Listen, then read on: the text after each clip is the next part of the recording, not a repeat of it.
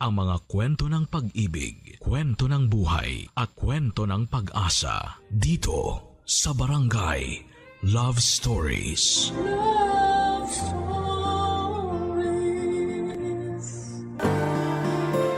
Ang buhay ay parang dagat. Minsan kalmado at minsan marahas.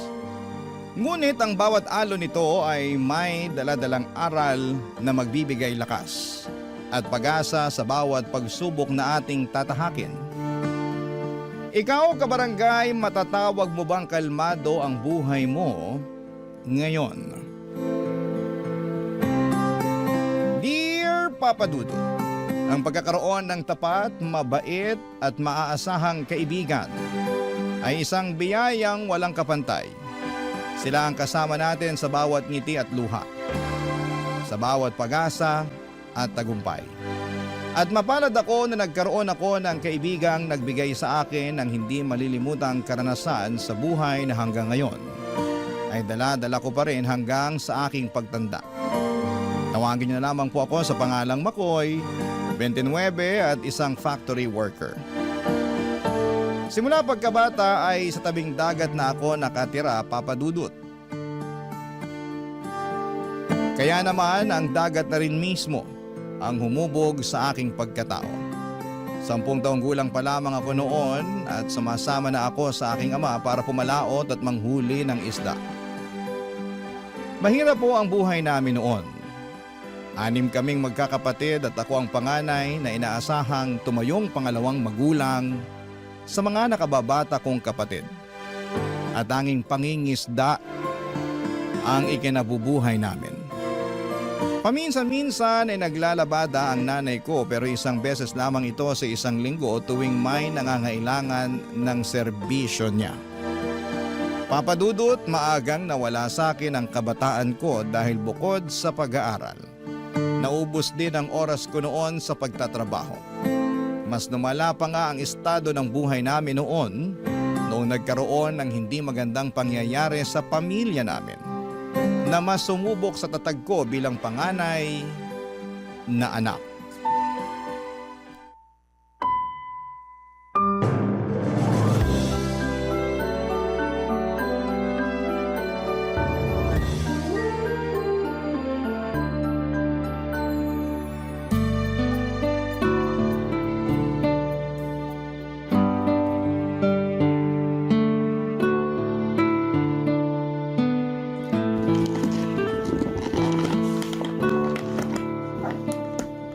Nay, para saan yung mga damit na yan? Bakit kayo nag-iimpake ng damit? Wala bang nasabi sa'yo si Maring? Sinabihan ko siya na ibalita sa'yo yung nangyari sa tatay mo Wala po eh. Hindi kami nakita sa palengke kanina. Ano po bang nangyari kay tatay? Itinakbo siya kanina sa ospital. Na-stroke habang naglilinis ng bangka. Ano po? Oo, itinakbo naman siya agad sa ospital ng mga kasama niya. Ay, mabuti nga may tricycle yung isang kasamahan niya kanina Kumusta na po siya? Ano pong lagay niya? Nasaan po siya ngayon? Ayun, nasa ospital pa rin siya. Naku, sa awa ng Diyos, maayos na yung lagay niya. Kaya nga ako sumaglit rito para kumuha ng gamit Doon na muna kami magpapalipas ng gabi. Bakit daw po? Akala ko ba okay na siya? Inaantay pa yung resulta ng mga test niya para malaman kung nagkaroon ba siya ng komplikasyon. Sige na. Mauna na ako at baka gising ng tatay mo. Wala kasi siyang kasama doon ngayon. Sandali lang po, sasama ako na po kayo. Wag na anak. Walang kasama yung mga kapatid mo. Ikaw na munang bahala rito sa bahay, ha? Pumunta ka na lang sa ospital mamayang tanghali para baunan ako. Sige po, susunod po ako sa inyo mamaya.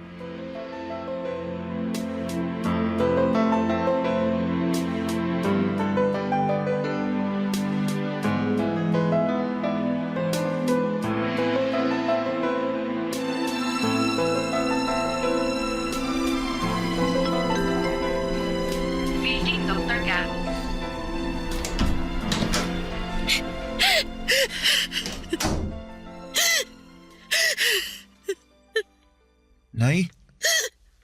Bakit po kayo umiiyak? Dumating na yung doktor kanina, anak. May resulta na yung test na ginawa sa tatay mo.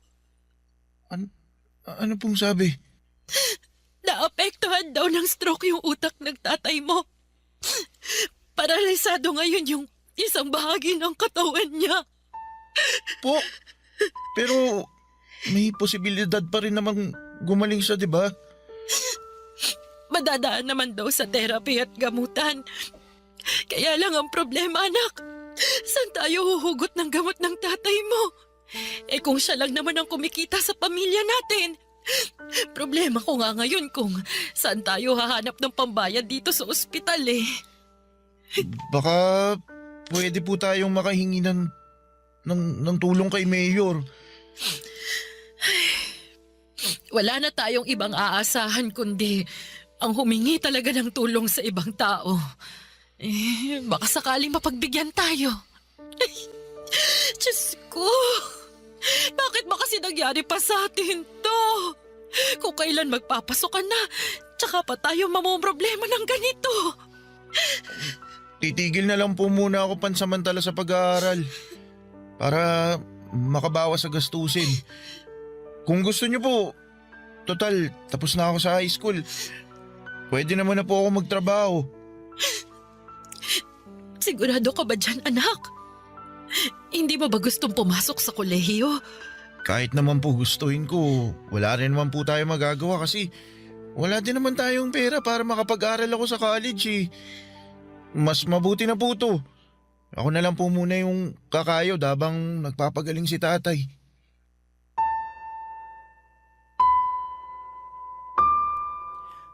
Papa Dudut, dahil sa nangyari sa aking ama ay isang trabaho ang naipasa sa akin na hindi ko pwedeng talikuran. At yon ay ang magpakaama sa mga kapatid ko. Iba't ibang uri ng trabaho ang pinasok ko para lamang makapaglaan ng pera para sa pamilya namin. 2:00 pa lamang ng madaling araw ay bumabangon na ako para sumama sa mga grupo ng mangingisda na pumapalaot ng madaling araw. Pagsapit naman ng 5:00 ay umi-extra ako sa pagbubuhat ng banye-banyerang laman dagat na pinapadala sa iba't ibang palengke sa probinsya namin. Hindi pa doon natatapos ang araw ko dahil diretsyo naman ako sa palengke namin para maghanap ng mga tenderang nais magpalinis ng itinitinda nilang isda. Bago sumapit ang tanghali ay nagtutungo ako sa isang kilalang resort sa amin para naman magtrabaho bilang caretaker. At sa parehong pagkakataon ay lifeguard na rin sa lugar. Umaabot yon hanggang 7:00 ng gabi kapalit ng kakarampot na sahod na mas mababa pa sa minimum wage. Araw-araw, Papa Dudut, ay bugbog na bugbog ang katawan ko sa trabaho pero hindi ko magawang magreklamo dahil kailangan ko itong gawin bilang ako na lamang ang inaasahan ng pamilya ko. Mabuti na lamang at ng mga panahong yon ay meron akong mga kaibigang sumasama sa akin sa mga araw na kailangan ko nang makakasama at makakausap. Sina Neil at Sonia. Sa kanila ako humuhugot ng lakas. Sina ang dahilan kung bakit kahit papaano'y nababawasan ang pagod na katawan ko or pagod na nararamdaman ko sa pang-araw-araw, Papa Dudut.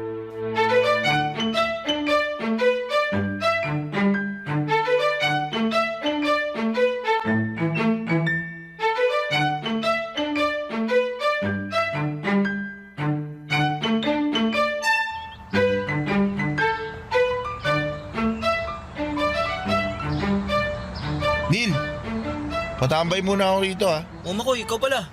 Oo naman. Tapos ka na sa trabaho? Oo, kakatapos ko lang. Nakapagod nga eh, may nag-birthday kasi sa resort. Daming pinagawa. Lali lang sa katawan mo ha. Baka mamaya sumunod ka sa tatay mo, mababaldado ka rin dyan. Sira ulo, hindi magandang biro yan boy. Di naman ako nagbibiro. May hangganan din yung katawan mo no. Kapag yan, pinwersa mo, di talaga malabong sa ospital din ang bagsak mo. Naalagaan ko naman na maayos tong katawan ko eh. Huwag ka na mag-alala. Eh, maiba tayo. Kumusta na pala yung nanay mo? May balita ka na ba sa kanya? Wala nga eh. Hanggang ngayon, di pa rin siya nagpaparamdam. Halos 2 linggo na simula nung umalis siya. Ano ba kasing ginawa niya? Ba't siya nagtatago? Ang sabi sa akin, nang scam daw siya eh.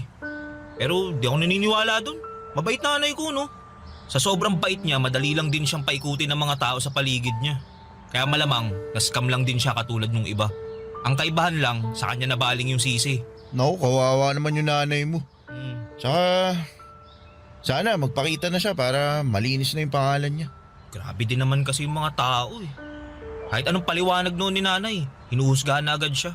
Wala tuloy siyang nagawa kundi magtago na lang. Pero kahit naman sana i-update niya kayo kung kumusta na yung lagay niya, di ba? Yun nga ang kinakabahala ako eh. Uy, nandito na pala kayo. Sakto, bili naman kayo ng tinda ko. Uy, Sonia, ano yan? Pastillas, masarap to, 5 pesos isa. Mahal naman yan. Labang pre-taste dyan. Pre-taste ka dyan, kakapiranggot na nga tubo ko rito eh. Dami mo talagang racket ah. Parang nung nakaraang linggo lang, inumin yung nilalako mo ah. Ganyan talaga kapag babaero yung ama tapos sugarol naman yung ina. Kailangan kumita para may pangkain. Kung wala akong gagawin, mamamatay na lang akong walang laman ng tiyan. Talagang bagay talaga tayong tatlo sa isa't isa, no? Ba't mo naman nasabi? Eh, pare-pareho tayong minahal sa magulang eh. Ako, maagang naulila sa tatay tapos nawawala yung nanay. Ikaw, Makoy, baldado yung tatay, walang trabaho yung nanay. Ito naman si Sonia, pareho din ang sitwasyon. Eh, hindi naman nila ginusto yung buhay na ganito eh. Siguro, minalas lang din sila sa buhay. Eh, mas lalong hindi rin natin ginusto yung ganito, no? Alam nyo, ang ninega nyo, wala naman tayong mapapala sa pagrereklamo eh. Ano magagawa natin kung pinanganak tayong mahirap, di ba? Kung gusto nyo magbago buhay nyo, magtrabaho kayo. Mahirap na nga tayo, kinakawaan nyo pa yung sarili nyo eh. Talagang magiging masaklap talaga yung buhay nyo kung ganyan. Eh, ano pa dapat gawin para hindi maging masaklap buhay namin? Tularan nyo ako, masaya lang kahit problemado. Fake it till you make it, di ba sabi nila? Sus, mahirap pekein ng kasiyahan lalo na kung mas nangingibabaw ang kalungkutan, no? Asus, bumanat na naman. Kung may kapalit lang sanang pera yung matatalinghagang salita na lumalabas dyan sa bibig mo, matagal ka na sanang mayaman. Sana nga ganun na lang kadali ang buhay eh. E di sana lahat tayo masaya. Alam nyo, imbis na magmukmuk kayong dalawa dyan, tulungan nyo na lang kaya akong ibenta tong mga pastillas ko. Tara na, para naman may ambag kayo sa buhay ko. Pas, uwi na ako. Pagod na talaga ako eh. Bawi na lang ako sa susunod. Ikaw, Neil, sumama na ako. Sige na nga. Basta bigyan mo akong pre-taste mamaya. Ito, pakaburaot mo. O siya, mauna na ako ha. Enjoy kayo sa pagbebenta ng pagkamahal-mahal na pastillas ni Sonia. Daan ako sa bahay niyo mamaya, bebentahan ko nanay mo. Sa susunod na, wala kami pera. Simula elementary ay magkakaibigan na talaga kami nila Neil at Sonia Papadudut. Una ko naging kaibigan si Neil dahil magkapitbahay lang kami noon. Wala gaano ang kalaro si Neil noong mga bata pa lamang kami. Siya kasi yung tipo ng bata na lalampa-lampa. Mabilis siyang hingalin at lagi siyang nadadapa kapag naglalaro kami ng habulan. Mahina siya pagdating sa mga trabahong nangangailangan ng pisikal na lakas. Pero sa kabila noon ay bumawi naman siya sa pagiging matalino. Consistent honor student siya noon, kaya naman siya ang lagi naming takbuhan pagdating sa mga assignments and projects namin dati. Samantala ay naging kaibigan naman namin si Sonia noong lumipat siya sa lugar namin. Bigla na lamang niyang isinali ang sarili niya sa pagkakaibigan namin ni Neil nang walang dahilan. Kung nasaan kami ay lagi siyang nakabuntot hanggang sa nasanay na lang din kami na lagi namin siyang kasakasama. Hanggang sa pagtanda namin ay nanatiling matatag ang pagkakaibigan na nabuo sa pagitan naming tatlo. Taon pa nga ang lumipas, ilang pagsubok man ang dumaan sa amin, ay lagi naming kasama ang bawat isa. Sabi nga namin hanggat nasa likod namin ang isa't isa ay walang problema ang magpapataob sa amin. Hanggang sa halos sabay-sabay kaming tinambakan ng problema. Papadudot na muntik nang ikasira ng aming pagsasama. Barangay Love Stories. Barangay Love Stories. Papadudot taong 2014 ay nahuli ko ang sarili kong nanay na may kasamang ibang lalaki. Kinausap ko si nanay tungkol sa nalaman ko at hindi man lang niya ito itinanggi mula sa akin. Ayon sa kanya ay may mga pangangailangan daw siya na hindi na naibibigay ng tatay namin. Sobrang nawasak ang puso ko noon para kay tatay. Pero dahil ayokong masaktan ng tatay ko ay itinago ko na lamang ang mga nalaman ko. Hanggang sa sumunod na buwan ay tuluyan na kaming iniwanan ni nanay at pinili ang mas maayos na buhay na ipinangako sa kanya ng kalaguyo niya. Sa kabilang banda naman ay tuluyan ng nahuli at nakulong ang nanay ni Neil matapos ang ilang taong pagtatago. Para makapagpiyansa ay kinailangan itong maghanda ng 50,000 para lamang mailabas niya ang nanay niya sa kulungan. Sa parehong taon din, Papa Dudut, ay namatay naman ang tatay ni Sonia, ang taong pinaguhugutan niya ng lakas at saya sa kabila ng mahirap nilang buhay. Sabay-sabay man kaming binagsakan ng suliranin sa buhay. Sa aming tatlo ay si Sonia lang ang nananatiling matatag at puno ng pag-asa. Sa kabila ng pagpanaw ng tatay nito ay sa kanya kami humuhugot ng lakas para harapin ang bukas. Inaasahan na namin yon mula sa kanya. Dahil simula pagkabata ay likas na masiyahin talaga si Sonia. Iiyak lang siya saglit kapag malungkot siya, pero pagkatapos noon ay babalik na ulit siya sa dating niyang pagkatao na makulit at punong-puno ng enerhiya. Kaya naman noong mga panahong yon, si Sonia ang naging sandala naming dalawa ni Neil noong namroblema kami sa mga magulang namin.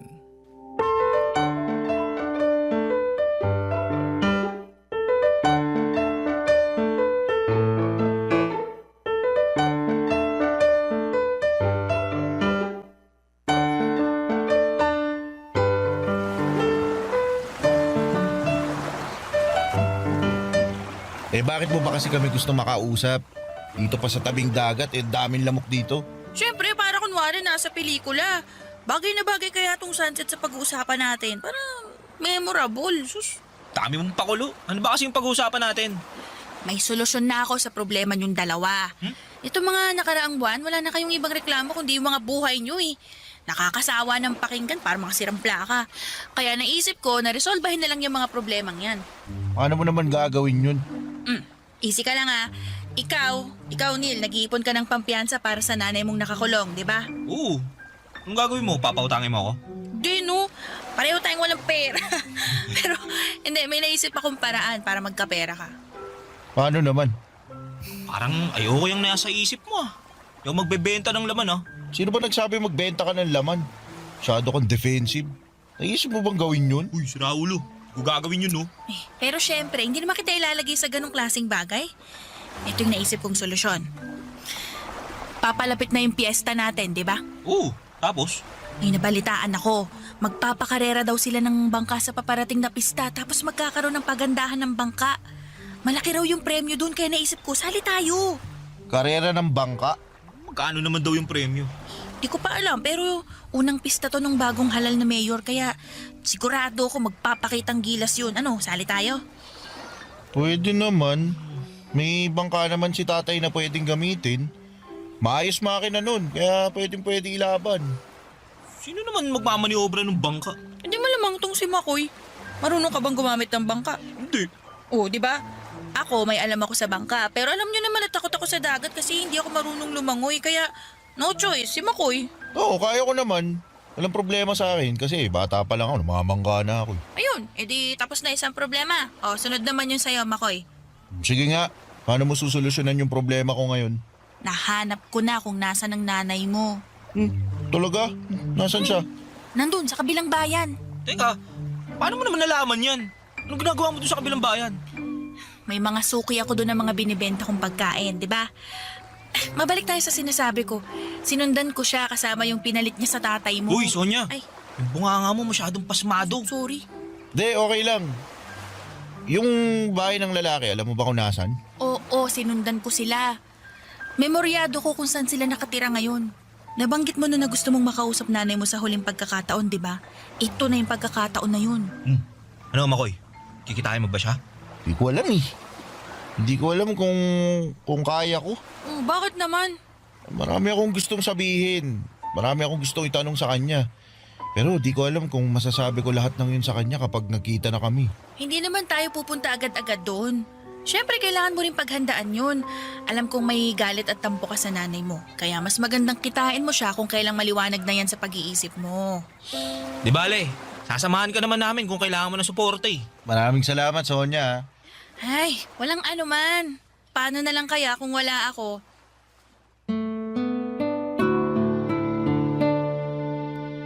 Mula sa udyok ni Sonia ay sumali kaming tatlo sa paligsahan at tinutukoy niya. Gamit ang bangka ni tatay ay sinimulan naming mag-isip ng magandang idedesenyo mula doon. Yun na rin ang plano naming isali sa karera dahil sa aming tatlo ay ako lang naman ang marunong mag-operate ng bangka na di motor. Sina Neil at Sonia naman ay natoka sa pagdidesign ng bangka gamit ang talento ni Neil sa pagdodrawing. Sa mga sumunod na linggo bago ang pista sa lugar namin ay sinimulan ng guhitan nila Neil ang bangka ni tatay. Kapag walang masyadong tao sa resort na pinagtatrabahuhan ko ay patakas naman akong nag-iinsanyo sa pagdadrive ng bangka para sa karera. Kasabay noon ay patuloy ang paghimok sa akin ni Sonia na kitain ko na ang nanay ko para makausap siya. Pero ng mga panahong yon ay hindi ko pa alam kung ano ang sasabihin ko sa nanay ko kapag nagkita ulit kami. Wala pa akong sapat ng lakas ng loob noon para masabi ko sa kanya ang mga gusto kong sabihin. Kaya pansamantala ko na lamang muna itong sinantabi at itinuong ko na lamang ang atensyon at oras ko sa paligsahan na sasalihan namin. Pero hindi rin naman nagtagal ang paghihintay ni Sonia dahil bago ang patimpalak. Nag-decide ako makipagkita na sa nanay ko, Papa Dudut. Kasama sina Neil at Sonia ay pinuntahan namin si nanay sa kabilang bayan kung saan siya nakatira kasama ang bago niyang kinakasama.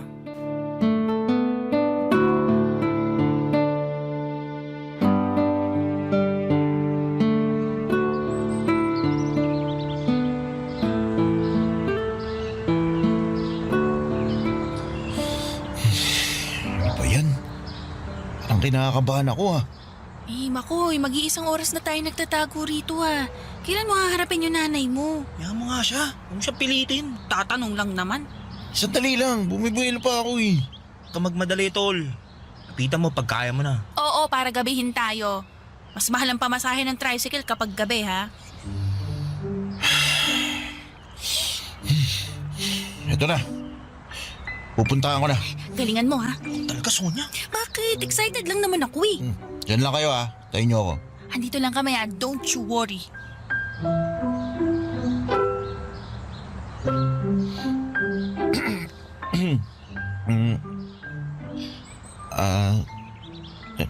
Nay? Makoy? Anong ginagawa mo rito? Sandali, paano mo nalaman na nandito ako? Hindi na po yun mahalaga. Nagpunta po ako rito para makausap po kayo. Ano yun? May nangyari bang masama? May nangyari ba sa tatay mo? Wala po. Akala ko naman kung may nangyari ng masama. Anong ginagawa mo rito? Bakit mo ko gusto makausap? Hindi na po ba kayo babalik sa bahay? Anak, may bagong buhay na ako rito. Masaya na ako sa kung anong meron ako ngayon. Paano naman po kami? Kami ng mga kapatid ko, si tatay. Malaki ka naman eh. Ikaw nang bahala sa kanila. Daya nyo naman po eh. Tinakasan nyo yung responsibilidad nyo sa amin. Di nyo man lang inisip na kailangan ko rin ng magulang. Kasama mo naman ang tatay mo eh. Pero iba pa rin po yung kumpletong pamilya. Kung sa tingin nyo matanda na ako at kaya ko na po lahat, nagkakamali po kayo. Kailangan ko po ng nanay. Kaya maawa na po kayo. Bumalik na kayo. Pasensya ka na anak. Pero hindi na mangyayari ang gusto mo. Hindi na ako babalik sa dating buhay natin. Ano, ganun na lang yun? Tatalikuran nyo na lang kami basta-basta? Pasensya ka na talaga. Nangako ako sa mga kapatid ko na ibabalik kita. Miss ka na namin, Nay. Ako rin. Pero hindi ko na kaya yung buhay na meron tayo dun, anak. Hindi ganong klase ng buhay ang inaasahan ko. Akala ko po ba Walang ina makakatiis sa mga anak nila. Pero bakit kayo natitiis nyo kami? Sige, magalit ka na sa akin. Tatanggapin ko yon. Kahit isumpa mo na ako, pero pasensya na talaga anak. Hindi na ako babalik sa bahay. Sige na, bumalik ka na. Paggabi na marami pa akong gagawin. Mag-ingat ka pa uwi ha. Maiwan na kita.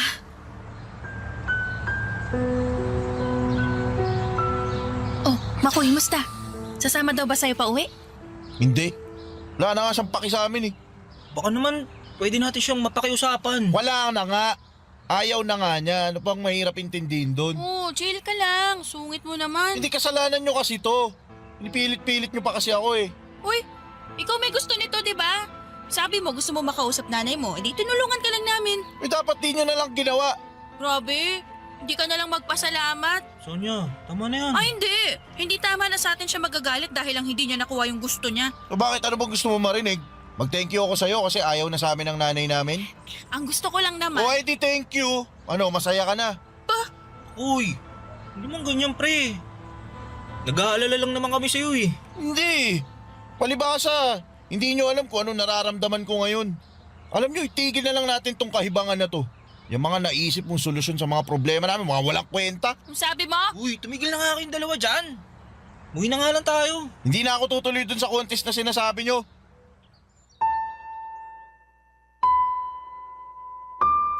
Aaminin ko, Papa Dudut, kaya ko nagawa ang bagay na yon noon ay naiinggit ako kay Neil dahil may nanay pa siyang makakasama. Samantalang ako ay tuluyan na kaming iniwanan ng sarili naming ina. Medyo makasarili ako sa part na yon, lalo na't bangka ni tatay ang gagamitin sana namin para sa kompetisyon, pero bata pa ako noon at ang mga desisyon pa na ginagawa ko dati sa buhay ay nadadala pa ng mga emosyon ko. Pinanindigan ko ang mga sinabi ko kina Neil at Sonia na hindi na ako tutuloy kahit na makailang beses nila akong kinausap. Buo na ang desisyon ko noon na nagsimula lang dahil sa inggit at galit sa sarili kong nanay. Kahit wala ako ay nagpatuloy pa rin sina Neil at Sonia sa plano nila. Nakahiram sila ng isang lumang bangka sa isa sa mga kapitbahay namin. Yun ang pinaayos nila at sinimulang disenyuhan. Dahil hindi naman marunong gumamit ng bangka si Neil, si Sonia na ang nag-volunteer na sumali sa karera kahit na hindi siya marunong lumangoy at takot siya sa dagat. Araw-araw tuwing nasa resort ako at nagtatrabaho ay nakikita ko kung gaano kasigasig ang dalawa sa pag-iinsayo. Gusto ko mang bumalik sana at tulungan sila, pero noong mga panahong yon, masyado pa akong nilalamon ng galit dahil sa sitwasyon ko, kaya hinayaan ko na lamang sila at nagpakapagod na lamang ako sa pagtatrabaho para sa sarili ko.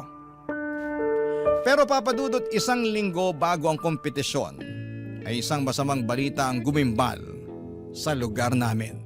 Barangay Love Stories. Barangay Love Stories. Papa Dudut, nasa palengke ako noon at abala sa paglilinis ng isda noong narinig ko ang usapan ng mga tendera sa paligid ko. Naaawa daw sila dahil kamamatay lang ni Mang Nestor ay sumunod ding namatay ang dalaga niyang anak. Pagkarinig ko sa pangalang yon ay biglang kumabog ang dibdib ko dahil Nestor ang pangalan ng tatay ni Sonia. Agad kong tinext si Neil para makibalita sa kanya, ngunit hindi siya nag-reply sa mga text ko. Minadali ko na lamang ang trabaho ko sa palengke at saka ako agad na nagtungo sa bahay nila Sonia. Mas lalo kong kinabahan noong nadatnang ko ang mga taga-barangay sa tapat ng bahay nila Sonia na abala sa pagkakabit ng tolda. Dalawa ang anak na babae ni Mang Nestor, si Sonia at ang nakababata nitong kapatid. Hindi naman sa mas gusto kong mawala ang kapatid nito, pero habang papalapit ako sa bahay nila Sonia ay tahimik akong nananalangin na sana hindi si Sonia ang tinutukoy nilang dalaga ni Mang Nestor na namatay. Bago pa man ako makarating sa gate nila Sonia ay nanlumo ako nang nakita ko si Neil na nakatayo sa tabi ng Pader at puno ng luha ang kanyang mga mata. Hindi ko pa man nakukumpirma, ay alam ko na ng mga oras na yon na si Sonia nga ang tinutukoy nilang namatay, Papa Dudut.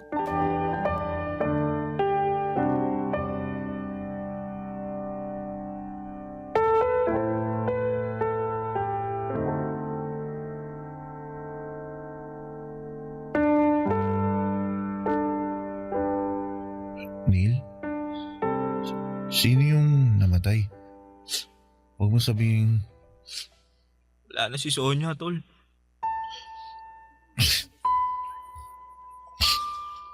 Sonia? Si Sonia? Anong... Bakit? Bakit? Anong nangyari sa kanya? Nag-iensayo siya para sa karera ng bangka eh. Sinabi ko naman sa kanya na wag nang tumuloy. Kasi malakas yung alon ngayon eh. Pero di siya nakinig. Ba't mo kasi siya hinayaan? Kilala mo si Sonia, tol. Kailan ba natin siya napigilan sa mga gusto niyang gawin? Lahat ng gusto niya, ginagawa niya kahit ano pa sabihin natin, di ba? Tikas kasi ng ulo niyan eh. Di na nga marunong lumangoy, nagpumilit pa. Kasalanan ko to eh. Dapat di na lang namin tinuloy yung laban. Kung hindi siya nagpumilit na sumali, di sana buhay pa rin siya hanggang ngayon. Di, wala kang kasalanan. Gusto ko lang naman niyang matulungan eh. Kung maghahanap kayo ng masisisi, ako dapat yun. Kasi ako yung may kasalanan ng lahat. Iniwan ko kayo eh. Diba? Dapat ako yun. Ako dapat yung nagpa-practice. Ako dapat yung nasa bangka, hindi siya. Alam mo, may punto ka, pre. Di mangyayari to kung di ka umayaw eh. Pero naiintindihan nga namin. May pinagdadaanan ka, tsaka di namin kontrolado yung mga desisyon mo sa buhay, kaya hindi ka namin pwedeng sisihin sa nangyari. Pero may mga pagkukulang din tayo eh. Totoo din yan. Namatay siya dahil sa kagustuhan niyang makatulong sa atin. Pero nung siya na yung nangailangan, wala tayong nagawa. Sana nga, panaginip na lang to lahat eh. Tol, di ko ma-imagine, tol. Ang hirap paniwalaan na wala na si Sonia. Sobrang bata pa niya para mamatay. Hindi mo talaga masasabi kung ano mangyayari sa buhay natin eh. Teka, nandito na ba siya? Wala, nasa punerarya pa. Gumagawa pa ng paraan yung mga kamag-anak niya para makabili ng damit tsaka kabahong nagagamitin kay Sonia. Gusto ko siyang puntahan. Gusto ko siyang bantayan at samahan habang, alam mo yun, habang di pa siya nauuwi. Yun nga rin sana plano ko eh. Doon ako papunta ngayon. Tara, gusto ko magpaalam sa kanya sa uling pagkakataon.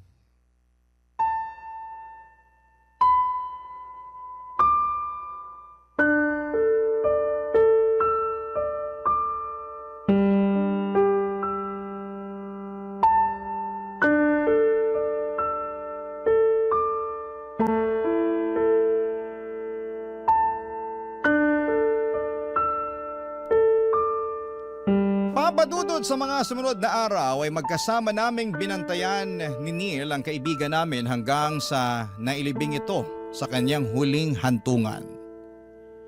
Masakit para sa amin na hindi masisilayan pa ni Sonia ang kinabukasan. Napakarami niyang pangarap sa buhay kaya nakakalungkot na maaga siyang binawi ng Panginoon gayong isa siya sa mga tao na may napakabuting puso. Marami siyang napapasayang tao at marami siyang natutulungan ng walang kapalit. Sa loob-loob ko ay sinisisi ko ang sarili ko dahil kung hindi ko lang sana sila sinukuan noon, hindi sana ako papalitan ni Sonia sa karera. Hindi sana siya mauuwi sa kamatayan. Kaya naman ang tanging pambawi na lamang na naisip ko ay ang ituloy ang mga nasimulan niya. Sa mismong puntod ni Sonia ay pinangako ko na tutuparin ko ang mga bagay na gusto niyang mangyari. Tutulungan ko si Neil na mabuo ang iniipon niyang pampiyansa sa kanyang nanay. Susubukan ko ring sundin ang naging payo niya sa akin noon na tatanggapin ang mga bagay na hindi ko kontrolado. At turuan ang puso kong magpatawad sa mga taong nakagawa ng mali sa buhay ko. Ilang araw bago magsimula ang fiesta sa lugar namin ay hinimo ko si Neil na ipagpatuloy ang pagsali sa paligsahan. Para na rin kay Sonia, Papa Dudut.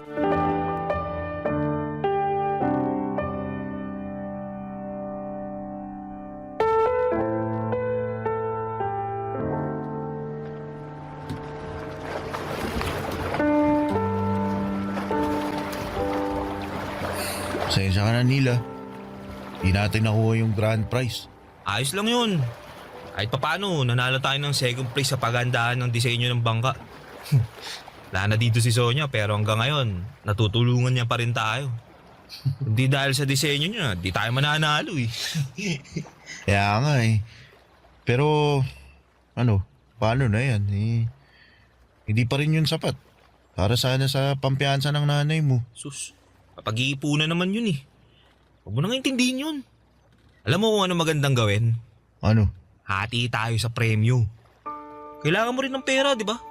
Ako, hindi ako tatanggi dyan. Kailangan ko rin talaga ng pera eh. Kaya nga naisip ko, paghatian na lang natin. Sige, salamat. Alam mo, nandito lang si Sonia. Sigurado ako, puro reklamo aabutin nating dalawa mula dun. Nako, yung pa. Hindi tumatanggap ng pagkatalo yun. Baka awayin pa nga nun yung judge kasi hindi pinanalo yung design niya. Alam mo, nakakamiss talaga yung babaeng yun. Kung makakausap mo si Sonia ngayon, anong gusto mong sabihin sa kanya? Ngayon, marami. Gusto kong magpasalamat sa kanya kasi lagi niya akong pinaprangka sa mga bagay-bagay. Lagi niya akong pinapaalalahanan na may dulot na pag-asa yung bawat araw. Gusto ko siyang pasalamatan sa mga araw na tulad nito. Tuwing malungkot tayo, dismayado, lagi siyang nandyan para pagaanin yung loob natin eh. Ako, gusto kong humingi ng tawad sa kanya. Bakit naman? Hindi kasi pakiramdam ko, nadismay ako siya eh. Ewan ko ba, parang sinira ko yung pagkakaibigan natin dahil lang sa nagpadala ako sa nangyari sa problema sa pamilya namin. Wala naman nasirang pagkakaibigan. Alam mo, katunayan nga si Sonia pa nagpaintindi sa akin ng pinagdadaanan mo eh. Alam niya kung paano mabuhay sa isang sirang pamilya. Kasi dati di ba naghiwalay yung mga magulang niya. Sa aming dalawa, siya mas nakakaintindi sa'yo nun. Hindi, pero pasensya pa rin ha kasi naging makasarili ako eh. Sus, huwag mo na alalahanin yung pre. Tapos na yun eh. Saka isa pa, bumawi ka naman na. Natalo nga lang.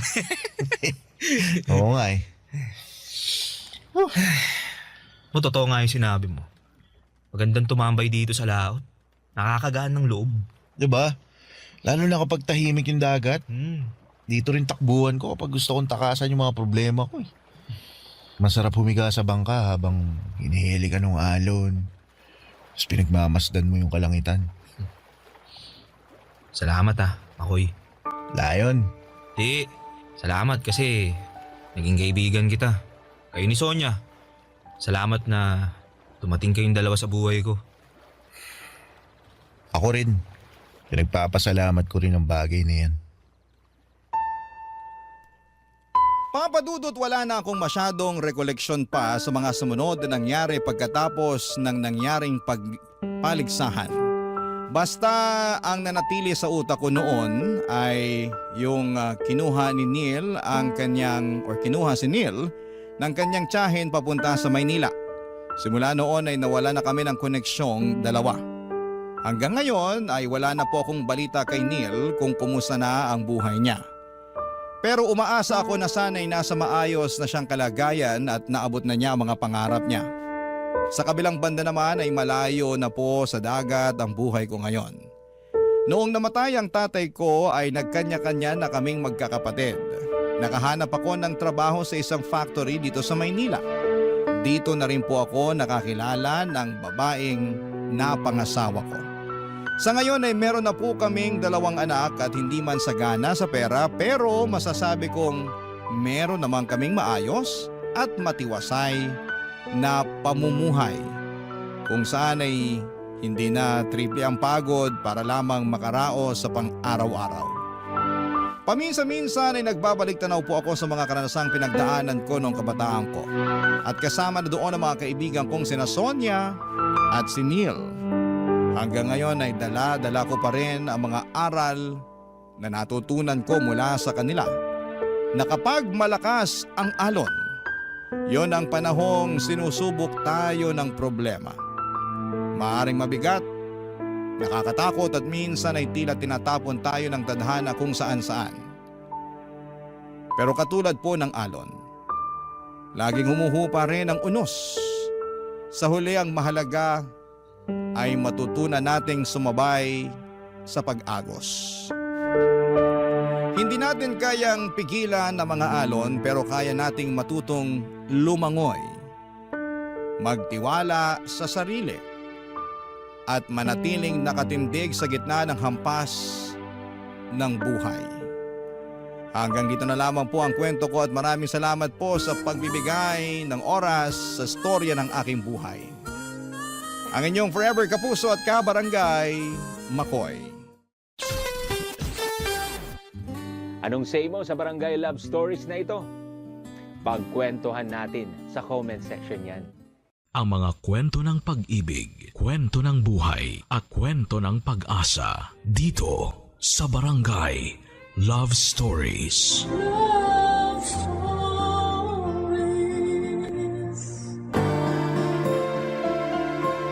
Kapag mahal mo raw ang isang tao, ilang ulit kang magpapatawad. Kapag mahal mo raw ang isang tao ay uunahin mo lagi ang umunawa. Ikaw kabarangay, ilang beses ka bang magpapatawad at uunawa? Dear Papa Dudut, isang mapagpalang araw sa inyong lahat sa Barangay LS. Ako nga pala si Harold, 31 years old at gusto ko lang magsumbong sa inyo sa nangyari sa relasyon ko. May nakarelasyon ako na mas matanda sa akin ng 5 taon, siya si Leia. Matagal ko ng crush si Leia bago ko pa siya ligawan. Naging magkakilala kami dahil sa dating pinagtatrabahuhan namin. Gusto ko na siyang ligawan, unang beses ko pa lamang siyang nakilala. Ang saya kasi niyang kasama, maganda rin siya at kalog talaga. Sa tuwing kasama ko siya ay pakiramdam ko ay safe ako. Kakaiba siya sa lahat ng mga babaeng natipuhan ko noon, Papa Dudut. At kahit sabihing merong mas maganda sa kanya pero iba ang hatak niya.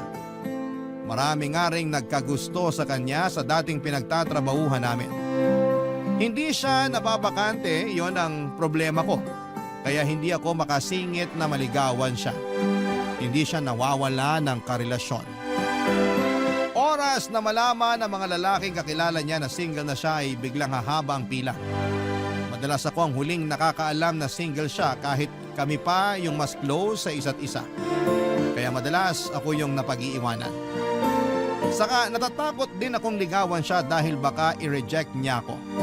Lalo't 5 taon ang tanda niya sa akin. Gayunpaman kapag tadhana na ang gumawa ng paraan para mapansin ka ng taong gusto mo, wala na silang laban kahit sino pa ang iharap mo. Sa wakas, nung natapos na ang relasyon niya, ako naman ang unang nakaalam na single siya. Niligawan ko siya at pinagbigyan niya ako. Maswerte pa nga dahil inaya niya akong mag-live-in dahil wala na rin siyang kasama sa apartment niya. Pumayag ako, Papa Dudut.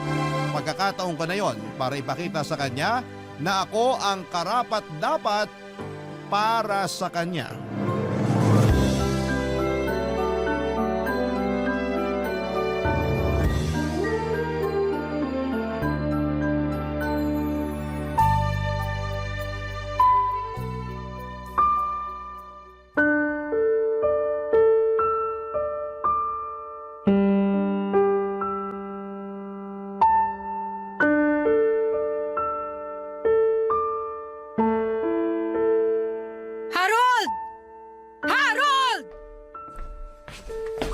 Bakit, Leia? Ano yun? Kanina pa kita hinahanap. Ilang beses kitang tinatawagan sa messenger mo, hindi ka sumasagot. Nasa kwarto natin yung cellphone ko. Iniwan ko ron kasi binababad ko yung mga damit mo para mabilis ko na lang malaban mamaya pagkatapos kong mamalengke. Dapat kasi kahapon mo pa binabad yung damit ko eh. Ayan! Nagmamadali ka na naman sa mga gawaing bahay ngayon. Sorry na po. Kahapon kasi nilinisan ko yung kwarto natin. Isa pa yan. Dapat nung isang araw ka pa naglinis ng kwarto natin. Ilang beses ko nang sinabi sa'yo na hindi ko na gusto yung amoy ng kwarto. Pero hindi ka nakikinig. Sorry talaga. Pero ngayon malinis na. Nag-spray pa ako ng Fabcon sa kama natin para mabango. Sintu-sintu ka ba? Bakit ka nag-spray ng Fabcon sa kama? Paano kung mangati ako? Hindi na mauulit. Sinubukan ko lang naman. Gusto ko kasi yung amoy ng Fabcon. Parang laging galing laundry shop. Mabango. Hindi mo na naman ginagamit ang utak mo. Ginagamit lang ang Fabcon sa huling banlaw at hindi sa mga tuyong tela. Hindi na nga mauulit. Buti sinabi mo yan. Hindi ko rin naman alam. Palitan mo yung bedsheet at yung punda natin. Ha? Ngayon na! Lahat ng inisprayan mo ng Fabcon. Ayoko magpantal-pantal dahil sa katangahan mo. Masusunod, ma'am. Ma'am? Nangiinsulto ka ba? Uy, hindi ah. Ganyan lang ang tawag sa mga misis na mga under the saya na mister. Ay di nangiinsulto ka nga. Feeling mo inaabuso kita? Ha? Ganun ba yon? Wala akong sinabing ganun. Biro lang naman yun. Sige, hindi na mauulit. Dami mo talagang kapalpakan! Inaayos ko naman po. Kahapon sabi ko wag mo lagyan ng okra yung pinakbit na pinaluto ko. Pero nilagyan mo pa rin. Alam mo namang ayoko ng okra. Hiniwalay ko naman yung okra bago ko hinain sa'yo. Gusto ko lang kasi ng okra sa pinakbit. Ako lang din naman ang kumain nun. Maski na! Inutos ko sa'yo na wag lagyan kasi ayoko ng okra. Hindi ka pa rin nakinig. Oh, tinanggal mo nga yung okra bago ihain sa akin. Pero nai-imagine ko pa rin na may okra yon. Hindi nakakatuwa. Nakakawalang ganang kumain. Sa susunod, makikinig na talaga ako sa'yo. Huling beses na yun, nalalagyan ko ng okra yung pinakbit. Huwag ka rin magkakamaling bumili ng okra at itambak sa kusina, ha? Iyahampas ko talaga yun sa mukha mo. Yes, boss! Boss! Joke lang po yun. Di ba sinabi ko wag mo akong bibiruin? Akala mo inaabuso kita? Okay, hindi na. Sorry. Hindi ka marunong makinig! Walang pumapasok sa utak mo! Aray, huwag ka namang manuntok. Sakit tuloy ng braso ko. Ikaw talaga, iba ka kung maglambing. Tumatawa ka pa? Nakuha mo pang magbiro? Akala mo nakikipagbiroan ako sa'yo? Ha? Aray, teka, tama na. Hindi na ako makakapaglaban ng damit mo kung mamamaga tong braso ko sa kakasuntok mo. Baka putulin ko pa yung braso mo sa pangbubuisit mo. Aray, tama na, Leia. Tama na. Lagi mo na lang akong Tama ginagalit. na. Masakit na eh. Aray, Leia. Tapusin mo yung labada! Nakailang suntok si Leia sa akin sa braso at sikmura bago siya tumigil. Kung hindi siya napagod at kung hindi nanakit ang kanyang kamao, baka hindi niya ako tinigilan hanggat hindi niya ako nakikitang nagva-violet na ang aking balat. Nabigla ako doon, iyon ang unang beses na sinaktan niya ako. Tinaan ko na lamang sa biro pero nabigla talaga ako, Papa Dudut. Pagkatapos noon ay nagmadali na siyang lumabas ng bahay. Hindi nagpaalam kung saan siya pupunta. Galit pa rin siya.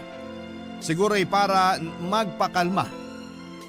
Hindi ako kaagad nakabalik sa pag-aasikaso ng labahin ni Leia. Masakit pa rin kasi noon ang braso ko. Pinahirang ko na ng liniment para mawala kahit papaano ang pananakit pero hindi yon umepekto. Napansin kong nagpapasana ang braso ko. Hindi ko natuloy natapos pa ang mga gawaing bahay. Palaisipan pa rin sa akin kung bakit ganon ang inastan ni Leia sa akin. Yun ang unang beses na nakita ko siya na parang naging dragon. Nung magkaibigan pa lamang kasi kami ay napaka-sweet niya at masiyahin. Kaya nga ako nahulog sa kanya. Aaminin kong natakot ako sa ginawa niya, Papa Dudut, kasi parang ibang tao ang nakita ko noon habang sinusuntok niya ako ng paulit-ulit sa braso at sikmura. Gabi na noong pinagpatuloy ko ang labahan.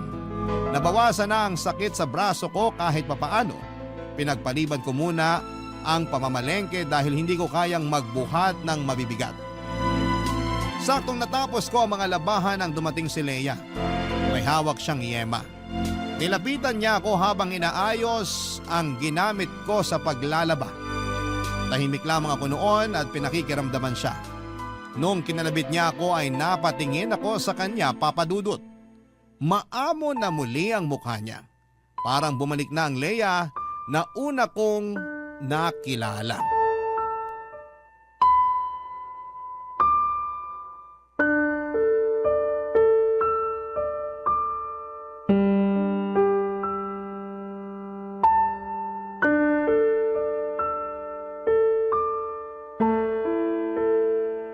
Kumain ka na ba?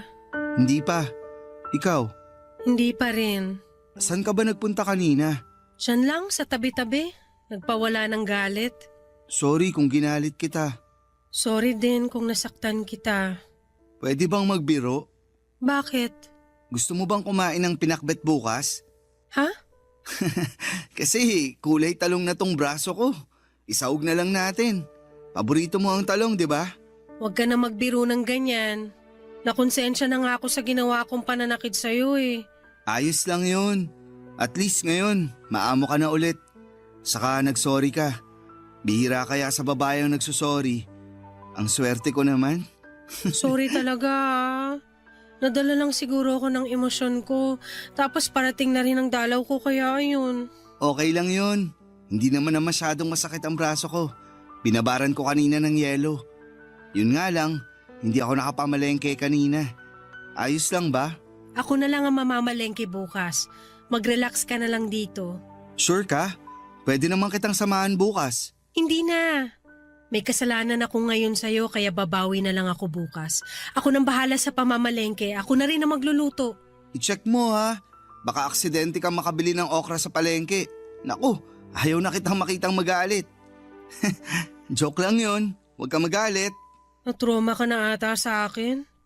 Ni hindi mo na magawa magbiro. Kasi naman, kakatapos lang nung pananakit mo sa akin kanina. Pero bukas, okay na ako. Hindi na mauulit yung pananakit ko sa'yo, promise. Last na yun. Natuto na ako. Alam ko naman na nabigla ka lang talaga. Marami rin naman kasi akong kapalpakan na ginawa eh. Kaya gets kita. Kahit na. Mali pa rin ang manakit. Nakuha ko kasi ito sa mga magulang ko eh. Hindi ko alam yan ah. Ano bang nangyari dati? Laging nagbubugbugan sina mama at papa noon. Nakikita namin magkakapatid yun. Tapos kapag mainit ang ulo ni mama kay papa, sa amin niya binubunton. Binubugbog kayo ng nanay nyo? Oo. Kaya nga tinakas kami ng lola ko sa kanya para iuwi sa probinsya. Nadyaryo pa nga kami dati. Kaya naman pala, ang hirap ng pinagdaanan mo. Kaya siguro yung mga karelasyon ko dati, nanawa sa kakabugbog ko sa kanila. Kaya nila ako iniwan. Teka, binugbog mo rin mga ex mo? Kasi galit ako sa kanila. Kahit sa mga konting pagkakamali nila, nawawalan ako ng pasensya. Ang bilis uminit ng ulo ko. Ang bilis lang manakit ng kamay ko. Hindi ko rin alam yan. Pero sana, huli na tong pangbubugbog na ginawa mo sa akin ha. Kasi hindi to tama. Alam ko. Kaya nga nagsusorry ako ngayon. Aware na ako sa pagkakamali ko sa mga dating karelasyon ko. Hindi ko na yun uulitin sa'yo. Maswerte ako kung ganun nga. At maswerte ka dahil may peace offering ako sa'yo ngayon. Anong peace offering naman yan? Yema! Paborito ko to. Ito kasi madalas ang binibigay ni mama sa amin pag nagsusorry siya. Pagkatapos niya kaming bugbugin. Nilagay ni Leia ang yema sa palad ko at saka ako niyakap. Doon ay sinabayan niya ng iyak habang nagsusorry. Kahit ako ay nanghina sa iyak niya, Papa Dudut. Nakaramdam ako ng awa sa kanya at hindi ko ma-imagine kung gaano kasakit ang pinagdaanan niya sa kamay ng mga magulang niya, lalo na sa kanyang ina.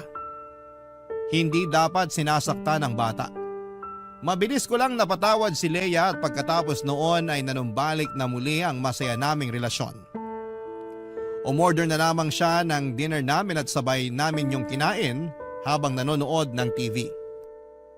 Hindi ko pa rin kinakain ang yemang binigay niya at gusto ko lang kasing merong paalala na kailangan kong protektahan si Leia mula sa trauma niya. Pero pinilit niya akong kainin yon sa palambing na paraan at kinain ko naman. Nakita kong masaya siya nung ginawa ko yon at hinalikan ko siya. Naging okay na talaga ang lahat. Kabaliktaran sa nakalakhang pamilya ni Leia ay masaya at mapagmahalang pamilyang nakagisnan ko, Papa Dudut. Wala akong naging problema sa pagpapalaki at pag-aaruga sa akin ng mga magulang ko. Sa mga magulang ko rin natutunan kung paano ang tamang pagmamahal. Bata pa lamang ako, ang expressive na nila sa mga nararamdaman nila para sa isa't isa. Lagi naming nakikitang magkakapatid na magkayakap at nagsasabihan ng I love you sa isa't isang mga magulang ko.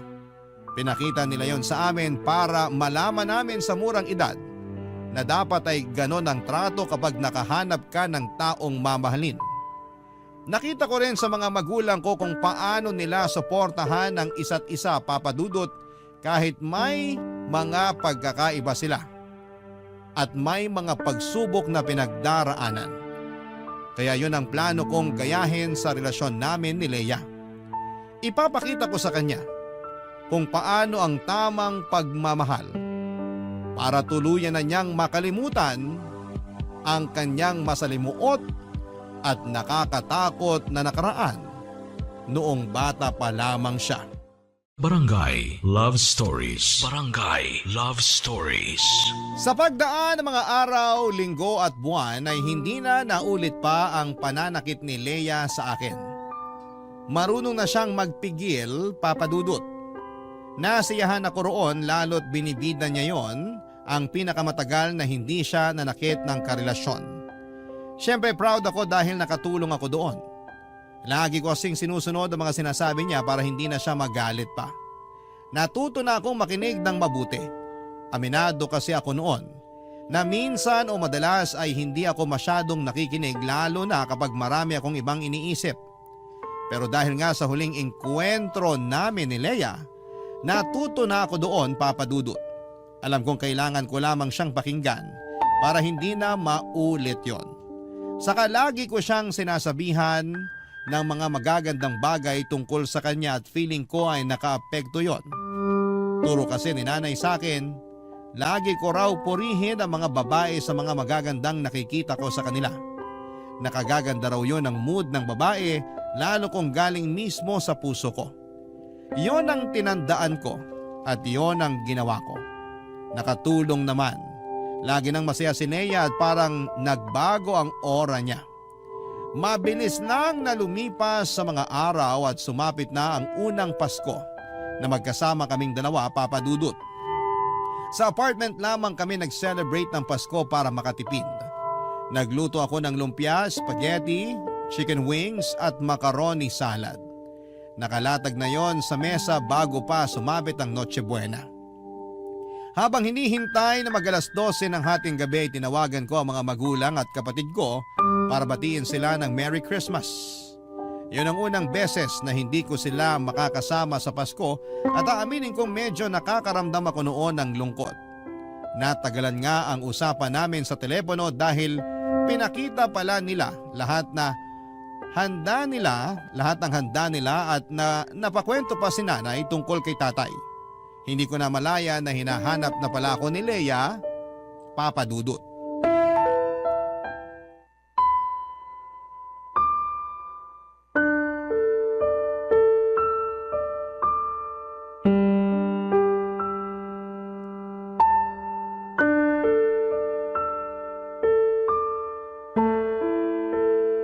Hoy Harold! Kanina pa kita tinatawag ah. Saan ka ba nagpunta? Kanina pa kita tinatawagan pero hindi ka makontak. Lumabas kasi ako. Pasensya na kung di ko nasagot mga tawag mo. Tinatawagan ko kasi si nanay. Bakit hindi na lang dito sa loob ng bahay ka tumawag? Kanina pa kita hinahanap. Ang bagal kasi ng wifi natin. Ginamit ko na lang yung data ko. Sa labas malakas yung sagap ng internet. Kaya doon ko tinawagan si nanay. Ayun nga eh. Ipapaayos ko sana sa'yo tong wifi natin kasi hindi ako makakonect. Paano ako makakapag-post nito sa Facebook? May problema ata talaga sa internet ngayon. Nag-message na ako pero sabi, may inaayos daw. Kaya baka mamayang madaling araw pa matatapos yung service maintenance nila. Nakakabanas naman oh. Kung kailan naman Pasko. Makikonek ka na lang sa data ko. Marami pa naman to. Hayaan mo na. Sure ka? Sabihin mo lang sa akin kapag kailangan mo na. Sino na naman ba yung tumatawag sa'yo sa messenger? Si ate. Teka, sagutin ko lang. Subukan mong lumabas ulit, tatamaan ka sa akin.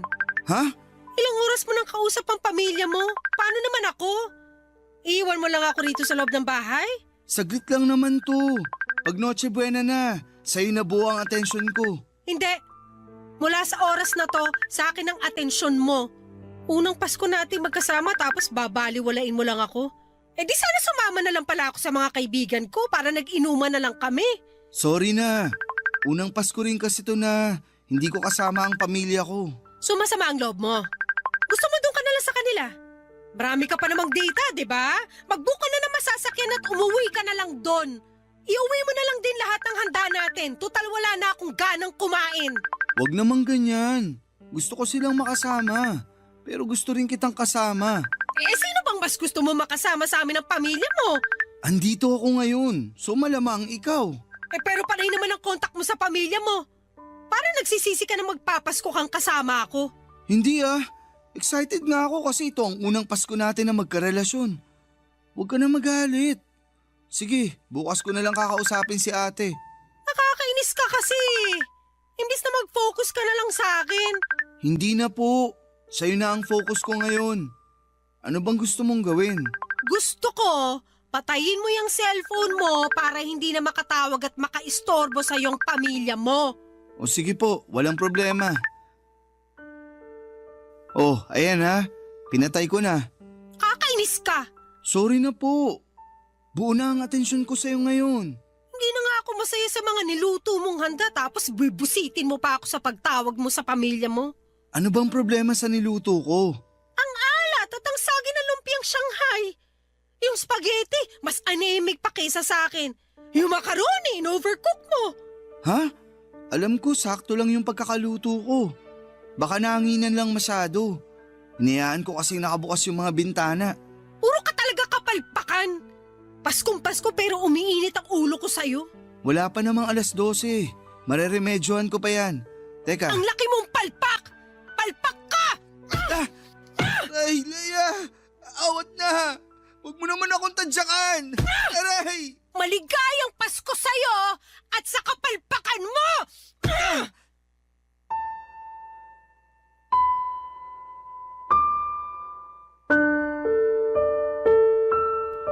Tinadyakan sa hita, sinuntok sa muka at sikmura. Yan ang paulit-ulit na ginawa sa akin ni Leia Papadudut. Sinabunutan din niya ako at sinubukang ihampas ang ulo ko sa mesa. Kung saan ay nakalatag ang mga handa namin. Buti na lamang at nakapalag ako. Pero sa ibang mga ginawa niya ay hindi na ako nakalaban pa. Ayoko rin namang lumaban dahil ayoko siyang masaktan. Hinayaan ko na lamang siya dahil alam ko mapapagod din siyang saktan ako, Papadudut. Noong hiningal at nasaktan na ang mga kamay niya ay doon na niya ako tinigilan. Nagkulong siya sa kwarto at doon nagwala na sinabayan pa ng pag-iyak. Napasili pa ang mga kapitbahay namin dahil sa mga narinig. Yang-iya ako pero wala akong ibang magawa. Nakailang beses akong kumatok sa kwarto para pagbuksan niya ako. Pero hindi niya ginawa yon. Lumagpas na ang 12:00 pero ayaw pa rin niyang lumabas. Nasa labas lamang ako ng kwarto at inihintay na pagbuksan niya ako. Hindi ko na alam kung aling parte ng katawan ko ang sumasakit dahil halos nagsabay-sabay na yon. Sinabayan pa ng pagkalam ng sikmura dahil sa gutom. 3:00 na ng madaling araw nang lumabas si Leia sa kwarto at kinumusta ko siya, Papadudut. Niyakap niya ako at nag-sorry. Inaya ko na siyang kumain at tumango lamang siya. Nagutom siya at naparami ang kain niya habang ako ay nakatingin lamang sa kanya at nakakaramdam na ng takot. Nang mapansin niyang nakatitig ako sa kanya ay may kinuha siya sa kanyang bulsa. Isang yema. Inabot niya sa akin at tulad ng dati simbolo yon ang pagsusori niya sa akin. Hindi pa man ako okay noon pero ngumiti ako at tinanggap ang yema na inabot niya. Doon na siya ngumiti at magana na ulit na kumain. Hindi ako halos makakain noon dahil iniinda ko ang sakit ng pangbubugbog niya sa akin. Nagkaroon ng mga pasa at latay sa buong katawan ko. At pagkatapos ng Pasko, pagbalik ko sa trabaho ay napansin ng katrabaho ko at dati kong kaklase sa college na si Julie ang mga bakas ng pananakit ni Leia sa akin. Papa Dudut.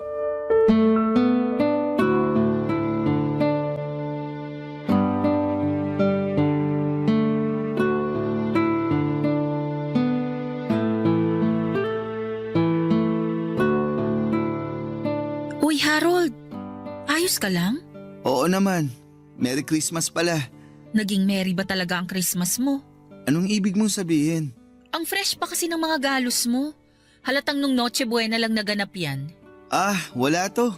Natalsikan lang ako ng mantika nung nagpiprito ako ng chicken wings at lumpia. Napalakas yung apoy. Naparami yung mantika. Nakwento ko ba sa'yo dati na binubugbog ako ng ex-husband ko? Ha? Talaga?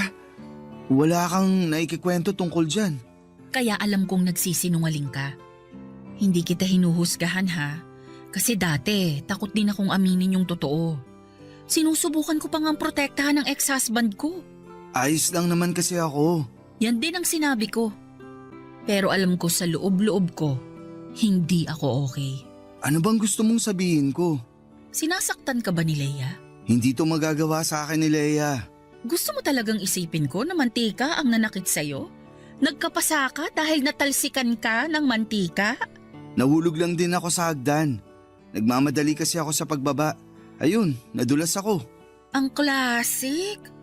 Yan ang madalas kong ginagamit na dahilan kapag nahuhulihan akong may pasa sa muka. Lagi kong sinasabi na nahulog ako sa hagdan. Kahit sa totoo, wala namang second floor ang bahay namin. Pwedeng magtanong? Ano yun? Paano ka nakatakas sa ex mo? Gusto mo na rin bang takasan at maging ex si Leia? Huwag na lang pala natin pag-usapan. Hindi. Pag-usapan natin. Pinapagaan ko lang ang sitwasyon. Huwag kang mag-alala. Mapagkakatiwalaan mo ko. Ready ka bang magtiwala rin sa akin? Nakakaawa kasi si Leia. Lumaki siya sa toxic na pamilya. Nagbubugbogan ng mga magulang niya. Tapos, binubugbog din siya ng nanay niya. Kawawa naman talaga. Pero hindi sapat na dahilan yun para gawin niya rin sa'yo kung anong naranasan niya sa pamilya niya. Gets mo ba? Mahirap sigurong pigilan lalo kung hindi pa siya okay mula sa trauma niya. At responsibilidad niya ang sarili niya para maghilom sa trauma na yon. Hindi yung ipapasa niya sa'yo kung ano man ang nakasanayan niya noon. Alam ko naman. Akala ko kasi hindi na niya uulitin yung pananakit niya sa akin. So hindi ito ang unang beses na sinaktan ka niya? Pangalawa pa lang naman. Nilalang mo yan. Dapat nga nung unang beses pa lang huminto na siya. Sinubukan naman niya. Ilang buwan din ang pagitan nung una at pangalawang pananakit niya sa akin. Kahit papano, nag-improve naman siya. Proud ka pa talaga ha? Dapat nga hindi na naulit, di ba? Hindi naman kasi ganun kadaling takasan ang nakasanayan mo. Hindi naman talaga dapat takasan. Pero kailangan niyang harapin at kumprontahin ang issue na yan para matapos na at makapagbagong buhay na siya. Hindi ganun kasimple. Malalim yung mga sugat niya. Ganyan na ganyan din ako sa ex ko. Ilang beses ko ring pinagtanggol at pinaniwalaan na magbabago siya pero walang nangyari. Kung hindi pa ako na ICU noon dahil sa pananakit niya, hindi pa ako matatauhan. Harold, hindi na magbabago si Leia. Puro lang sorry ang matatanggap mo sa kanya. Pero hanggang doon na lang yun. Maniwala ka sa akin. Pinagdaanan ko yan. Walang pagbabago sa taong ayaw magbago. Hindi na ako nagsalita sa huling sinabi ni Julie, Papa Dudut. Alam kong may punto siya. Pinag-isipan ko yung buong araw habang nasa opisina. Wala na ba talagang pag-asa na magbago si Leia? Hahayaan ko na lang ba siyang saktan ako ng paulit-ulit hanggang sa sumuko na lamang ang katawan ko? Hindi ako mapakali. Lagi na lang akong natatakot, pati ang pag-uwi sa apartment namin ay kinakabahan ako. Hindi ako makagalaw ng maayos kapag kasama ko si Leia. Pakiramdam ko anumang oras na may mapansin siyang mali ay aambahan na agad niya ako. Hindi na ako komportable sa piling niya. Pero mahal ko siya. Lalo akong nanghihina sa tuwing iningitian niya ako at nilalambing. Parang nakakalimutan ko bigla lahat ng pananakit niya sa akin, ganong kalakas ang karisma niya na kaya niya akong mabawi sa tuwing nakagagawa siya ng mali. Halos ayoko nang umuwi noon ng apartment, Papa Dudut. Kapag nagme-message siya sa akin ay parang ayoko nang basahin yon. Alam kong nakakahalata na siya sa unti-unting paglayo ko. Hindi lang siya umiimik dahil ayaw niyang mabuksang muli ang topic tungkol sa ginawa niyang pananakit sa akin noong dumaan ang Pasko. Sinubukan naman niyang bumawi at naging mabait siya sa akin at dinoble pa ang lambing at pag-aasikaso niya. Hindi siya nagpakita ng galit sa akin o kahit kaunting inis. Kaya muli na naman akong tumiklop sa kanya, Papa Dudut. Nahuli na naman niya ang kahinaan ko. Kaya lang ang tanong na tumatakbo sa isip ko, hanggang kailan kami magiging masaya bago ang susunod na pananakit niya? Barangay Love Stories. Barangay Love Stories. Nagpaalam ako kay Leia na uuwi muna ako sa amin dahil nagkasakit si nanay. Masama ang loob niya pero pumayag siya. Alam kasi niyang may kasalanan pa siya sa akin at hindi siya pwedeng umangal dahil baka lalo lang lumayo ang loob ko sa kanya. Nagtanong lamang siya sa akin kung kailan ako uuwi at sinabi ko sa kanya na hindi ko pa alam. Dagdag ko pa ay basta kapag naging stable na ang pakiramdam ni nanay, uuwi rin ako.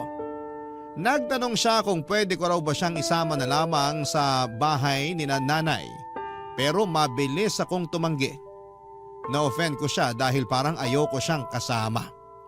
Pero hindi naman kasi namin magawang mapag-usapan ang nangyaring pananakit niya sa akin. Kaya hindi ko magawang sabihin sa kanya na paraan ko lamang din yon para makahinga sa relasyon namin. Gusto ko lang munang lumayo sa kanya kahit na ilang araw lang. Paglipas ng mga araw ay nag-a-update pa rin ako sa kanya kahit umuwi muna ako sa bahay ni nanay. Para hindi naman siya malungkot at mapraning.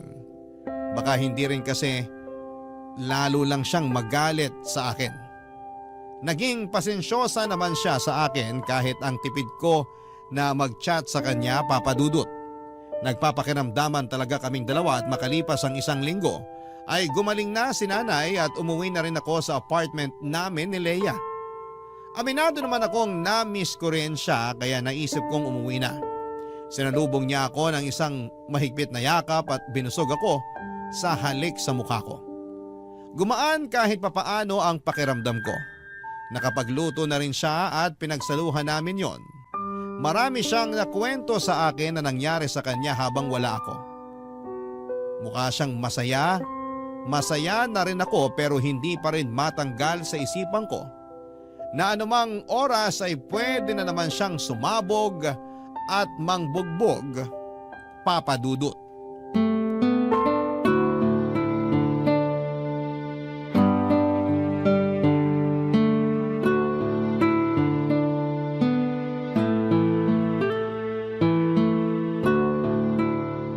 Mabuti umuwi ka na. Para ako mababaliw dito sa bahay mag-isa. Nasanay na ako na lagi kang kasama. Nakakalungkot pala kapag wala ka. Namiss kita. Namiss din naman kita. Kung hindi naman kasi nagkasakit si nanay, hindi na naman ako uuwi ron. Okay na yon. Ang importante, andito ka na. Labas tayo mamaya. Okay lang? Kape tayo ron sa katabi nating coffee shop. Libre ko. Date natin yun ah. Dito na lang tayo sa apartment. Marami pa naman tayong kape na pwedeng i-brew dito. Saka para ma-relax tayo habang nanonood ng TV. Saka mukhang uulan eh. Okay. Pero siguro nga mas maganda kung, sige, doon na lang tayo magkape. Maganda nga rin na umulan para bumagay sa kape natin. Sure ka ba? Oo naman, kahit ano, basta ikaw. Nanginginig pa. Gusto ko kasing matry ulit yung Spanish latte nila. Last week ko pa gustong subukan pero gusto ko sana kasama ka pag hihigop ako nun eh. Sige, pahinga lang tayo ng konti. Magpababa lang ng kinain. Naparami yung kain ko sa niluto mong gata. Ang sarap. Okay. Bakit ka malungkot? May nasabi ba ako? Sorry kung ano man yun, hindi ko talaga sinasadya. Huwag kang magagalit please. Gusto ko na kasing magkape para makapag-relax na ako. Sige, tara na. Okay na ako. Teka lang Harold, May ginawa ba ako mali? Ano yun? Basta hindi ko sinasadya. ano ba nangyayari sa'yo? May mali ba sa nangyayari sa akin? Sabihin mo lang, aayusin ko. Huwag kang magagalit please. Ayoko magalit ka. Hindi naman kasi ako galit. Nag-worry lang ako sa'yo. Huwag kang mag-worry para hindi ka na magalit. Ayos lang ako. Ayos lang talaga. Tara na, kape tayo. Mag-usap tayo. Galit ka ba? Bakit palagi mong sinasabi na galit ako? Gusto ko lang malaman para alam ko kung anong gagawin ko. Natatakot ka na ba talaga sa akin? Hindi Ayoko lang na nagagalit ka. Dahil ba to sa nangyari nung Noche Buena? Huwag na nating iwasang pag-usapan yon, Harold. Alam ko namang dumistansya ka na sa akin mula nung binugbog kita nung Noche Buena. Hindi naman ako manhid. Ayos na yun. Hayaan mo na. Last year pa yun. Pero hanggang ngayon bit-bit natin yon. Hindi tayo makakapag-move on hanggat hindi natin pinag-uusapang dalawa yon. Ang totoo, natatakot ako sa iyo, Leia. Araw-araw. Lagi akong kinakabahan sa tuwing nakikita kita kasi baka may mapansin kang mali sa akin tapos magagalit ka. Tapos mananakit ka. Hindi ko na kasi kaya yun. Nakakatakot. Hindi pinaranas to sa akin ng magulang ko. Pero bakit kailangan kong danasin yun sa'yo? Mahirap na bang patawarin yung mga maliliit na pagkakamali ko? Kasi sinusubukan ko naman. Kasi mahal kita. Pero minsan, ginagawa ko na lang lahat ng gusto mo kasi natatakot ako sa'yo. Di ba mali yun? Mali na ginagawa mo lang yung isang bagay kasi natatakot ka. Di ba dapat ginagawa mo yun kasi masaya ka? Sa unang pagkakataon ay hinayaan kong umagos ang sakit. Nagsumbong ako kay Leia sa sama ng loob ko sa kanya. Hinayaan kong umiyak ako na hindi ko naman nakasanayang gawin noon. Hindi ko siya matignan sa mga mata at nakaharang din ang mga braso ko sa mukha ko para mailagan ko kung sakali mang mapikon siya sa mga sinasabi ko. Pero hindi ko na pala kailangan ang mga braso ko para depensahan ang sarili ko dahil hindi naman ako sinaktan ni Leia. Pag-angat ko ng tingin sa kanya ay sinabayan niya ako ng iyak. Naramdaman ko ang awa niya para sa akin. Sinubukan niya akong yakapin pero umilag ang katawan ko dahil inaasahan marahil ng katawan ko na sasaktan niya ako. Sinusubukan lamang akong protektahan ang katawan ko. Doon na umiyak ng malakas si Leia. Sinaktan naman niya ang sarili niya. Sinampal niya ang mukha niya. Sinabunutan ang buhok niya at pinigilan ko siya at doon ay bigla siyang nanghina at niyakap ako. Yumakap ako pabalik para maramdaman niyang ligtas siya sa mga braso ko. Nung humupa na ang emosyon namin ay doon na kami nakapag-usap ng kalmado. Sinabi niya sa akin na gusto na niyang magbago at sana'y matulungan ko siya. Natatakot na rin daw siya sa mga posible pa niyang magawa dala ng trauma niya. Kaya naman minabuti naming dalhin siya sa isang psychiatrist para maipagamot ang kinakaharap niya. May anger issues si Leia at marami pang lumabas na ibang mga mental health issues niya. May mga nireseta na sa kanyang mga gamot na inumin at masipag naman niyang sinunod lahat ng sinabi ng doktor sa kanya. Sinikap talagang ayusin ni Lea ang mga issues niya sa sarili at mga issue niya sa nakaraan niya. Natuwa ako. Lalo't nakita kong hindi na siya palaging galit at hindi na rin nananakit. Naging kampante na akong muli sa kanya, Papa Dudut. Sinuportahan ko siya at mas minahal, lalo para magtuloy-tuloy na ang kanyang pagbabago. Masaya ako sa nangyari sa kanya at hiniling ko na sana'y tuluyan na niyang maiwan ang nakaraan niya, Papa Dudut.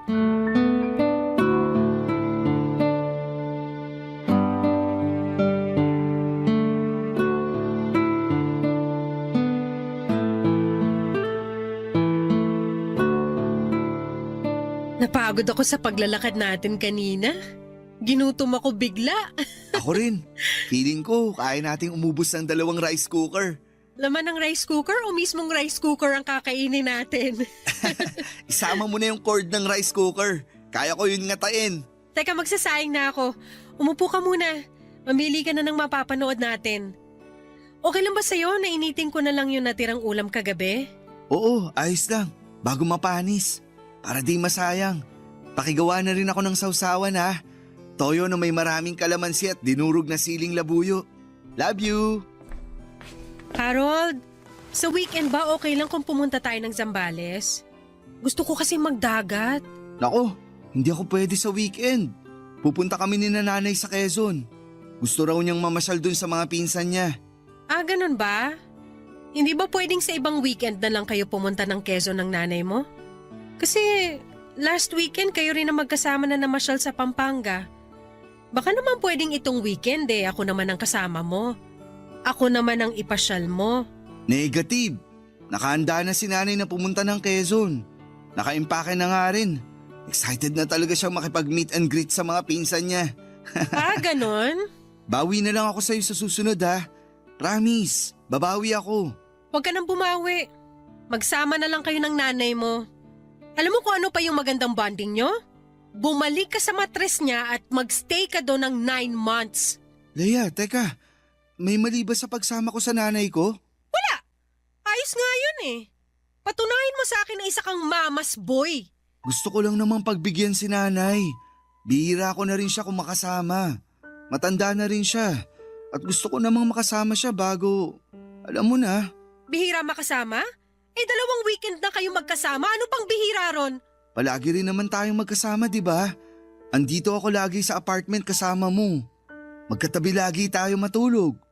2 araw lang naman ang nilalaan ko para kay nanay at sa pamilya ko. Sana maging okay sa'yo yun. Hindi okay sa akin. Napapabayaan mo na ako. Alam mo na hindi totoo yan. Lea, makinig ka. Ano ba? Huwag mo akong hawakan! Lea, kumalma ka. Sabi nang huwag mo akong hawakan Lea, sandali. Huwag mo na akong saktahan. Napag-usapan na natin to. Hindi ka naman hanakit, di ba? Pinabayaan mo ako! Galit ako sa'yo! Dapat ka nang masaktan! Aray! Teka, Lea. Humiya ka ng malalim. Hinga lang, Lea. Akala ko ako na laging uunahin mo! Wala manakit. Pero hindi pala! Please. Hindi ka marunong tumapad ng pangako! Sinungaling! Katulad ka rin ng mga magulang ko! Nasasaktan na ako, Lea. Please naman. Huwag kang babangon dyan sa sahig kung ayaw mo makatikim palalo ng sakit! Saktan mo lang ako. Sige. Para mailabas mo na lahat ng galit mo. Talaga! Ano, kaya mo pa? Ha? Gusto mo palang nasasaktan ka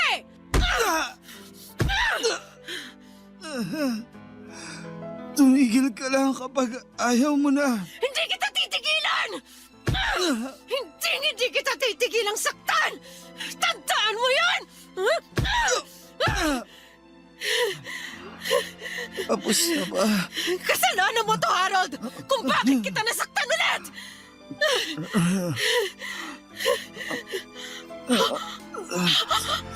Sorry! I'm sorry! Hindi ko sinasadya! Teka, kukunin ko yung yema sa ref. Ha? Diyan ka lang sa sahig. Huwag kang babangon. Kakain ka ng yema. Sandali.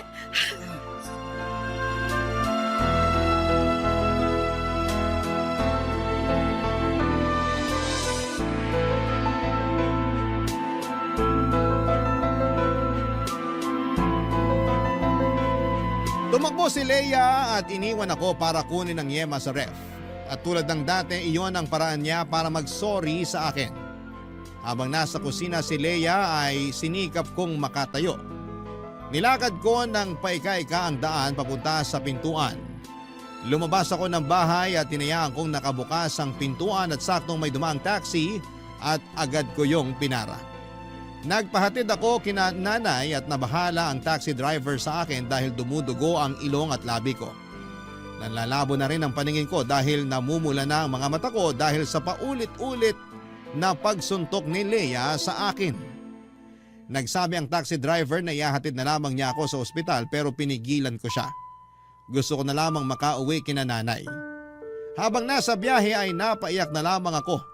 Hindi dahil sa sakit ng pangbubugbog ni Leia sa akin, kundi dahil sa kasalanan ko mula sa kanya. Nakatakas na ako, Papa Dudut.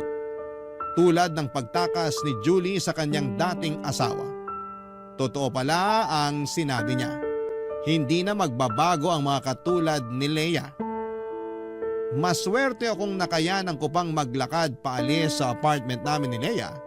Hindi kagaya ni Julie na hindi na nakalakad paalis sa bahay nila ng dating asawa niya at tanging ambulansya na lamang ang nagtakbo sa kanya papunta sa ospital. Pagkarating ko sa bahay, sinalubong ako ni nanay. Panayang iyak niya sa nadatnan sa akin. Hindi siya nagtanong pero niyakap niya ako at sinabing hindi na siya papayag na mangyari ulit sa akin yon. Nakauwi na ako. Nakauwi na ako mula sa mga taong totoong nagmamahal sa akin.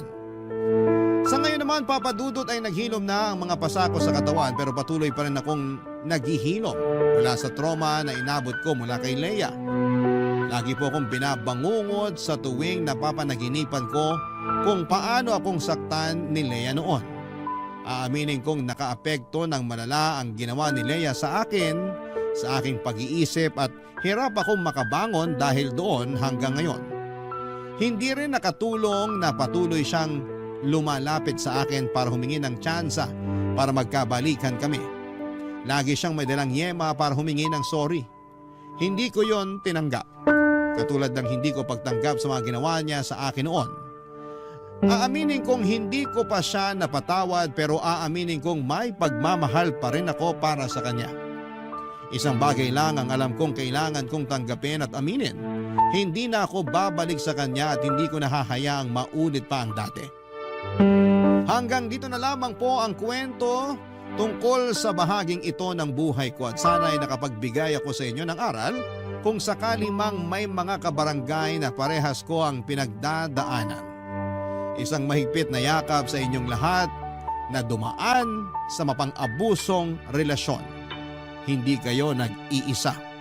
Huwag kayong matakot, mananalo rin tayo at makakawala. Maraming salamat muli sa lahat ng mga bumubuo ng Barangay Love Stories. Ang inyong kabarangay forever, Harold. Barangay Love Stories. Barangay Love Stories. Ako, gigil na gigil talaga ako sa nangyayari sa kwento natin. O ikaw, kabarangay, kumukulo rin ba dugo mo? Pwede kang mag-iwan ng comment sa ating comment section. Nagustuhan ng iyong napakinggan? Ituloy yan via live stream sa www.gmanetwork.com/radio. Barangay LS 97.1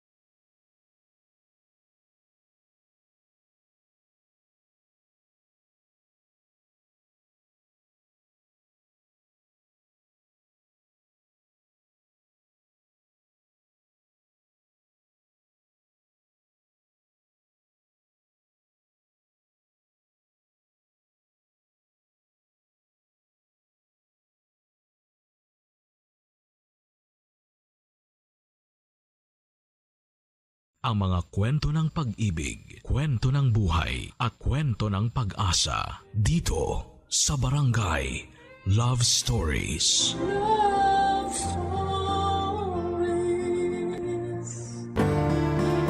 Hindi biro ang hirap kapag nagkahiwalay ang mga magulang.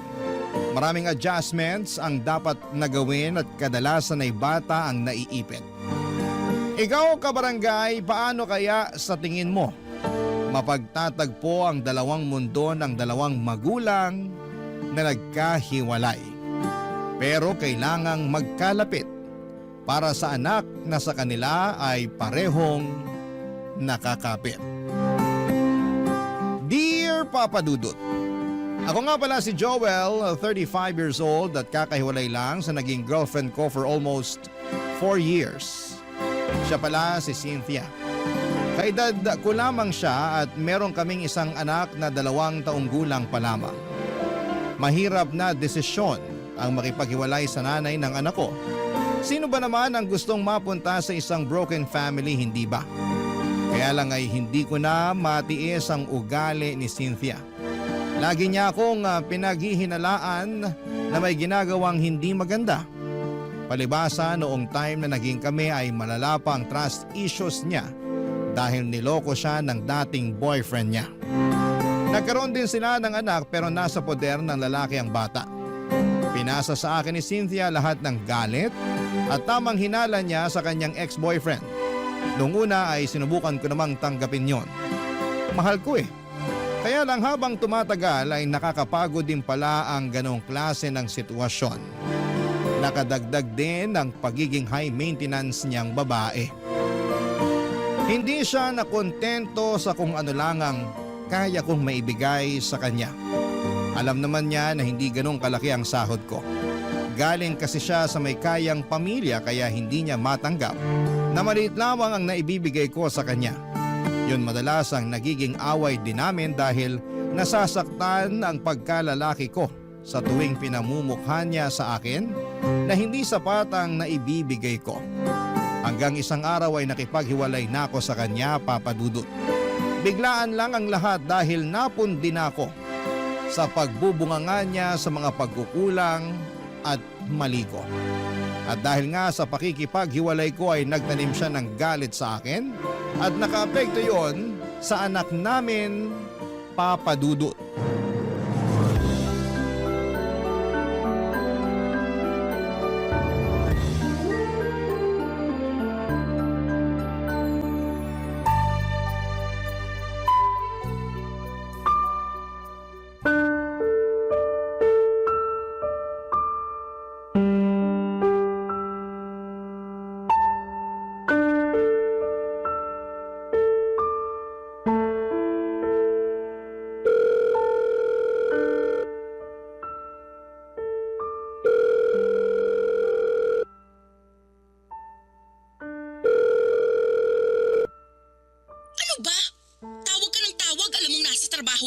Bakit kasi ayaw mong sagutin ang tawag ko?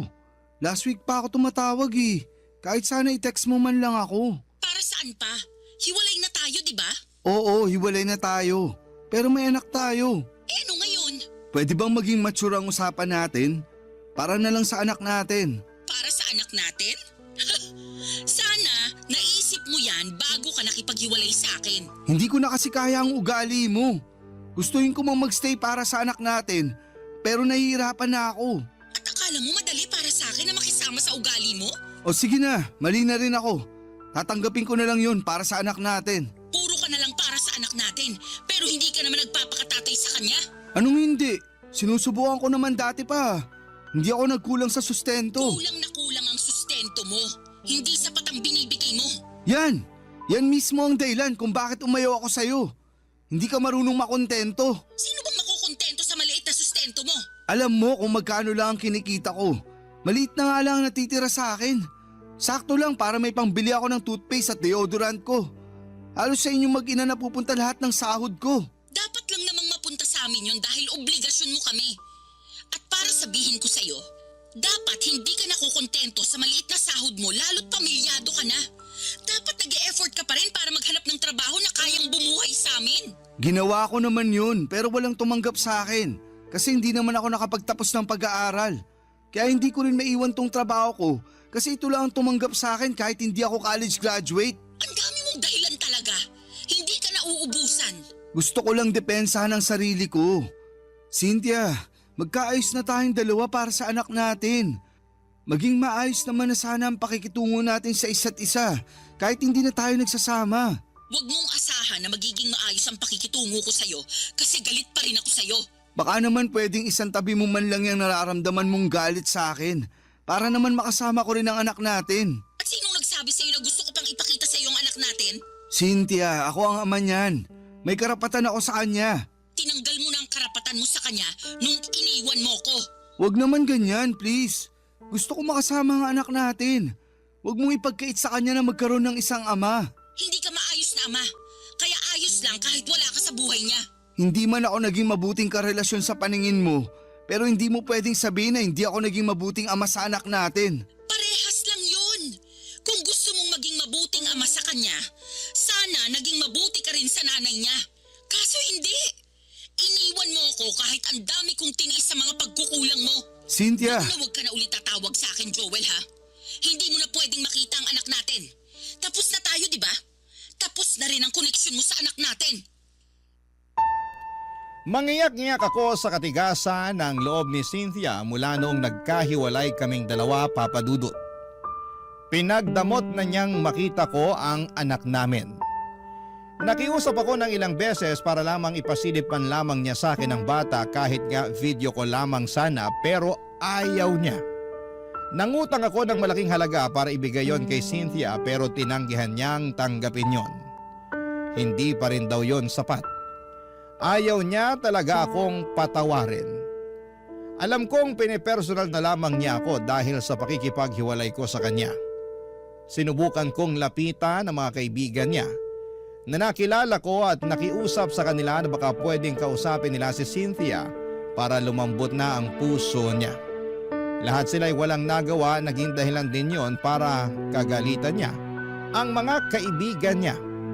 Kaya mula noon ay hindi ko na sinubukang lapitan pa isa man sa mga malalapit sa kanya para maging tulay sa muling pagkikita namin ng anak ko.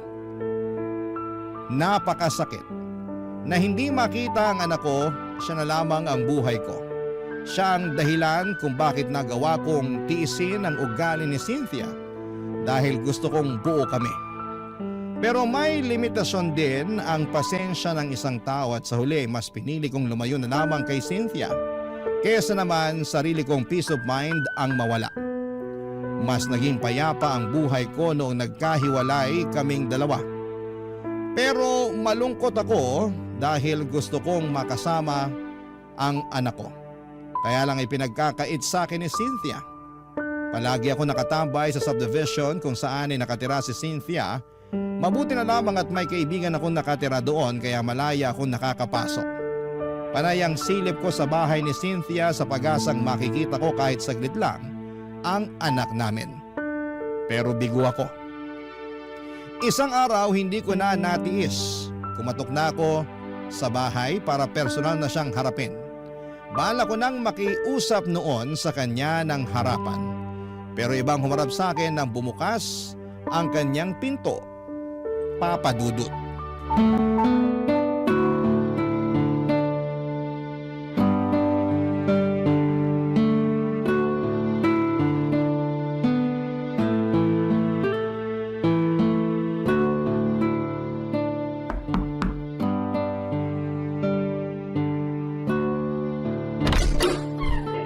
Sino po kayo?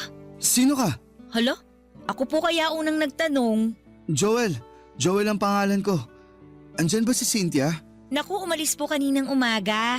Ganun ba? Mga anong oras kaya siya makakabalik? Baka po hapon na yon kasi dadaan daw muna siya sa bahay ng parents niya bago po siya bumalik dito. Ah, sino ka nga pala? Ay, pasensya na, hindi po agad ako nakapagpakilala. Ako nga po pala si Mara, ang yaya ng anak ni Ma'am Cynthia. 30 years old at mula sa lugar ng mga matatapang, Etivac, Cavite! Hanip pang intro pang Miss Universe. Kabog, di ba? Sabi nyo kasi magpakilala ako eh. Kaano-ano mo si Cynthia?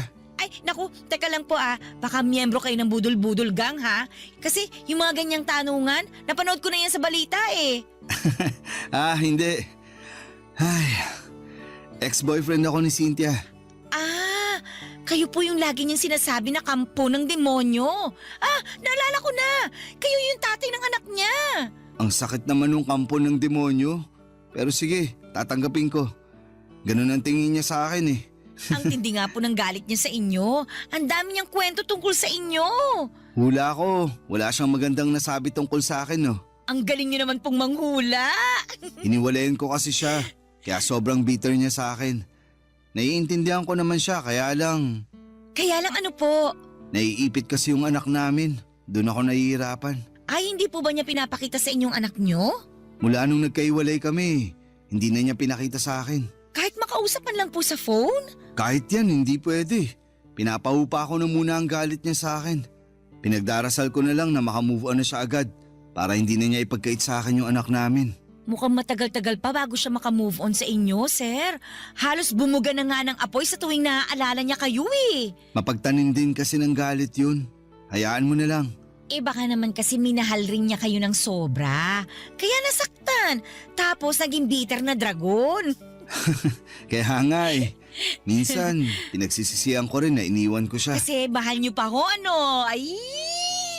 Naiisip kong balikan siya para makita ko na yung anak namin. Sobrang desperado na ako, Mara. Gusto ko talagang makita kahit ilang minuto lang yung anak namin. Ay, paano kaya to? May naisip kasi ako pero baka mapag-initan ako ni Ma'am Cynthia kapag nalaman niya eh. Ano ba yun? Matutulungan mo ba ako para makasama ko ang anak ko? Hindi ko po may papangako, pero susubukan ko po na maipakita sa inyo yung anak nyo kapag wala po si Ma'am Cynthia dito.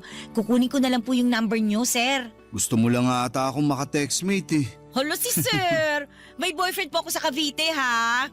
Huwag kayong ganyan, loyal ako dun. Binibiro lang kita kasi masyado nang mabigat yung usapan natin eh. Sige, ito ang number ko. Pero palitan mo na lang ang pangalan ko ha, para hindi makita ni Cynthia na nag-uusap tayo. Ay teka, sisave ko na po. Patingin nga po ulit. Ayan. Oh, nasave ko na po yung number nyo. Ite-text ko po kayo mamaya ha. Salamat Mara ha. Salamat. Sana matulungan mo akong makita ang anak ko. Hindi ko maitago ang saya ko nang makaharap ko si Mara. Nabuhayan ako ng pag-asa na muli kong makakapiling ang anak ko sa tulong ng kanyang yaya, Papa Dudut. Kinagabihan ay nag-text si Mara sa akin. Nakauwi na raw ang mag-ina ko. Kinuha niya ang Facebook account ko para isend ang pictures ng anak namin ni Cynthia. Palihim niyang ginawa yon habang nasa banyo ang ex ko. Yun ang unang beses na nasilayan ko ang mukha ng anak ko matapos siyang itago sa akin ng nanay niya. Kahit kasi sa Facebook ay hindi nagpo-post si Cynthia ng pictures ng anak namin. Kahit mga kamag-anak niya ay wala ring post tungkol sa kanilang mag-ina. Kaya hindi ko maitago ang sobrang gala ko nang sa wakas. Nakita kong muli ang anak ko kahit sa picture man lang. Sinabi sa akin ni Mara ang schedule ni Cynthia. Pinapadaan niya ako sa Webes dahil buong araw daw na wala si Cynthia dahil pupunta siya ng Pampanga para sa trabaho niya. May conference daw sila roon at gabi na siyang makababalik ng Maynila. Agad ako nag-leave ng trabaho para makasama ko ang anak namin. Pinaghandaan ko yon, bumili ako ng mga pagkain para sa kanya pero pinagbawalan ako ni Mara na bumili ng laruan para hindi makahalata si Cynthia. Sinabi rin niya na sapat na ang pagkain lang ang dalhin ko. Yung mauubos lang sana sa araw ng pagdalaw ko. Tinulungan ako ni Mara para makapagtago ng maayos kay Cynthia. Dahil oras na malaman ni Cynthia na nakakasama ko ang anak ko, ay baka mas lalo lamang siyang gumawa ng paraan para ilayo siya sa akin. Hindi ko yon makakayanan, Papa Dudut. Kaya buong ingat kami ni Mara sa mga pagpunta ko roon. Para kahit kaunti ay hindi maghinala si Cynthia sa ginagawa naming lihim na pagkikita, Papa Dudut. Barangay Love Stories. Barangay Love Stories. Papa Dudu, tubong Cavite nga si Mara. Sa mga sumunod na araw na pagdalaw ko ay marami na akong nalaman sa kanya. Meron na pala siyang anak na 6 years old mula sa kanyang ex-boyfriend. Nasa Cavite ang bata at nadadalaw niya kapag day off niya tuwing Sabado hanggang Linggo ng tanghali. May boyfriend din siya na kasama na niya sa bahay nila sa Cavite. Yun daw ang nag-aalaga ng anak niya. Mabait daw ang boyfriend niya at wala siyang masabing hindi maganda roon dahil siyang tumayo bilang ama ng anak niya. Nakita ko naman kung gaano niya pinagmamalaki ang boyfriend niya. Isang bagay na hindi nagawa sa akin ni Cynthia noong kaming dalawa pa lamang. Kinakahiya kasi niya ako noon dahil nga mas malaki ang kinikita niya at galing pa siya sa mayamang pamilya. Natatandaan ko pa, noong mga unang buwan na magkarelasyon kami ni Cynthia ay gusto niya sa dating kondo niya lamang kami magkasama. Ayaw din niyang mag-post kami ng picture na magkasama. Nasasaktan ako noon. Pero prangka naman niyang inamin sa akin na hindi ako gusto ng pamilya niya dahil may kaya nga sila sa buhay. Pero kahit na ganoon ay pinaparamdam naman sa akin ni Cynthia na minamahal niya ako. Pero atras abante lang din talaga siya sa relasyon namin. Dahil bukod sa sulsol ng kanyang pamilya ay dumagdag pa ang trust issues niya sa akin kahit na wala naman akong ginagawang kalokohan. Kahit na hindi naging maayos ang trato niya sa akin ay never ko siyang niloko. Yun naman ang may pagmamalaki ko sa kanya hanggang dulo. Kaya lang ay hindi naman niya yon pinakinggan dahil para sa kanya. Pare-parehas ng lahat ng mga kalalakihan.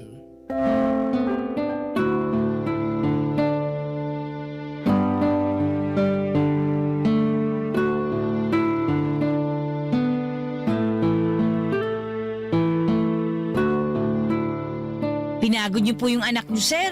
Ang himbing kagad ng tulog, oh. Sorry na. Na-enjoy ko lang makipaglaro ulit sa kanya. Alam mo namang ang tagal ko nang hindi nakasama ang anak ko. Gets kita, sir. Ganyan din ako sa anak ko tuwing umuwi ng Cavite kapag day off ko. Parang ayoko nga patulugin para hindi matapos yung bonding naming dalawa eh. Ang sarap maging magulang, no? Mahirap pero masarap. Sinabi niyo pa, sir. Wag mo na nga akong tawaging sir. Halos magkaedad lang naman tayo. Tsaka close naman na tayo eh. Eh naku, nakakailang naman kung tatawagin ko lang kayong Joel. Hindi ako sanay. Tatay kayo ng inaalagaan kong bata. Pero hindi naman kita pinapasahuran. Kaya tanggalin mo na yan sir ha. O sige na nga, susubukan ko. Mara, salamat talaga ha. Naging tulay ka para makasama ko ulit ang anak ko. Alam mo, ilang beses ka nang nagpasalamat. Okay na nga yun. Masaya akong makatulong. Tsaka kailangan talaga ng bata na makasama din ang tatay niya. Sana ganyan din ang mindset ni Cynthia. Ay, kaso hindi eh. Dinamay niya yung personal na galit niya sa akin para hindi ko makita ang anak namin. Hintayin na lang nating makamove on si Ma'am Cynthia. Lalambot din yun. Parang hindi ko na nga inaasahan yan. Yung ex nga niya bago ako, hanggang ngayon sinusumpa pa rin niya. May mga ganong tao lang po talaga, mapagtanim ng galit. Kahit maliliit na pagkakamali, hindi niya kayang patawarin. Isang beses, alam mo ba, nakalimutan ko lang siyang batiin para sa mansari namin. Aba, hindi na niya yun pinalagpas. Lagi niyang sinusumbat. Keso wala raw akong pakialam sa relasyon namin. Eh isang beses lang naman nangyari yun. Eh teka, may ganyang experience din ako kay Ma'am Cynthia. Minsan, nakalimutan ko ilabas yung basura. Ayun, mula noon may trust issues na siya sa akin. Halos oras-oras bago matulog, pinapaalala niya sa akin yung basura. Kahit hindi naman na naulit yun. Pero wala na siyang tiwala sa akin. Ang sabi niya, mauulit pa raw yung pagkalimot ko. Aabangan daw niya yun at ipamumukha niya sa akin. Ganyan nga siya. Gusto niyang mapatunayan lagi na tama siya. Kaya babantayin niya lahat ng galaw mo para makahanap ng butas. Gusto niyang may paglaban na hindi siya nagkakamali ng iniisip tungkol sa'yo. Ay, nakakapagod yun. Buti nga natiis niyo eh. Ikaw din naman natiis mo siya. Eh wala naman po akong choice kundi magtiis. Malaki kasi ang pasahod niya sa akin eh. Hindi naman alagain yung anak niyo. Si Ma'am Cynthia na lang talaga yung kailangan kong pagpasensyahan. Sana balang araw, ma-realize niya yung ugali niyang ganun. Mauubusan talaga siya ng taong iintindi at magtitiis sa kanya kapag hindi pa siya nagbago. Eh, matanong ko lang Joel, wala ka na bang nararamdaman na pagmamahal sa kanya? Mahal ko pa naman siya. Hindi naman yun agad-agad na nawawala. Napagod lang talaga ako nun kaya ako nakipaghiwalay. Pero andun pa rin yung love ko sa kanya. Huwag mong sasabihin ha, papalakpak na naman ang pride nun kapag nalaman niya. Naku, ayoko na rin kayo magkabalikan dalawa. Ha? Bakit naman? Eh kasi kapag pinag-uusapan natin siya, ramdam ko yung lungkot at stress sa'yo. Pero kita ko pa naman sa mga mata mo na may feelings ka pa rin naman sa kanya. At okay lang yun. Hindi naman basta-bastang nawawala yun eh. Nanay kasi siya ng anak mo. Salamat sa pag-intindi ha. Sobrang bigat lang kasi talaga ng pinagdaanan ko sa kanya. Siya ang pinakaminahal ko sa lahat ng mga nakarelasyon ko. Pero siya yung pinakamasakit na lesson na dumating sa buhay ko. Takot ka na siguro magmahal ulit ano? Ay, Joel! Kailangan mo nang umalis. Tumatawag si Ma'am Cynthia. Mukhang pauwi na to.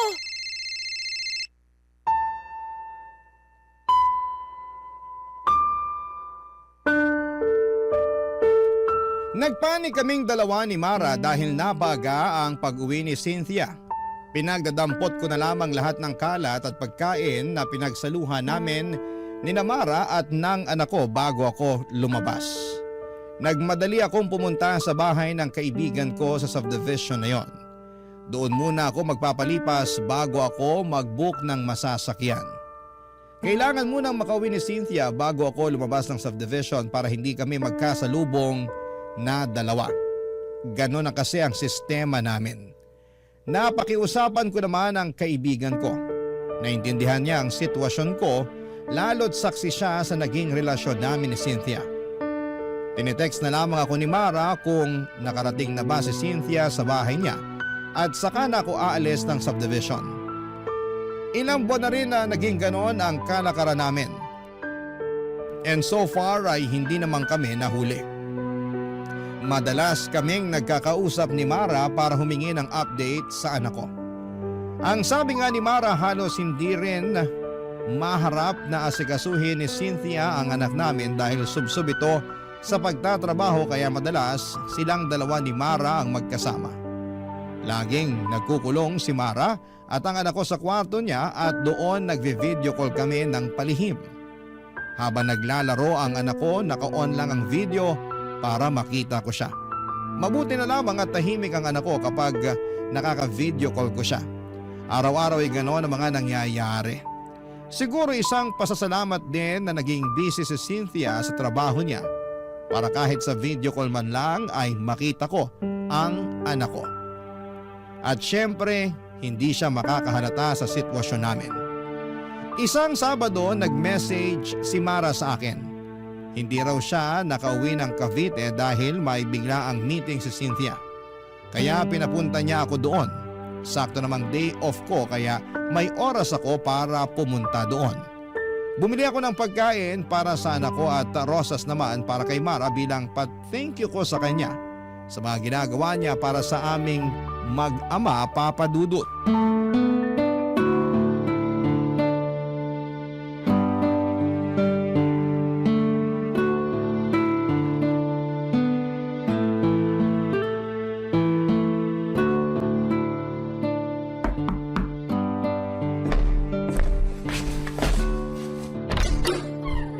Oh, Joel! Pasok ka na. Sakto, kaalis lang din ni Ma'am Cynthia. Hindi ka na nga ako mapaaga ng dating eh. Nag-shortcut ba naman yung taxing nasakyan ko kanina?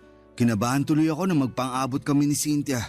Hindi talaga kayo pinagtatagpo ni Ma'am Cynthia. Ayos na yun. Sana palagi na lang umahin ng tadhana sa akin.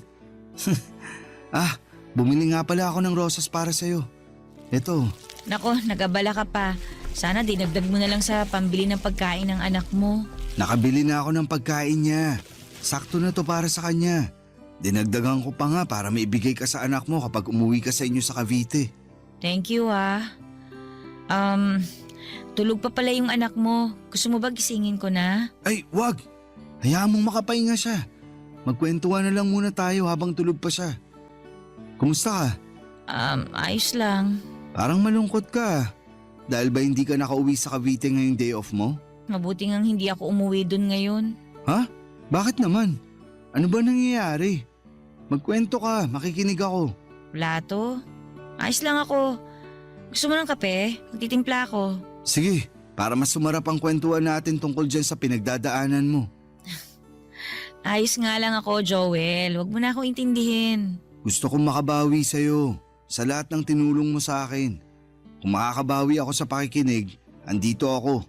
2 tenga, nakasanla sa'yo. Ang kulit mo ah. Okay nga lang ako. Kahit sinasabi mong okay ka, halata naman sa mga mata mong hindi. Di tama nga ako. Ay, ano ba nangyari? Kasi nakikipag-iwalay na sa akin yung boyfriend ko eh. Sabi niya, hindi na raw niya kaya na 1 beses lang sa 1 linggo kami magkita. Natatakot daw siya na baka may makilala ako dito sa Maynila.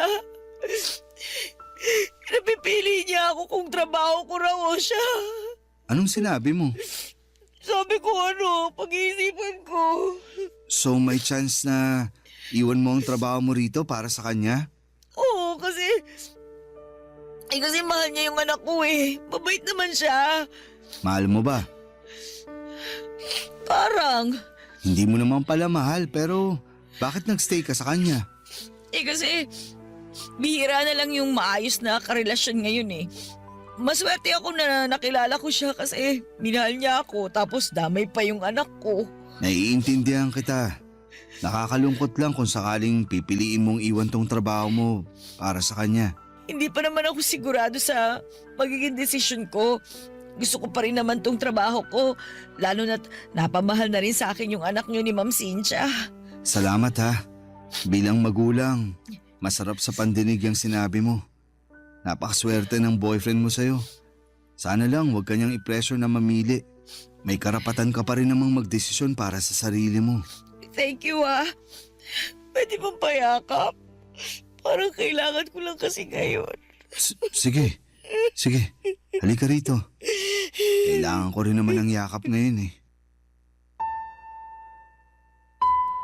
Papa Dudut, nagkayakapan kami ni Mara. Inakala kong sandali lang yon para medyo gumaan ang pakiramdam niya. Pero hindi siya kaagad bumitaw. Nakayakap siya ng mahigpit sa akin at kasabay noon ay nadinig ko ang pag-iyak niya. Halatang naguguluhan at nahihirapan siya sa problemang kinakaharap niya. Aaminin ko na pagyakap niyang yon ay may naramdaman akong kakaiba. Nakaramdam ako ng init sa katawan ko. Lalo na noong dinidikit pa niya ang bandang dibdib niya sa akin. Papa Dudut, hinawakan ko ang kanyang buhok at hinaplos-haplos yon para doon mabaling ang atensyon ko at hindi ako makagawa ng hindi maganda. Pero sa ginawa kong yon ay mas lalong dumikit sa akin si Mara. At nang kumala siya sa pagkakayakap sa akin ay agad niya akong hinalikan. Ako naman, Papa Dudut, ay nagpaubaya. May nangyari sa aming dalawa sa sala ng bahay ni Cynthia. Mabilis lamang yon dahil natakot din kami na biglang dumating si Cynthia. Nang matapos kami, nakayaka pa rin si Mara sa akin at sinabing yon ang unang beses na nakaramdam siyang muli ng saya. Sa piling ko lang daw niya naramdaman yon. Napangiti ako at aaminin kong magaan din ang loob ko kay Mara at nakikita ko siyang mabuting tao base na rin sa kanyang pananalita at kung paano niya kami asikasuhin ang anak ko. Pagkatapos noon ay tinawagan niya ang boyfriend niya at sinabing hindi na niya iiwan ang trabaho niya sa Maynila. Nakaramdam ako ng tuwa sa mga nalaman ko.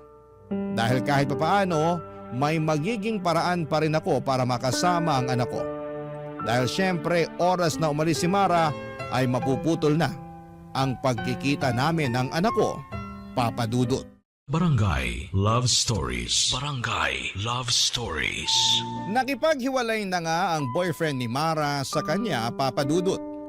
Mabilis lang naman yung tinanggap ni Mara dahil alam niyang hindi naman niya mahal ang lalaking yon. Alam niyang nadaan lamang siya sa kabutihan nito at sa ipinakita niyang pagmamahal sa anak niya. Doon na kami malayang nagkaroon ng lihim na relasyon.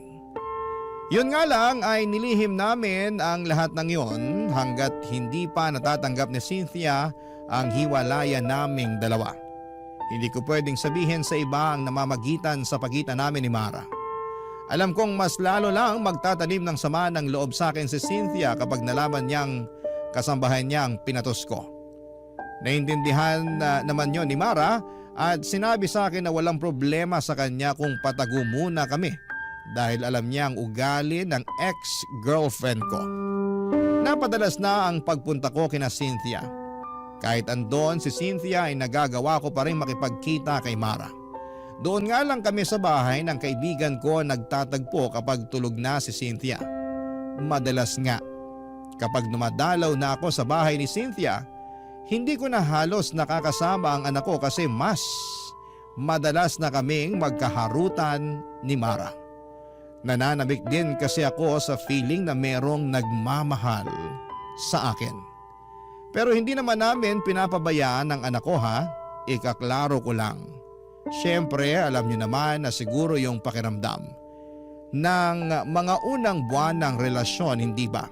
Kumbaga nakaikot lang kayo sa mundo ng bawat isa at ini-enjoy ang lambingan at saya. Ganon ang nangyayari sa amin noon ni Mara. Nagkakaroon kami ng sariling mundo kung saan kaming dalawa lamang ang pwedeng makapunta at makakita.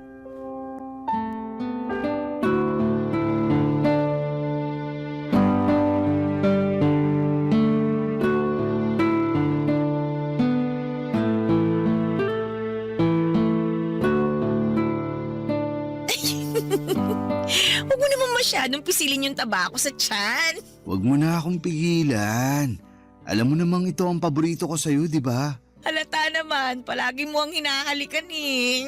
Kakagigil eh. Parang taba ng baby. Lambot. Hawak nga ulit. Ikaw talaga, tama na nga, nakikiliti na ako. Ang hirap magpigil. Ikaw kasi, nag-crop top ka pa. Mas lalo ko tuloy nakita ang bilbil mo. Teka nga, magja-jacket na lang muna ako para tumigil ka na. Wag na. Ganyan ka na hanggang kabagin ka. Panindigan mo na lang ang crop top mo. Huwag tayo masyado maingay kasi baka mamaya magising pa yung anak mo. Ayos lang yun. Para makita niya kung gaano kasaya ang tatay niya. Masaya ka ba talaga? Oo naman. Mula nung dumating ka, nakakasama ko na yung anak ko. Tapos, may pabonus ka pang bilbil na pinanggigigilan ko. Ayaw mo na talagang lumayo sa usapang bilbil ha? Paano ba ako makakalayo? Laging nakadikit ang bilbil mo sa akin. Para maramdaman ko kung paano kang nag-iinit sa akin. Eto na nga't parang nilalagnat na ako sa init. Tara na nga sa kwarto ni Cynthia. Uy, bakit naman dun? Para hindi masakit sa likuran kapag nag-aano na tayo. Ang hirap kasi rito sa sofa eh. Medyo may katigasan na. Tsaka mukhang malaki yung kama ng ex-girlfriend ko kaya kahit tumambling pa tayo hindi tayo mahuhulog. Baka maamoy niya tayo pag uwi niya. Mas okay na rito sa sala para mabilis linisin yung ebidensya. Doon sana sa kwarto mo kaso andun naman ang anak ko. Pwede naman dun pero tahimik lang tayo ha. Ano, game? Wag na roon. Nakakailang naman kung sa harapan pa ng anak ko nilalandi yung yaya niya. Exciting nga yun eh. Ikaw ha, grabe yung mga pantasya mo. Marami na kasi ako nasubukang pantasya mula nung naging tayo. Pukis nga ako, tsaka... Ay, tumatawag si Ma'am Cynthia. Sagutin ko lang to ha. Quiet ka muna dyan. Hello, Ma'am Cynthia. Oh, Ma'am, ano po yun? Pauwi na ako ng bahay. Pakilutuan mo ako ng ulam. Kahit anong nandyan sa ref. Okay lang kahit prito. Mga ilang oras po, Ma'am, bago kayo makarating dito sa bahay. Bakit kailangan mong malaman? Wala naman po. Para lang po matansya ko kung ano oras po ako magluluto. Para mainit po yung ulam na maaabutan nyo. Mga 2 oras mahigit. Sa kapalitan mo na rin yung bedsheet ko. Nangangati ako ron eh. Sige po, Ma'am. Meron pa po ba kayong ipapagawa? Wala naman ah. Asikasuhin mo na lang yung mga pinapagawa ko. Bye. Joel, Ano yun? tara na dun sa kwarto ng ex-girlfriend mo. Dumihan na natin yung bedsheet kasi pinapapalitan na niya sa akin. Ayos! May nangyari sa amin ng ilang beses sa kama ni Cynthia, Papa Dudut. Aaminin kong nakadagdag ng init yon sa pakiramdam ko lalo't kama yon ng ex ko. Pagkatapos noon ay nagmadali na akong umalis ng bahay. Hindi ko na nga nahintay na magising pa ang anak ko. Babawi na lamang ako sa susunod sa kanya. Kailangan ko na kasing makaalis para hindi kami magkaabutan ng nanay niya. Mabuti na lamang at maagang dumating ang nabukong sasakyan kaya nakaalis din ako kaagad bago mag-update si Cynthia na pauwi na raw ito. At nang makauwi ako ng bahay, tinadtad ni Mara ng mga selfie niya ang messenger ko. Napangiti ako at nakaramdam muli ng init. Sinabi ko sa kanya na mag-usap na lamang kami ulit kapag matutulog na si Cynthia. At makalipas nga ang ilang oras bago sumabit ang alas 11 ng gabi ay nag-message na si Mara. Gising noon ang anak ko at magkasama silang dalawa habang magka-video call kami. Para silang mag-ina at para kaming pamilya ng mga oras na yon. Nakapag-usap siguro kami ng mahigit 1 oras bago ko tinapos ang tawag. Para makapagpahinga na rin ang anak ko dahil alanganin na ang oras. Nag-chat na lamang ako kay Mara na sabihan niya ako kung kailan ulit ako makakadalaw. Mabilis naman siyang nag-reply at sinabing pwede na raw kagad kinabukasan. May out of town meeting daw si Cynthia at madaling araw na ito makakauwi. Natuwa ako noon dahil mas mahaba ang oras na makakasama ko na si Mara at ang anak ko. Kaya naman natulog na ako kaagad para maaga akong makabili ng mga pagkain nilang dalawa sa pagdalaw ko, Papa Dudut.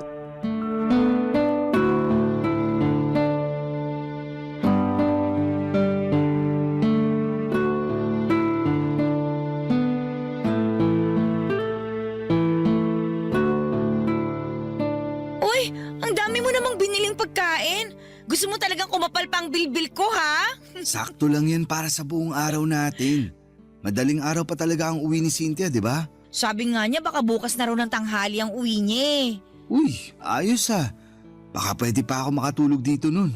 Para may experience ko namang matulog buong gabi kasama kayo ng anak ko. Gusto ko rin naman yun. Yaan mo, kapag lumamig na ang lahat, magagawa na natin yan. Sa ngayon, magtago lang muna tayo. Buti ka pa. Ang lawak ng pangunawa mo. Sana ganyan din si Cynthia. Wow! Cynthia! Ma'am! Akala nyo ganun ako katanga para hindi makahalata? 1 buwan ko nang alam ang ginagawa nyo. Palihim ako naglagay ng CCTV dito sa bahay, lalo na sa kwarto ko. Huminahon ka muna. Huminahon? May oras pa ba ako para gawin yon? Eh punong-puno na ako ng galit sa inyong dalawa. Ma'am, sorry po. Sorry saan? Sa pagpapapasok ng ahas dito sa bahay ko? Ay teka, ikaw pala ang ahas na pinapasok ko rito. Huwag mo siyang pagsalitaan ng ganyan. Ako ang may kasalanan. Ako ang namilit na ipakita niya sa akin ang anak natin. Anak lang ba natin ang gusto mong makita, Joel? Base sa mga CCTV footage na nakita ko, parang masabik kang mayakap at mahiga sa kama yung yaya ng anak mo. Grabe rin! Ginawa niyo pa sa kama ko ang kababuyan niyo. Sorry, pero ikaw naman kasi. Ako na naman ang mali, Joel. Nakikita mo ba kung anong ginawa mo? Mas lalo mong sinira ang tiwala ko sa'yo. Kung sa una pa lang sana hindi mo na ipinagdamot ang anak ko sa akin, edi hindi sana tayo aabot sa ganito. Pinapatikim ko lang sa'yo ang epekto ng pag-iwan mo sa akin.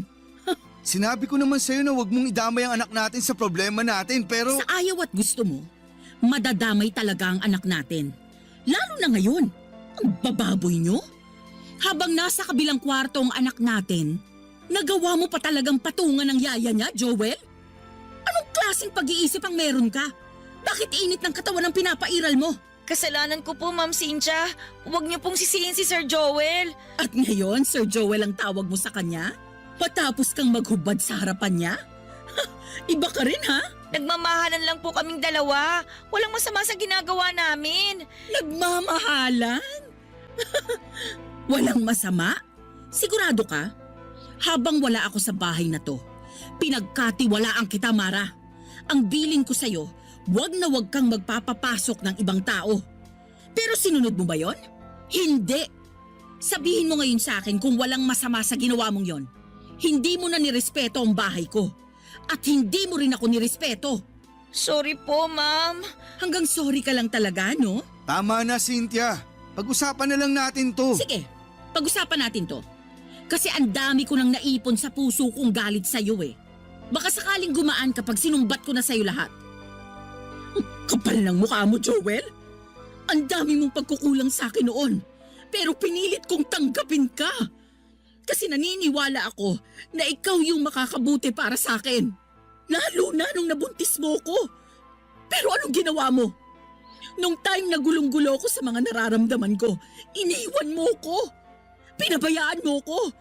Hindi mo alam kung gaano kasakit sa akin na isipin yung future na hindi ka namin kasama ng anak mo. Hindi mo alam kung gaano kasakit sa akin na isipin na nagmamahal ka na ulit ng iba tapos makakalimutan mo na kaming mag-ina. Hindi naman mangyayari yun. Nagkaiwalay tayo pero hindi naman ibig sabihin ipababayaan ko na kayo. Mag-ina ko pa rin kayo at parte na kayo ng buhay ko. Mahal kita, Cynthia. Kahit ano pang nangyari sa atin, hindi na yun magbabago. Kung mahal mo ko, piliin mo ko ngayon. Anong ibig mo sabihin? Kung gusto mo pang makita pa ang anak mo, ako ang pipiliin mo. Cynthia. Kami ng anak mo o ang katulong ko? Mamili ka. Hindi ako makagalaw sa sinabi ni Cynthia, Papa Dudut. Hindi ko nga rin matignan si Mara dahil alam kong nasasaktan siya sa narinig niyang sinabi ng ex ko. Kahit ako ay naguluhan, lalo na noong pinangtakot na ni Cynthia sa akin ang anak namin. Sinabi niyang lilipat na raw sila ng lugar at hindi ko na sila kailanman makikita. Ang bigat ng loob ko habang iniisip ang posibilidad na mangyari yon. Nang hindi pa ako sumagot ay sinabi niyang pwede kaming magkabalikang dalawa, total ay mahal ko pa naman daw siya. Ayusin na lang daw namin at susubukan niyang baguhin kung ano man ang mga naging pagkakamali niya. Hindi pa rin ako nakapagsalita noon. Parehas kami ni Mara. Nang wala siyang makuhang sagot sa akin ay pinalis niya ako ng bahay. Pero bago niya ako paalisin, binigyan niya ako ng palugit na 1 buwan para pag-isipan kung sino ang pipiliin ko sa kanila ni Mara. Tahimik pa rin si Mara at kabado dahil anak ko na ang pinangsasangga ng nanay niya. Pinalis na rin ni Cynthia si Mara at umuwi muna si Mara sa Cavite at sinabi niyang hihintay na lamang niya kung anuman ang magiging desisyon ko. Sobrang hirap ng pinasok kong gulo. Sana ay matulungan niyo po ako. Oo, at may nararamdaman na ako para kay Mara. Nakikita ko siya bilang mabuting tao at mabuting karelasyon. Pero aaminin kong mas mahal ko pa rin si Cynthia. Pero ang hirap na makasama pa siya. Pero paano ang anak namin kung sakaling hindi ko siya piliin na balikan? Higit sa lahat ay anak ko na ang pinakagusto kong makasama. Pero tulad ko ay ipit din siya sa sitwasyon. Sana po ay matulungan niyo po ako. Ako ang inyong kabarangay forever, Joel. Barangay Love Stories. Barangay Love Stories. Nalilito pa rin sa life ang ating kabarangay. Ano kaya ang maipapayo mo sa kanya? Ibahagi mo yan sa ating comment section para mabasa rin niya. Nagustuhan ng iyong napakinggan? Ituloy yan via live stream sa www.gmanetwork.com/radio.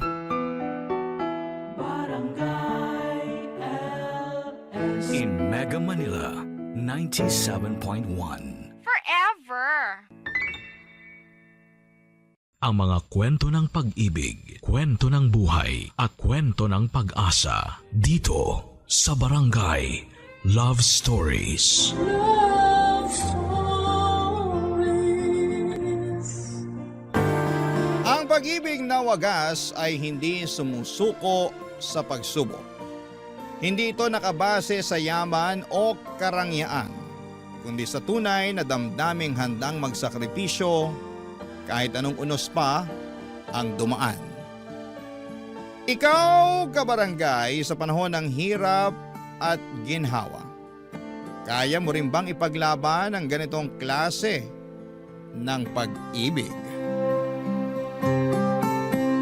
Dear Papa Dudut, magandang araw sa inyo, Papa Dudut. Ako po si Ermilio, pero tawagin niyo na lamang po ako sa palayaw kong Melo. 45 years old na ako at 15 taon na sa serbisyo bilang isang gwardiya sa isang bangko dito sa Pampanga. Sa loob ng 15 years na yon ay paulit-ulit na ang naging gawi ko sa araw-araw. Palaging bahay trabaho at tuwing day off naman ay nakikipag-inuman ako minsan sa mga kumpare ko. Panggabi ako sa trabaho at dahil ako ang bantay sa bangko tuwing sarado ito ay wala akong ibang ginawa buong magdamag kundi ang manood lang ng pelikula online habang hinihintay ang pagsapit ng umaga. Halos maubos ko na nga ang lahat ng mga action movie na available online. Kapag naman hindi ko trip ang manood ay nakikinig ako sa mga kwento ninyo para hindi ako antukin, Papa Dudut. Pagdating ng karelyebo ko ay dumadaan ako sa karinderya para kumain at saka magpahinga sa bahay. Papa Dudut, hindi lang ako ang mag-isang nagpupuyat para magtrabaho. Kasama ko rin sa pagbabantay sa bangko na pinagtatrabahuhan ko ay isang mag-asawa na nagtitinda ng balot at sigarilyo. Sa harap kasi ng bangko ay isang bus terminal at ang mga pasahero doon ang suki ng mag-asawang Susana at Socorro.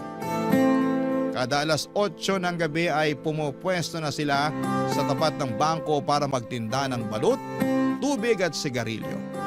Maaga rin kasing nagsasarado ang mga sari-sari store sa lugar na yon. Kaya naman sila ang takbuhan ng mga pasaherong nag-i-stop over sa lugar. Naging malapit ang puso ko sa dalawang matanda dahil gabi-gabi ko na silang nakakasama sa pagbabanat ng buto. Tandang-tanda ko pa nga noong unang araw ko sa trabaho, taong 2010, sinaway ko sila noong nakita ko silang nag-aayos ng pwesto nila isang gabi, Papa Dudut.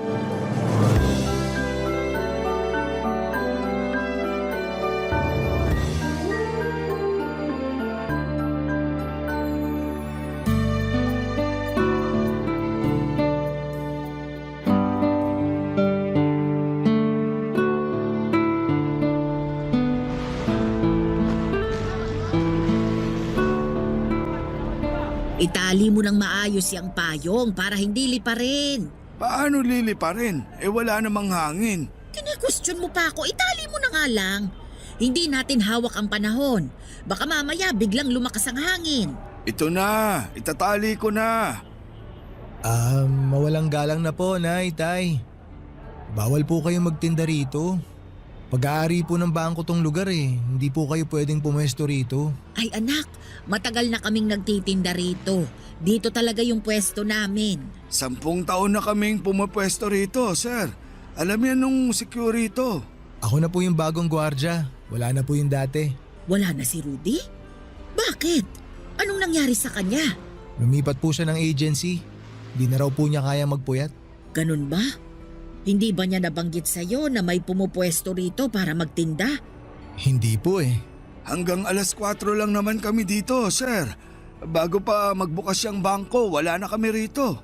Kaso po ngayon, mas maigpit na yung patakaran. Bawal talaga mga nagtitinda sa mismong labas ng entrance Baka mamaya may dumating mula sa head office. Ako po yung mapagalitan. Wala naman sigurong dadalaw sa inyo ng ganitong oras. Gabi na Kahit doon na lang kami sa gilid para hindi makasagabal. Ayos lang ba yon? Ay, sigurado po ba kayo na matagal na kayo rito? Oo, 10 taon na kaming nagtitinda rito.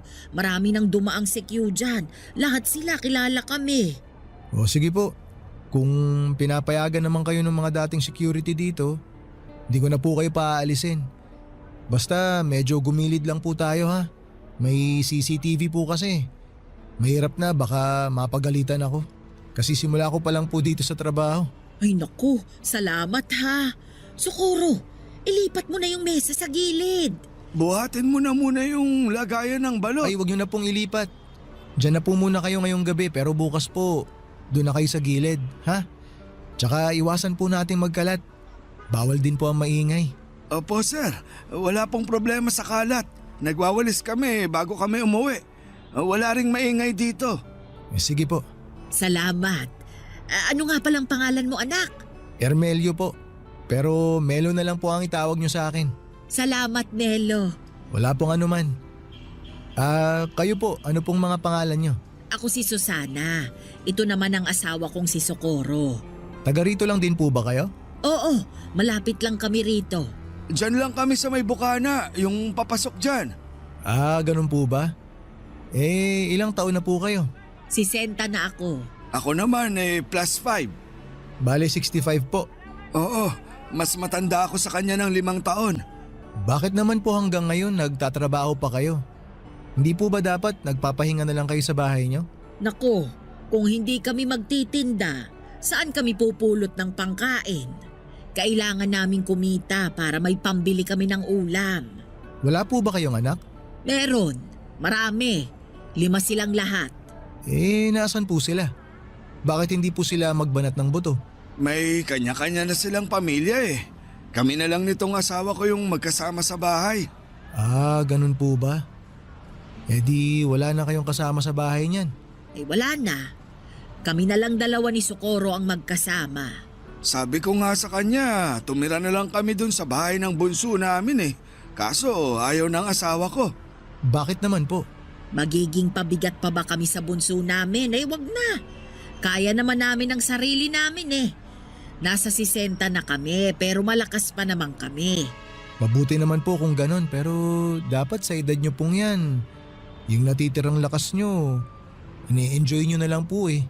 Parang yung nanay ko po, hindi ko na siya pinagtatrabaho ngayon. Maswerte yung nanay mo, sir. Kasi may mabait siyang anak. Kami. Naku, itong si Socorro. Sisiraan pa ang mga anak namin. Wala tayong magagawa kung maging mga anak natin naghihirap. Pero kahit na, ilang taon natin silang inalagaan tapos iiwan lang nila tayong... Ay nako, katulad ng sinabi ko, wala na tayong magagawa pa. Desisyon nila yon. Relax lang po kayo. Huwag po kayo mag-aaway. Ganito talaga kami magsagutan, pero hindi kami nag-aaway. Sige po, maiwan ko na po kayo dyan para hindi ko na po kayo maabala. Kung may kailangan po kayo, doon lang po ako nakapwesto. Doon po banda sa sulok. Salamat, anak. Salamat, sir. Huwag niyo na po akong tawaging sir. Melo na lang po. Maliit na matanda si Nanay Susana, maikli ang buhok nito na medyo nakukuba na. Tuwing nakikita ko siya ay parang lagi siyang galit pero kapag kinausap mo na siya ay sobrang palatawa siya at madaldal. Ang asawa naman itong si Tatay Socorro ay payat at maliit din katulad ni Nanay pero malakas pa rin siya. Lalo na sa mga pagbubuhat ng mga inilalako nila. Mas mahihain si Tatay Socorro kesa kay Nanay Susana pero mas naging close ko si Tatay dahil pareho kaming mahilig manood ng action movies. Naawa ko sa sitwasyon ng mag-asawa. Kaya naman hinayaan ko na lamang silang pumwesto sa harapan ng bangko. Total ay gabi naman na at sarado na ito. Nung una ay taga-masid lamang ako sa dalawa, si Tatay Socorro ang unang nagbabantay sa pwesto nila. Mula alas 8 ng gabi hanggang alas 12 ng madaling araw ay nakaupo siya sa lumang plastic chair at binabantayan ang tinda nilang balut, tubig at sigarilyo. Samantala ay natutulog naman sa likuran nito si Nanay Susana. Nakapwesto siya sa bisikletang may sidecar na siyang gamit-gamit nila sa pagbibitbit ng kanilang lamesa at malaking payong para hindi sila mahamugan. Pagsabit naman ng hating gabi ay papalitan ni Nanay Susana si Tatay Socorro sa pagbabantay para makapagpahinga ang asawa niya. Siya ang nagbabantay hanggang sa alas 4 ng umaga. Siya na rin ang nagwawalis ng mga kalat at nagliligpit ng mga gamit nila. Sa kanya gigisingin ang asawa niya para makauwi na sila at makapagpahinga. Hindi nagtagal ay naging malapit din ako sa mag-asawa sa mga sumunod na buwan na pagsama-sama namin sa iisang lugar. Tuwing inaantok ako ay nakikipagkwentuhan ako sa kanila at doon ko nalaman ang love story nila Papa Dudut.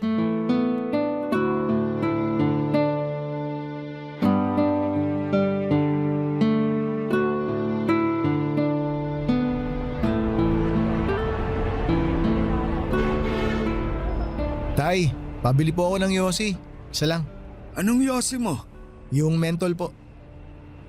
Heto, 4 bayad niyan ha. Salamat po. Eto po bayad. Nag-yosi ka pala? Opo, pero minsan lang. Lalo na kapag inaantok po ako. Kung gusto mo, may kape ako rito para magising ka. Nagtitinda rin po kayo ng kape? Hindi.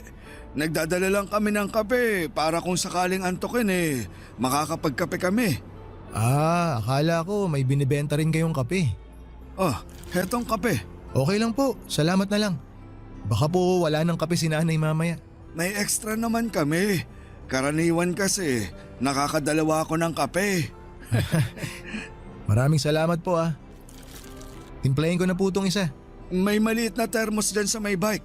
Hanapin mo na lang. Yun po bang nasa tabi ni Nanay Susana? Oo, yun nga. Kunin ko na po. Ay sige, mamaya ako natitimplahin. Sarap po ng tulog ni nanay. Oo nga Napagod siguro kanina sa bahay. Naglaba Mukhang sanay na sanay talaga kayo sa puyatan ano? Ilang taon na po ulit kayo nagtitinda rito? Nasa 10 taon na rin siguro. Hindi ko na maalala kung kailan kami nagsimula Paano naman po kayo nagsimula? Bakit nyo naisipang magtinda rito? May sari-sari store dati si Susana. Kaso nalugi. Nung umalis sa bahay yung bunso namin, nagpasya yung asawa ko na magtinda na lang ng balot dito sa may terminal. Tapos may mga naghahanap ng sigarilyo. Kaya nagdagdag na rin kami ng sigarilyo tsaka tubig na rin. Kumusta naman po ang kitaan? Sakto lang para sa aming dalawa. Kahit pa paano, kumikita naman kami ng sapat para may pambili ng bigas. Minsan, kung matumal ang benta, kumakain kami ng kangkong na tanim ng asawa ko. Marami yung tanim sa bahay Meron siyang talong, sili, kamatis. Kung ano yung mga gulay na nasa bahay kubo na kanta, meron siya. Para po mas tipid no? Ako nga gusto ko rin magtanim para may mapagkukunan ng ulam kapag kinapos. Kaso hindi mahilig yung mga bata sa gulay Ilan na ulit anak mo? 3 po, isang lalaki tapos 2 babae. Pareho pala tayo. Isa lang din lalaki ko. Tapos babae na lahat. Matanong ko naman po kayo tay. Paano po kayo nagkakilala ni Nanay Susana? Mahabang kwento yan. Maaga kami nagkakilala niya ni Susana. Bata pa lang kami noon. Gaano po kabata? 16 siya noon tapos 21 naman ako. Nagkakilala kami sa isang pista. Ah, talaga po? Oo, kasama niya mga kaibigan niya noon. Puro sila sosyalin. Si nanay? Oo, mayaman yan noon. Inhinyero ang tatay. Tapos po, anong nangyari? Pinili ako kaya eto, naghihirap ngayon kasama ako. Hindi ko po maintindihan tay. Pinapili po ba siya? Nung sinagot kasi ako ni Susana, syempre hindi naman ako mayaman noon. Kargador lang ako Wala akong tinapos. Mahirap lang kami. Nung nalaman ng tatay ni Susana na ako yung nobyo niya, hindi sila pumayag. Ah, kaya siya pinapili. Ganun na nga. Pinapili siya ng mga magulang niya. Iiwan niya ako o itatakwil siya ng pamilya niya. Mas pinili na lang ni nanay na itakwil siya? Kaya nga siya nandito, di ba? Ayan mahimbing ang tulog. Talagang ipinaglaban po kayo ni nanay ano? Kaya nga ginagawa ko ang lahat para maging maayos ang buhay niya.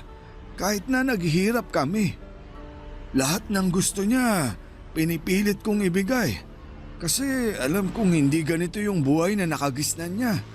Pero ito pa rin ang pinili niya dahil sa akin. Wala po bang pagsisisi si Nanay Susana sa ginawa niya?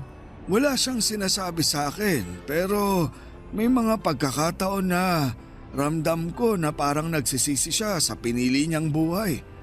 Minsan nga, nakokonsensya ako Bakit naman po kayo nakokonsensya? Kasi huli na nung napagtanto ko na hindi pala sapat yung pag-ibig lang para magkaroon ng magandang buhay. Hindi sapat na mahal niyo ang isa't isa. Minsan, napapaisip ako. Kung hindi ako pinili ni Susana, siguro maganda na ang buhay niya ngayon.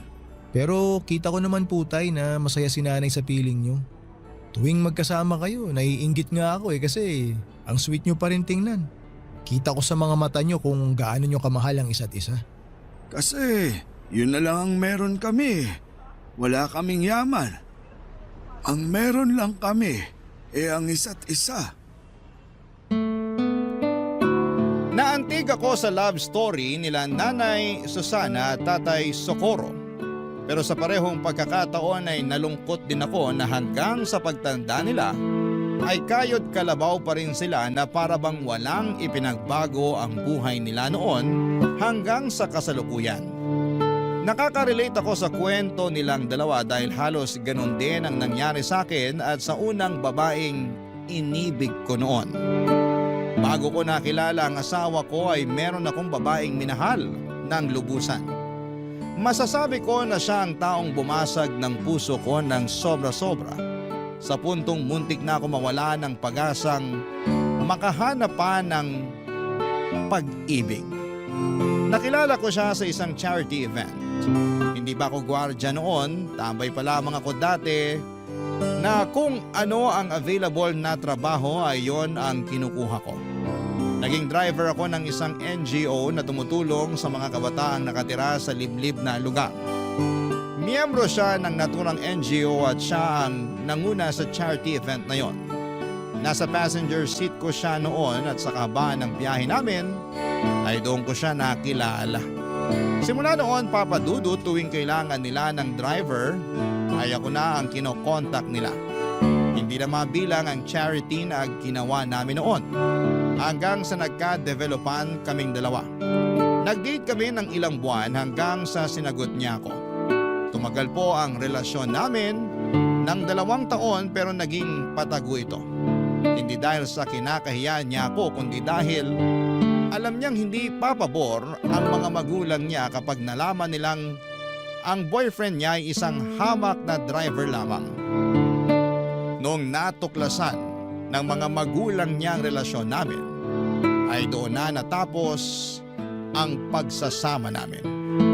Sa kasamaang palad ay mas pinili ng ex ko ang magandang future niya kesa sumama sa akin sa hirap at sa ginhawa. Hindi katulad ni Nanay Susana, hindi ang dalawa. Barangay Love Stories. Barangay Love Stories. Matagal bago ako naka-move on sa pag-ibig na yon, Papa Dudut. Siya kasi yung first love ko na inakala kong makakasama ko na sa panghabang buhay. Masyado pa kasi akong bata noon para maniwala na ganon lang kadali ang pag-ibig. Hindi rin naman nagtagal ay nakahanap din ako ng babaeng tunay na ka-forever ko. Sabi nga nila kapag hindi napasayo ang isang bagay, ito'y dahil may ibang mas magandang bagay pa na darating para sayo. Ang naging pangalawang girlfriend ko ay siya na rin pong napangasawa ko. Isa siyang teacher na nakilala ko lamang dahil sa mga kaibigan namin. Nagtatrabaho na ako noon bilang gwardiya noong naging kami, Papa Dudut. Minahal niya ako ng buo at totoo at hindi naging hadlang ang estado namin sa buhay. Ngayon ay may 3 na kaming anak at kahit papaano ay nabibigyan naman namin ng maayos at komportableng buhay ang mga anak namin kahit na hindi kami mayaman. Kung ako ang tatanungin ninyo, Papa Dudut, ay wala akong pinagsisisihan sa naging takbo ng love life ko.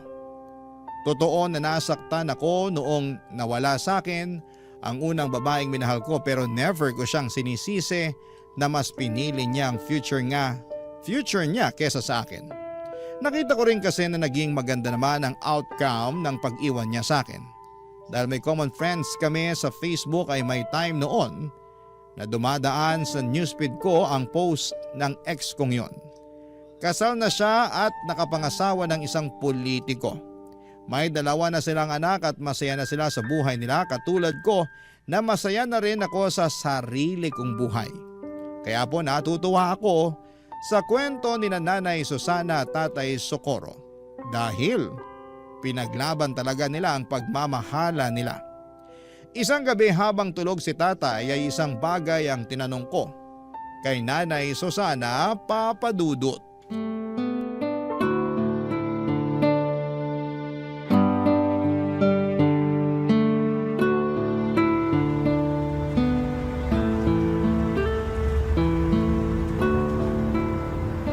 Nay, tulog na ba si Tatay Socorro? Nako, tulog na. Bakit? Sayang. Nakalimutan ko na pinabaunan pala ako ng misis ko ng pagkain. May dala po akong spaghetti dito tsaka Shanghai na pang midnight snack sana natin. Ako na lang ang kakain. Tutal siya naman ang umubos ng hapunan ko kanina. Tirahan na lang po natin siya para may makain siya mamaya paggising. Mabuti pa nga. Ayaw kasi niya nang naiistorbo kapag tulog siya. Ah, talaga po ba? Oo, siya yung tipo na biruin mo na kapag lasing. Wag lang kapag naistorbo sa tulog. O sige po, tayo na lang po ang magsalo nitong baon ko. Bakit? May handaan ba sa inyo? Birthday po kasi ni Mrs. Nagluto siya ng spaghetti para sa mga bata tapos Shanghai. Ay sabihin mo sa kanya happy birthday ha. Makakarating po. Matagal-tagal na rin akong hindi nakakatikim nito eh. Alam mo, nung bata pa ako, kada kaarawan ko, hindi nawawala itong spaghetti. Favorite ko ito eh. Nabanggit nga po sa akin ng mga nakaraang araw ni tatay na mayaman daw ang pamilya niyo, Nay. Oo, 2 anak lang kasi kami kaya kung ano yung mga gusto namin, ibinibigay talaga ng papa namin. Kahit kailan, hindi po ba talaga kayo hinanap ng mga magulang niyo? Hindi. Hindi ko alam kung sinubukan ba nila akong hanapin. Hindi rin kasi nila alam kung nasaan ako eh. Bakit po hindi nila alam? Kasi nagtanan kami ni Socorro. Walang nakakaalam kung saan kami nagpunta pati mga kaibigan ko. E nung araw na yon, tinalikuran ko lahat-lahat. Ibig niyo pong sabihin, simula noon, hindi niyo pa rin po nakikita ang pamilya niyo? Nagpunta ako sa libing ng nanay ko. Yun na yung huling pagkikita namin. Nakakalungkot naman po yun. Eh yung tatay niyo po? Mas nauna siyang namatay. Hindi ako nakapunta noon kasi wala akong pamasahe. Ipinagdasal ko na lang siya. Pero wala naman po kayong pinagsisisihan sa mga naging desisyon niyo sa buhay, Nay. Kasi maganda na yung buhay niyo noon eh. Ako? Nako, marami akong pinagsisisihan. Tulad po ng ano? Na sana hindi na lang ako nakipagtanan. O hindi kaya bago ako nakipagtanan, dinala ko yung mga alahas ko para may maisasanla ako.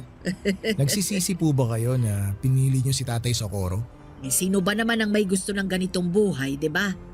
Masyado pa akong bata noon eh, at sa pag-ibig. Akala ko kakayanin ko lahat kasi kasama ko ang taong minamahal ko. Pero hindi pala ganun yun. Iba ang realidad sa mga pelikulang napapanood natin. Kung babalik po kayo sa nakaraan, Nay, tingin niyo ba iibahin niyo yung naging takbo ng buhay niyo? Hindi. Wala akong babaguhin. Ah, wala po. Akala ko po ba... Hindi naman porket nagsisisi ako. Ibig sabihin nun gusto ko nang burahin yung mga nangyari sa buhay ko. May mga pagsisisi ako, pero wala akong babaguhin. Alam mo kung bakit? Bakit po? Kasi naging masaya ako. Yun yung isang bagay na ayaw kong mawala sa akin. Masaya ako na si Socorro ang napangasawa ko. Masaya ako na nagkaroon kami ng maraming anak. Masaya ako na sa kabila ng hirap ng buhay, magkasama pa rin kami hanggang ngayon. Masaya ako kasi napatunayan namin sa mga magulang ko na kaya naming magtagal kahit wala kaming itinatagong yaman. Lahat ng sayang yon ay dahil kay Socorro. Nakakatuwa naman po yun. Kaya ikaw, sundin mo kung anong nasa puso mo, ipaglaban mo. Pero gamitin mo rin ang utak mo para sa ikabubuti. Hindi lang ng sarili mo ha, kundi pati na rin ang pamilya mo. Opo, Nay. Tatandaan ko po yung mga sinabi niyo. Sa panahon ngayon ay malimit na lamang akong makakita ng mag-asawang sabay tumatanda. Katulad nila Nanay Susana at Tatay Socorro ay dalangin ko rin na makasabay ang asawa ko hanggang sa pagtanda ko. Parang napakahirap na rin kasing makahanap ng kabiyak. nasasamahan tayo hanggang sa pagtanda natin. Kung hindi nasisira ang relasyon ng mag-asawa dahil sa pangangaliwa, minsan ay mas maaga namang kinukuha sa langit ang isa. Kaya maswerte ang mag-asawa dahil napanindigan nila ang pangako nila sa bawat isa na magsasama hanggang sa pagputi ng mga buhok nila.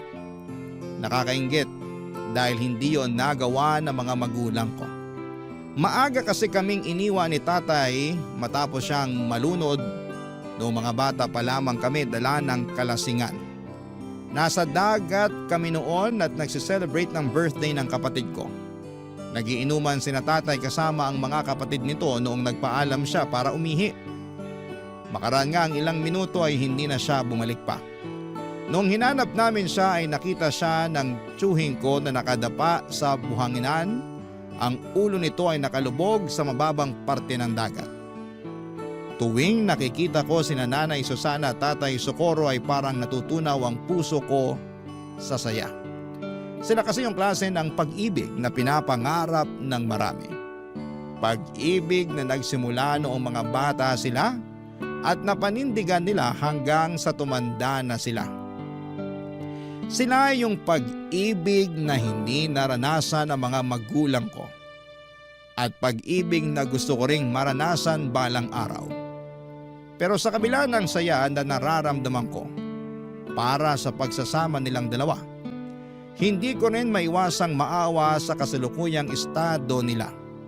Sa edad nilang yon, dapat ay nagpapahinga na lamang sila. Hindi na rin kasi maganda sa kalusugan nila ang nagpupuyat para lamang kumita.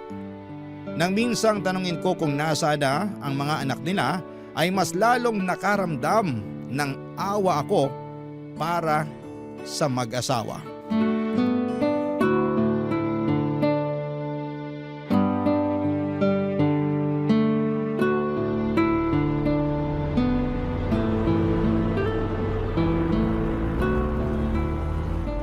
Melo, ano yung pinapanood mo? Tay, kayo po pala. Hali po kayo rito. Maganda tong pinapanood ko. Bagong upload lang. Si Eddie Garcia ba yan? Opo. Tabi nga tayo. Total wala pa namang bumibili. Sige po. Matumal talaga kapag ganitong oras, no?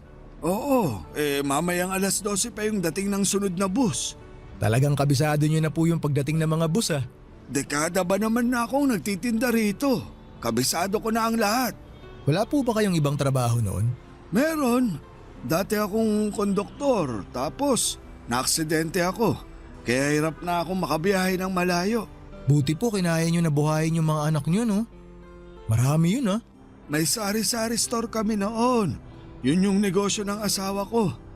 Ang lakas nun dati, kaso nalugi. Bakit naman po nalugi? Maraming gumaya eh. Sunod-sunod na nagkaroon ng sari-sari store dun sa lugar namin. Kaya ayun, nagkaagawan ng suki. Kaya po ba dito na lang kayo nagtinda? Ganun na nga. Buti po nakaya nyo pa rin suportahan yung pamilya nyo noon, no? Kahit na ganito lang yung trabaho nyo. Sa awa ng Diyos, nakaya naman namin. Tuwing umaga, naglalabas si Susana. Ako naman, nagpapataya ako noon ng weteng. Doon namin kinuha yung mga pinangtustos namin sa mga anak namin. Tapos nagpupuyat pa po kayo sa gabi? Oo, wala kaming magagawa. Mataas pangarap namin para sa mga anak namin eh. Napagtapos nyo po silang lahat? Hindi, pero may 3 kaming napagtapos. Yung panganay, pangalawa, tsaka yung bunso. Nasa na po sila ngayon? Bakit parang bigla na lang nila kayong iniwan? Yung panganay, nurse sa abroad. Dinala siya doon ng asawa niya. Kaso parang nakalimot na eh.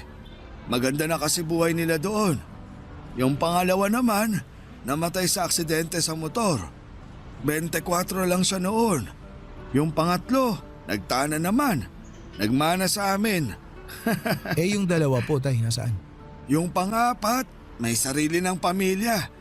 Marami din sila, kaya problema din nila yung pera. Yung bunso, yun yung tumutulong sa amin noon. Pero simula nung nagkapamilya, medyo naghigpit na rin ang sinturon. Wala naman po ba kayong tampo sa kanila na para bang Pinabayaan na lang nila kayo ni nanay? Wala naman. Ang mahalaga sa amin nagampanan namin ng maayos yung trabaho namin bilang magulang. Ayaw din naman namin ni Susana na humingi ng tulong sa mga anak niya kasi alam niya na may mga kanya-kanya na rin silang buhay. Kahit hirap na yun, ayaw niyang maging pabigat sa ibang tao. Nakakalungkot naman po yun. Kung ganun ginawa sa akin ng mga anak ko, malulungkot ako. Mantakin nyo tay ha, pinalaki ko sila ng maayos tapos bigla na lang nila akong iiwan kapag nakatayo na sila sa sarili nilang mga paa. Yun naman talaga yung trabaho natin bilang magulang Yung tulungan sila. Hindi nila obligasyon na ibalik yung mga sakripisyo natin sa kanila. Kahit na. Para sa akin, lumalabas na wala silang utang na loob kapag ganun. Wala naman talaga dapat silang utang na loob Hindi naman nila ginusto na ipanganak sa mundong to. Tayo mismo ang nagdesisyon noon. Kaya tayo dapat ang mag-alaga sa kanila. Tama po kayo pero sabi ko nga po tay, nakakalungkot. Hindi rin naman siguro mahirap para sa anak na magbalik ng utang na loob sa magulang Sa tingin ko parang obligasyon ng anak yun. Hayaan mo na sila. Ang mahalaga naman nasa maayos na ang kalagayan nila. Masaya sila, malusog, buo ang pamilya, okay na yun. Yun po talaga yung pinaka-importante tay no? Basta nasa maayos na lagay ang mga anak. Masaya na rin ang mga magulang. Tama ka dyan. Ay tay, may bibili po ata. Ay, sandali. I-post mo muna yung pinapanood natin. Sige po tay, post ko lang. Antayin ko kayo.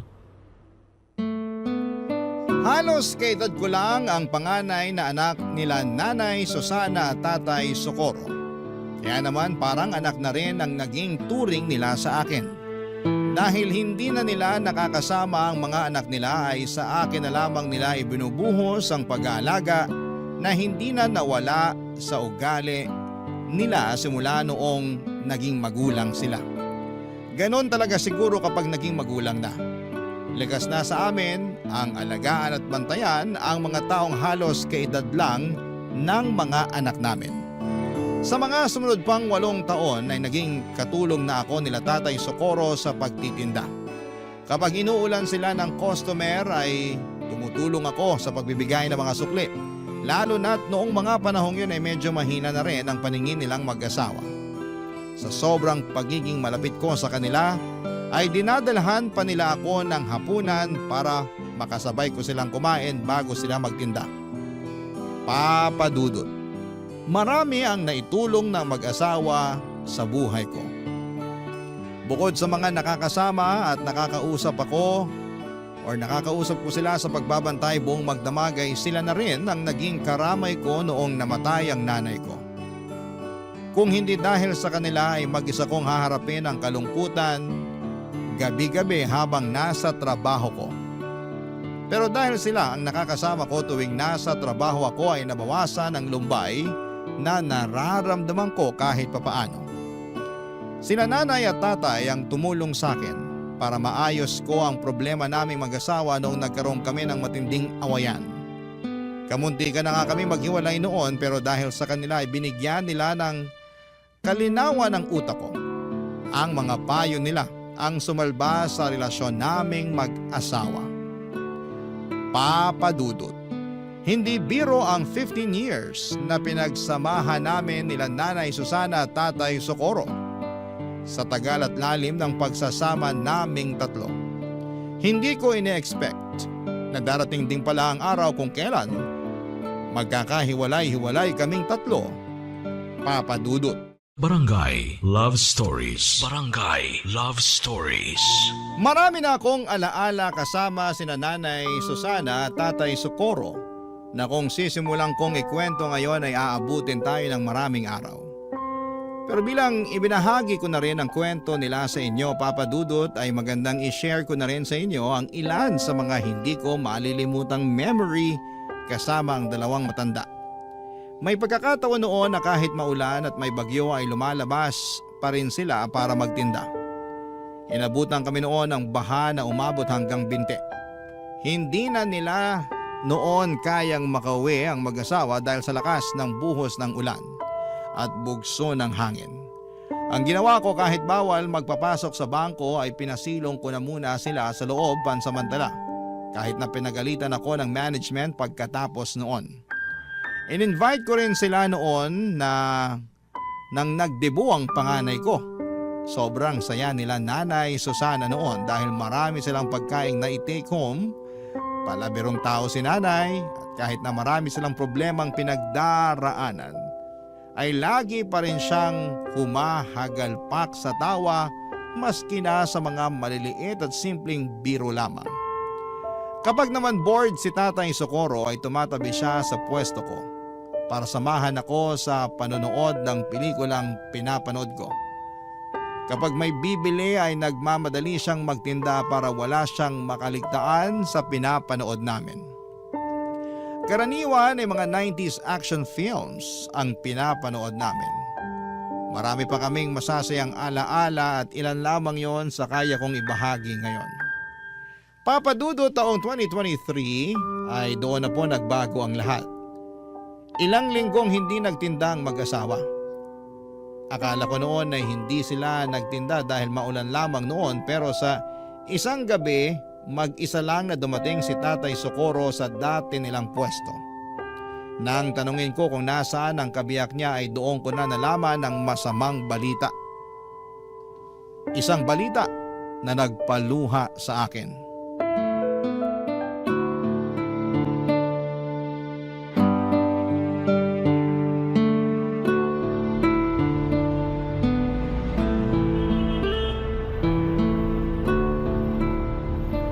Tay Socorro, kumusta na po kayo?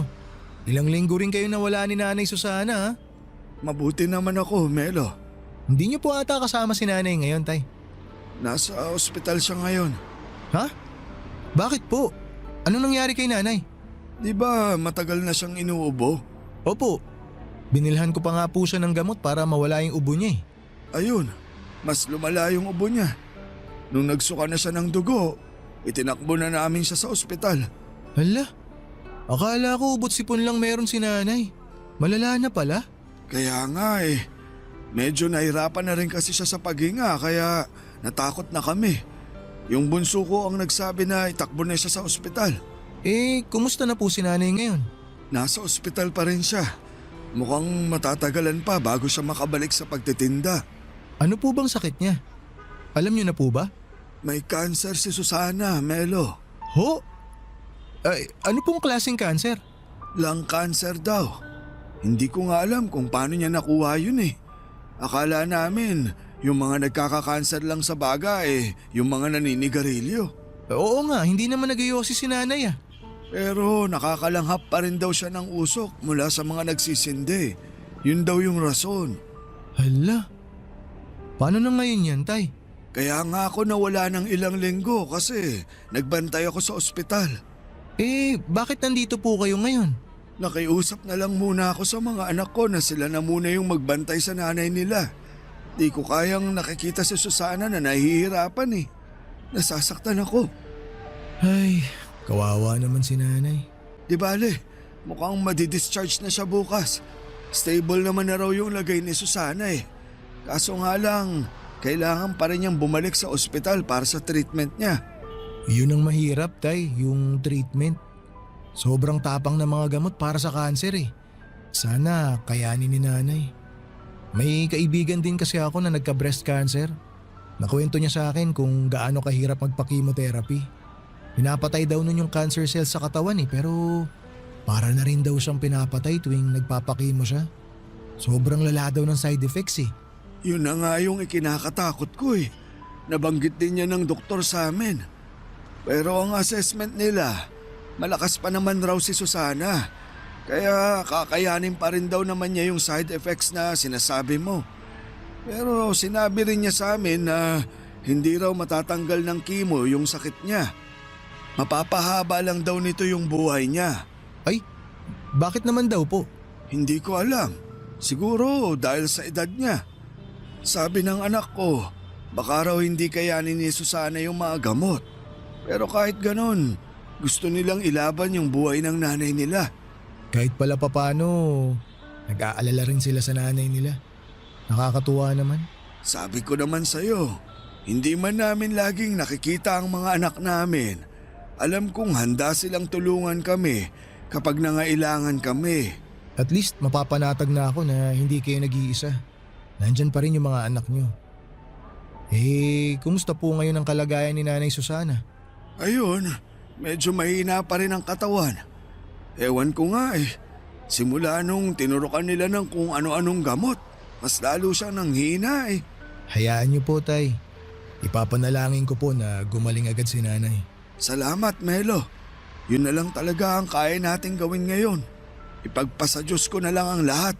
Huwag po kayong mag-alala. Fighter si Nanay. Alam ko nalalabanan niya yung sakit niya. Sana nga. Hindi pa ako handang mawala siya Tulungan ko na po kayo sa pag-aayos dyan. Salamat. Ilagay muna natin tong payong ha. Sige po. Kailanman ay hindi ko nakita si Nanay Susana na nagsindi ng sigarilyo. Hindi siya nagbibisyo pero dahil gabi-gabi siyang nakakalanghap ng usok mula sa mga parokyano nila, ay nadali ang baga ni Nanay. Doon lang nila nalaman na kahit na hindi pala naninigarilyo ang isang tao ay pwede pa rin itong tamaan ng komplikasyon sa baga na dulot ng usok nito. Ang tawag doon, Papa Dudut, ay second-hand smoking. Sa katunayan, mas malala pa nga daw ang epekto ng second-hand smoking sa iba kesa sa mismong tao na humihit-hit nito. Noong nalaman nilang may cancer si Nanay Susana ay nagtulong-tulong ang mga anak niya para maipagamot siya. Kaso nga lang ay mahal ang mga treatment na kinakailangan ni Nanay, lalo na't late stage na ang sakit niya. Sa mga unang buwan ay nagawan pa nila ng paraan ng mga gastos sa ospital. Pero kalaunan ay nawalan din sila ng mapanghuhugutan. At para hindi mahirapan ang kanyang pamilya, si Nanay Susana na mismo ang nagdesisyon na huwag nang ituloy ang treatment niya. Masyado na raw siyang matanda para ipaglaban pa ang buhay niya. Isa pa ay hindi na raw nito kinakaya ang mga side effect ng treatment niya. Tanggap na niya na hanggang doon na lamang ang buhay niya. Kaya mas pinili na lamang niyang maghirap ng mag-isa kaysa idamay pa ang pamilya niya. Nakakalungkot na parang sumuko na lamang si Nanay Susana sa buhay pero naiintindihan ko kung bakit mas pinili niyang tumigil na lamang sa pagpapagamot. Mahirap kasing lumaban kung ikaw mismo ay walang pera para ipaglaban ang sarili mong buhay. Gusto ko mang makatulong noon ay wala naman akong ekstrang pera na maipapahiram sa mag-asawa dahil maging ako ay sapat lang ang kinikita para sa sarili kong pamilya. Tanging panalangin na lamang noon ang naitulong ko para kay Nanay Susana.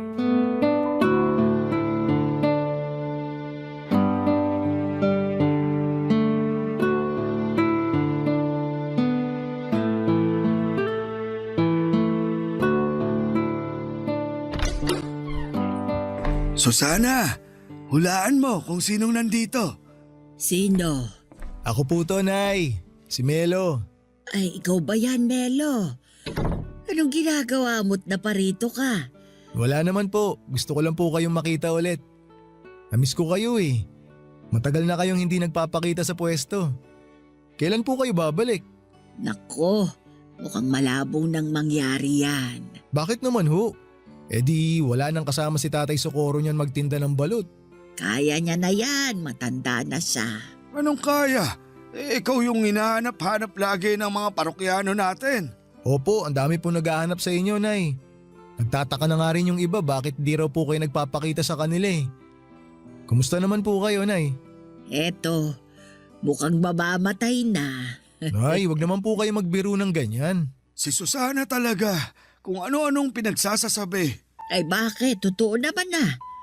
Tingnan niyo nga ako. Mukha pa bang kaya kong bumalik sa dati? Oo naman po. Makakabalik po kayo sa dati. Magtiwala lang po kayo. Makikita nyo, mabilis kayo makaka-recover. Nako, hindi na ako umaasa dyan. Bakit naman, Nay? Tumigil na ako sa pagpapagamot. Inaantay ko na lang na malagutan ako ng hininga. Si nanay talaga oh. Abay, totoo. Nakikita mo ba ang itsura ko? Ang payat-payat ko na. Hirap na nga akong makatayo ng mag-isa eh. Medyo sumeksi nga po kayo eh. Pero alam ko naman po na makakabalik pa rin kayo sa dati. Tiwalang-tiwala po ako sa pag-aalaga sa inyo ni Tatay Socorro eh. Hindi ba, Tay? Oo naman. Wala eh. Gusto ko mang mabuhay pa ng matagal. Diyos na mismo ang nagpasya. Hindi mo naman alam kung yan talaga ang gusto ng Diyos eh. Bakit mo siya pinapangunahan? Hanggang ngayon ba, Socorro? Hindi mo pa rin matanggap na mamamatay na ako? Hindi. Kailanman, hindi ko tatanggapin na mamamatay ka na. Mas mabuti pang ako na lang yung mamatay kaysa ikaw. Tignan mo to, ang drama. Nako, bakit po ba patay ang pinag-uusapan natin? Wala pong mamamatay kahit isa sa inyo kasi matagal pa po tayong magkakasama. Melo, matanda na ako. Hindi ko nakakayanin pang labanan tong sakit kong to. Yung mga mas bata nga sa akin nadadali pa eh. Partida nagpapagamot pa ang mga yon. E paano na lang ako na matanda na nga? Tumigil pa sa pagpapagamot. Ang bilis nyo naman pong sumuko, Nay. Habang humihinga, wag po kayong mawala ng pag-asa. Tanggap ko na malapit na kaming magkita ni kamatayan.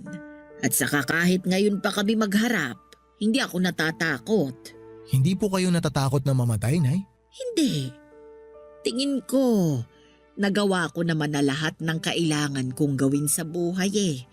Masaya ako sa naging takbo ng buhay ko. Kaya handa na ako. Ang totoo niyan, hindi takot yung nararamdaman ko ngayon eh. Alam mo kung ano? Ano po? Lungkot. Nalulungkot lang ako kasi iiwan ko na yung asawa at mga anak ko. Hindi ko na makikitang lumaki yung mga apo ko. Hindi ko na matutupad yung pangako ko kay Socorro na magsasama kami sa hirap at ginhawa. Matagal mo na akong sinamahan sa hirap. Hindi mo na kailangang isipin yun. Melo, may hihilingin lang sana akong pabor sa'yo. Sige po, Nay. Ano po ba yan? Ikaw nang bahala sa asawa ko ha. Bantayan mo siya. Siguraduhin mong nakakakain siya sa tamang oras. Wag po kayong mag-alala. Ako na pong bahala kay Tatay.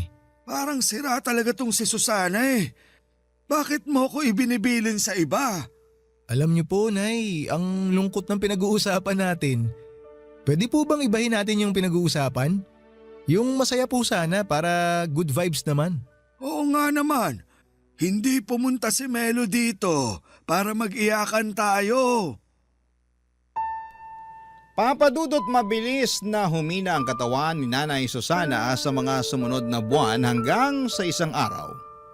Ay nabalitaan ko na lamang na pumanaw na siya. Para ako nawalan ulit ng ina sa pangalawang pagkakataon.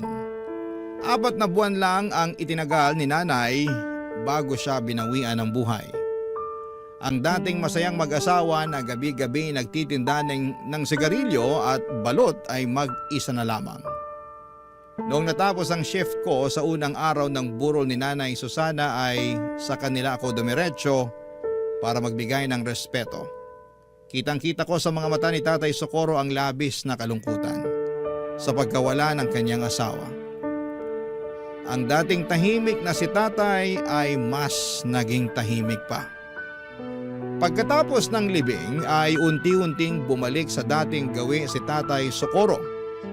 Ipinagpatuloy nito ang pagtitinda ng yosi at balut kahit na mag-isa na lamang siya. Kung sila ang naging sandalan ko noong namatayan ako ng ina, ginawa ko naman ang lahat para ako naman ang maging sandalan ni Tatay sa pagkawala ni Nanay Susana. Kapansin-pansin ang pagbabago sa ugali ni Tatay. Hindi na siya gaanong makwento at lagi na lamang siyang nakatulala sa kawalan. Hindi ko na nga siya noon maimbita para manood ng pelikula. Isang buwan ang lumipas habang abala ako sa panonood sa cellphone ko. Isang gabi ay nagulat ako nung isang babae ang napasigaw sa may pwesto ni Tatay Socorro. Nagmamadali akong lumapit sa kanila noong nakita kong nakatumba na si tatay mula sa kinakaupuan niya. Ang kwento sa akin ng babae ay bibili sana siya ng balut pero tulog ang matanda. Sinubukan niya itong alugin para magising pero sa halip na magising ay natumba siya. Agad akong tumawag ng tricycle at tinakbo namin si tatay sa ospital pero idiniklara siyang wala ng buhay. Namatay siya nang hindi namin namamalayan. Papadudot, atake sa puso raw ang sanhi ng pagkamatay ni Tatay Socorro. Siguro'y ganon talaga nila kamahal ang isa't isa ni Nanay Susana na hindi nila kayang mapaghiwalay. Isang buwan lang ang pagitan ay sumunod kaagad si tatay kay Nanay Susana. Ngayon tuwing nakikita ko ang dati nilang pwesto, ay napapangiti na lamang akong mag-isa habang binabalikan ang mga masasayang ala-ala naming tatlo. Iba na ngayon ang tindera doon pero hanggat nabubuhay ako ay hinding-hindi ko makakalimutan na minsan ay may dalawang matanda na nagpakita sa akin ng tunay na kahulugan ng tunay na pag-ibig. Dito na po nagtatapos ang sulat ko at maraming salamat po, Papa Dudut, ang inyong kapuso at kabarangay forever, Melo. Kwentuhan naman tayo dito sa comment section.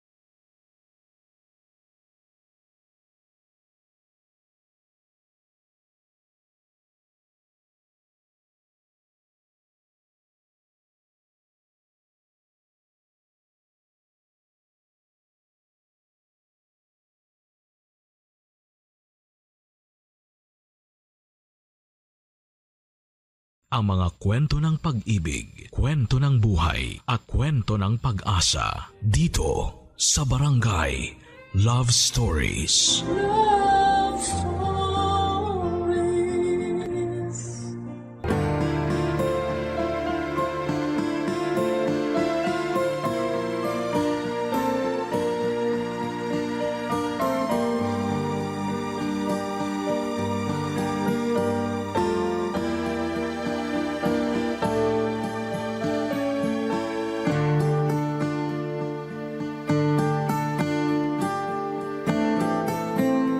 Gaano man kahaba ang pasensya ng isang tao, huwag pa rin natin itong sasagarin. Dahil kapag napagod ang isang tao sa pag-unawa at pagmamahal sa atin, magsisisi tayo sa huli. Ikaw ka barangay, pasensyoso ka bang tao?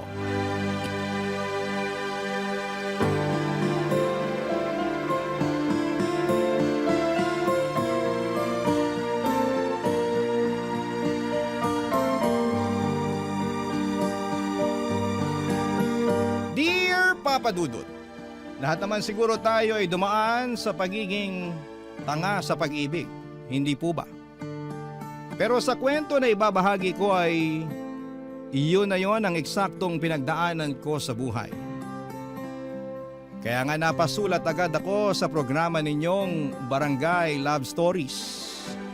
Dahil may sa ilang beses na rin po akong nakarinig na mga kwento ng pag-ibig na masasabi kong epic fail nang dahil po sa katangahan. Pero ganun talaga, parte yun ng buhay at kahit naman kailan ay hindi naging kasalanan ang umibig. Ako nga pala si Shelly, 29 years old at taga Metro Manila. Hindi ko na lamang sasabihin kung saan eksakto at meron akong isang anak na binubuhay ko sa pamamagitan ng pag-online selling. Bago pa lamang ako sa trabahong ito, magdadalawang taon pa lamang ako rito, pero kumikita naman ng disente at nasusubaybayan ko pa ang paglaki ng aking anak. Importante para sa nanay na katulad ko na matutukan ang anak ko dahil mahal na mahal ko siya. Dalawa na lamang kasi kami sa buhay, pero noong mga panahon na yon ay meron pa namang siyang tatay. Ang dati kong kinakasama na nagngangalang Junior Papa Dudut.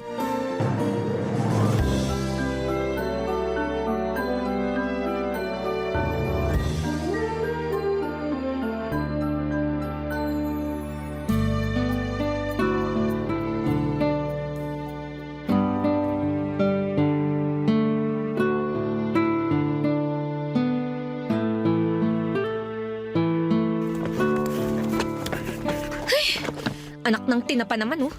Napakasalaula talaga ng lalaking yun. Junior! Junior, halika nga rito! Halika nga, dali! Ano ba yun, Shelly? Kita mong nasa CR pa yung tao eh.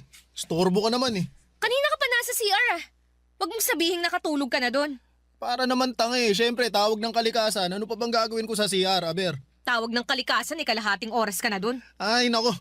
Bakit mo ba kasi ako tinawag? Makasigaw ka sa pangalan ko. Akala ko na paano ka na dyan eh. Paano ko hindi mapapasigaw? Sige nga. Eh, tingnan mo tong baunan mo. Inaamag na rito sa bag mo, oh. Oh, grabe ka naman sa inaamag. O bakit, hindi ba? Tingnan mo ngang maigi. Kulang na lang tubuan na ng ugat tong mga amag dito sa baunan eh. Ilang araw na ba to rito, ha?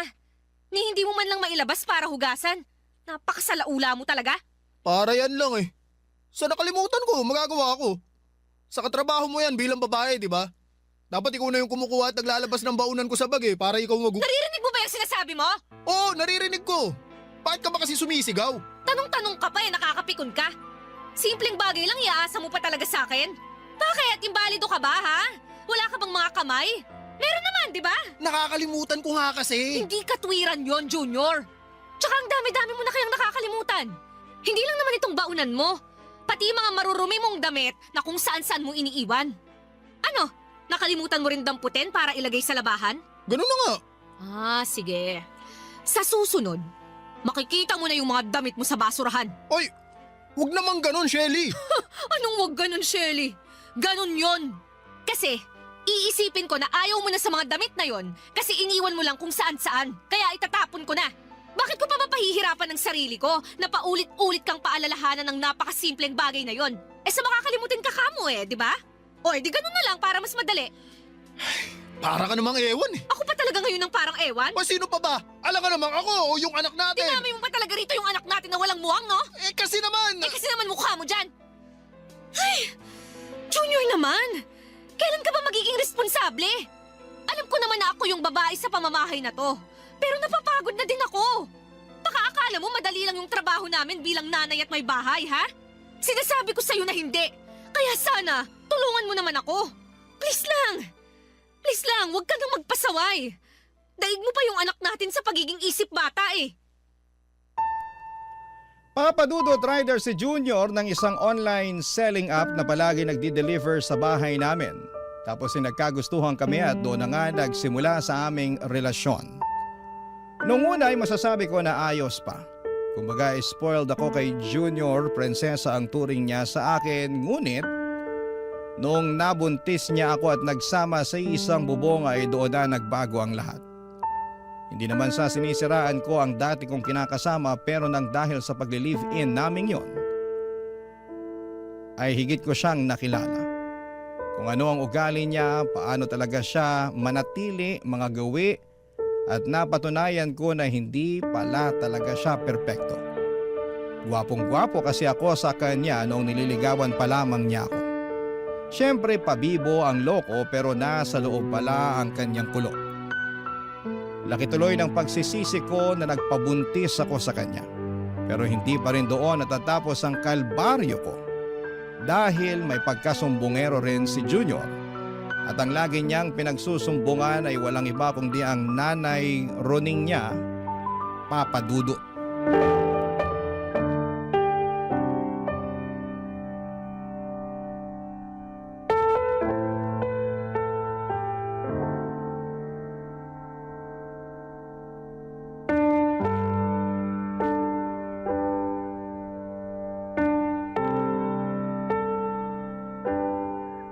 Naku, singilan na naman pala ng renta ng bahay. Kasya pa kaya itong natira sa pera namin? Wala pa pala kaming pambili ng bigas at gatas ni baby. Paano kaya to? Tapos... Shelly! Shelly! Buksan mo tong pinto! Shelly! Shelly! Naku, ano na naman kayang ginagawa ng magaling na nanay ni Junior dito? Shelly! Ano ba? Shelly, buksan mo tong pinto! Alam kong nandiyan ka! Ay, huwag mo akong pagtaguan, babae ka! Andyan na po, Nay! Buti naman pinagbuksan mo na ako ng pinto, ano? Akala ko aabutin ka pa ng siyam-siyam eh. Magandang umaga rin po, Nay. Walang maganda sa umaga, ha, Shelly? Ikaw talaga na babae ka, no? Akala mo kung sino ka umasta eh. Namumuro ka na talaga sa akin. Bakit na naman po? Ano pong ginawa ko sa inyo? Sa akin, wala. Pero nagsumbong lang naman sa akin ang pinakamamahal kong si Junior na inaway mo na naman daw siya. Dami mo raw sinabi sa kanya. Tinawag mo siyang tamad at salaula. Pati ba naman po yun? Sinumbong pa talaga niya sa inyo. O kanino pa ba magsusumbong ang anak ko? Sa akin lang naman kasi akong nanay niya, hindi ba? Alam ko naman po yun, pero... Peruhin mo mukha mo. Ano? Hindi mo ba ako papapasukin? Dito mo na lang ako sa labas kakausapin, ganon. Kahit kailan talaga napakabastos mong babae ka. Pasensya na, Nay. Hindi ko na kayo naalok na pumasok sa loob eh. Kayo kasi, tuloy-tuloy salita nyo. Pasok na po kayo.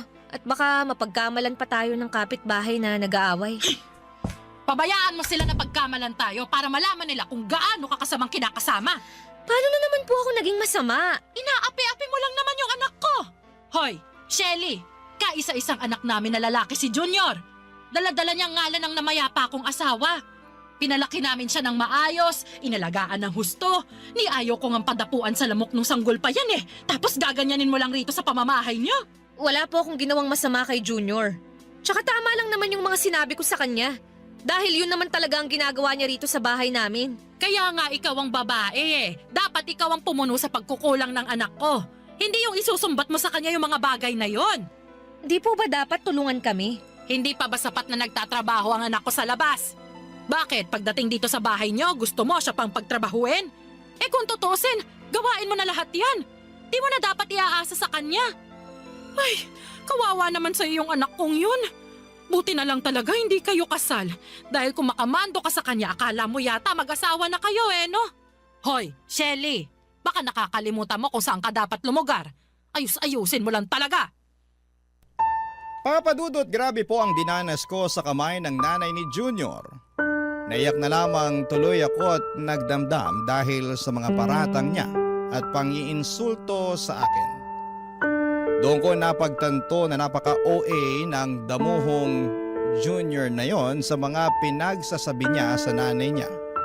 Dahil nagawa niya pa talagang mag-imbento para lalo akong mapasama sa mga magulang niya.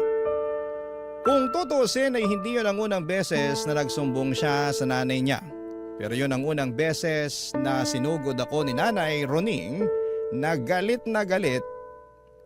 na tipong kita ko na ang ngala-ngala sa kakangalngal niya sa akin. At kahit na anong pangangatuwiran ko ay hindi niya pinakikinggan dahil para sa kanya ay kinawawa ko raw ang pinakamamahal niyang anak. Samantalang kabaligtaran noon ang nangyari dahil ako ang mas kinawawa ng kanyang Junior, Papa Dudut. Barangay Love Stories. Barangay Love Stories. Papa Dudut, noong pinagbuntis ko ang baby namin ay kinailangan kong umalis sa pinapasukan kong call center dahil masela ng pagbubuntis ko. At dahil priority ko ang aming baby ay nagpaubaya ako. Sinabi naman din sa akin ni Junior na siya na ang bahala sa lahat ng gastusin ganito ganyan. Oo, naniwala ako pero noong nanganak na ako ay doon na nagsimula ang mga reklamo ko sa aking kinakasama. Hindi niya kasi matagalan ang pag-aalaga sa anak namin. Kesyo maingay dahil pala iyak, natural sanggol yun. Gusto ko sana siyang supalpalin ng tanong na hindi ba siya dumaan sa pagkabata kaso'y hindi ko na sinabi dahil baka maging mitsa lamang yon ng mainit-init naming pagtatalo. Tinaga ko na lamang ang ginagawa ni Junior at umasa na magbabago siya. Nang tumungtong na sa 2 taon ang anak namin, buong akala ko ay magiging responsableng tatay na si Junior, pero lalo lamang siyang naging pabaya, Papa Dudut.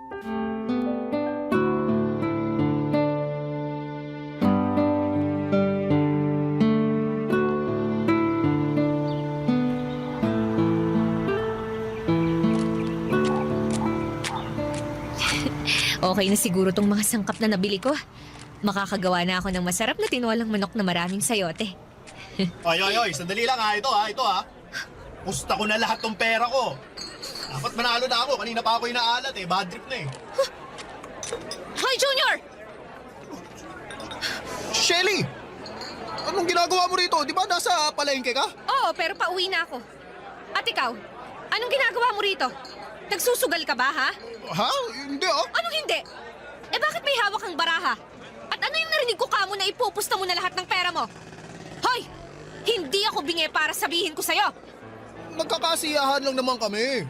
Wala lang yun. Anong wala? Teka, nasan na yung anak natin? Junior, nasan yung anak natin?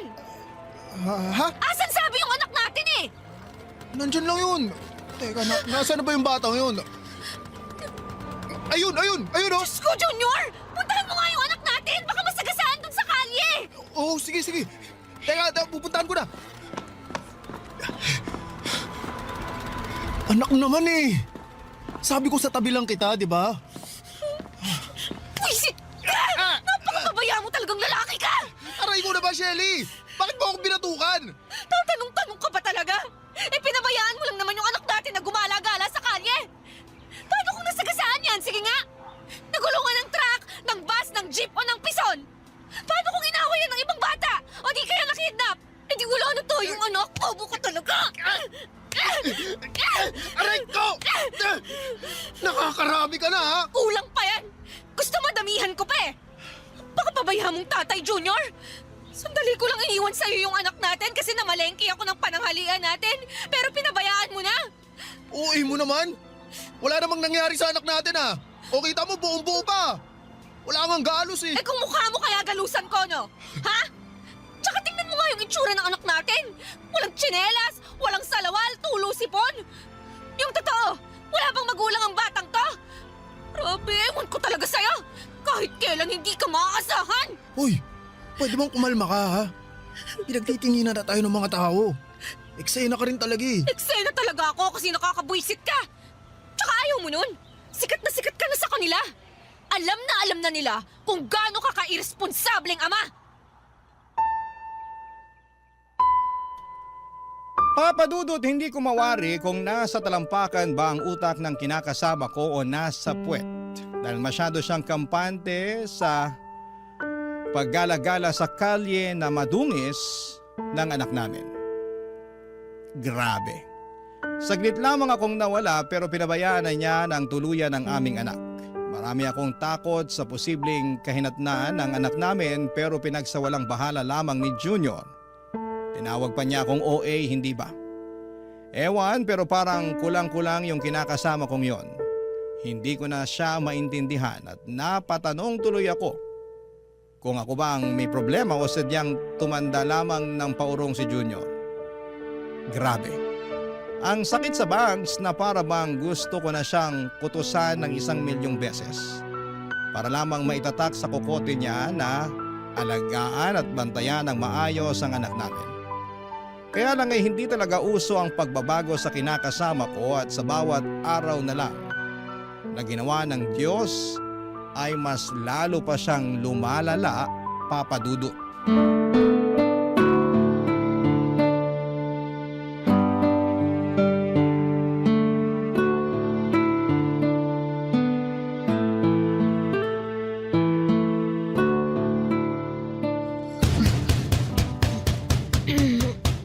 Ano ba yun? Bakit ang ingay naman? Shelly! Shelly, papasukin mo na ako! Kanina ba ako pinapapak ng lamok dito? Ano ba? Pag di mo ako pinapasok, kawa sa akin ko tong pinto! Isa! Dalawa! Wisit talaga kahit kailan. Andyan na! Pag muwawa sa akin ang pinto, kundi mukha muwawa sa akin ko! Tatlo! Ayaw mo talagang buksan, ha? Sige, ako na lang magbubukas! Ay! Tinamaan ka na naman ng lintik na lalaki ka! Aray! Aray ko, sakit! Bakit mo ba kasi hinahalikan yung sahig? Tumayo ka nga dyan! Teka, lasing ka ba? Lasing ka, no?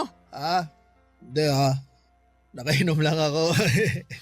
Inabot ka na ng madaling araw. Nasa inuman ka lang palang damuho ka. Alam mo ba na kanina pa ako nag-aalala sa'yo? Hindi ka nagre-reply sa chat ko. Sinisin mo lang ako. Ayaw mo rin sagutin yung tawag ko. Sensya na. Napasarap na kami nun eh. Saka ikaw naman, masyado kang istorbo kasi. At ako pa talaga ang istorbo? Sa nag-aalala lang yung tao. Wala ka naman dapat ipaglala. Ito nga, ayos lang ako. Nagkayayaan lang talaga kaming uminom kanina kasi birthday ng tropa namin. Sorry, di ko nasabi. Biglaan kasi. Saka teka, bakit magalit ka? Ako na nga ang dapat galit dito. At bakit naman, ha? Kasi nakakarami ka na ng pagalit eh. Dapat ako naman yung magalit para malaman naman na ako pa rin ang bata sa pamamahay na to. Ako pa rin ang lalaki, no? Ako pa rin ang padre de pamilya rito, kaya ako pa rin ang masusunod. Tabi ka nga dyan! Papasok ako! Ano ka ba, Junior? Saan ka pupunta? Bakit mo binabasag ang mga pinagpaso natin? Alam mo, sumusobra ka na, Shelly. Kung ipeya mo ako para di mo ako kinakasama. Nagtatawa na tuloy ako ng mga barkada ko. Sabi nila para raw ako di lalaki kasi mas maangas ka pa raw kaysa sa akin eh. Under desire raw ako. Sunod-sunuran daw ako sa'yo. Kaya galit ako! Galit ako! Tumigil ka na, Junior! Baka wala na tayong magamit na plato pag binasag mo lahat yan! Hindi, ayos lang. Sa dahon ng saging na lang tayo kumain. Baka siraulo mo talaga! Siraulo na ako, siraulo. Pero simula sa araw na to, ako nang masusunod sa pamamahay na to. Hindi ikaw. Hindi yung anak natin. Kundi ako. Ako lang! Ganon! Teka! Makikita mong hinahanap mo! Namumuro ka na sa aking lintik eh! Akala mo yata sasantuhin kita, ha? Oy! Anong ginagawa mo, Shelly, ha? Bakit mo... Oy, anong hinahanap mo dyan sa mga drawer? Eto, nahanap ko na! Ano? Sige! Manira ka pa! Basagin mo pa lahat ng pwede mong basagin! Tingnan natin kung di ko to iduldul sa pagmumukha mo! Ano yan, ha? Taser gun ba yan? Oo! Bitawan mo yan, Shelly. Ayoko nga! Ano? Ano? Halika rito! Matapang ka, ha? Halika, dali!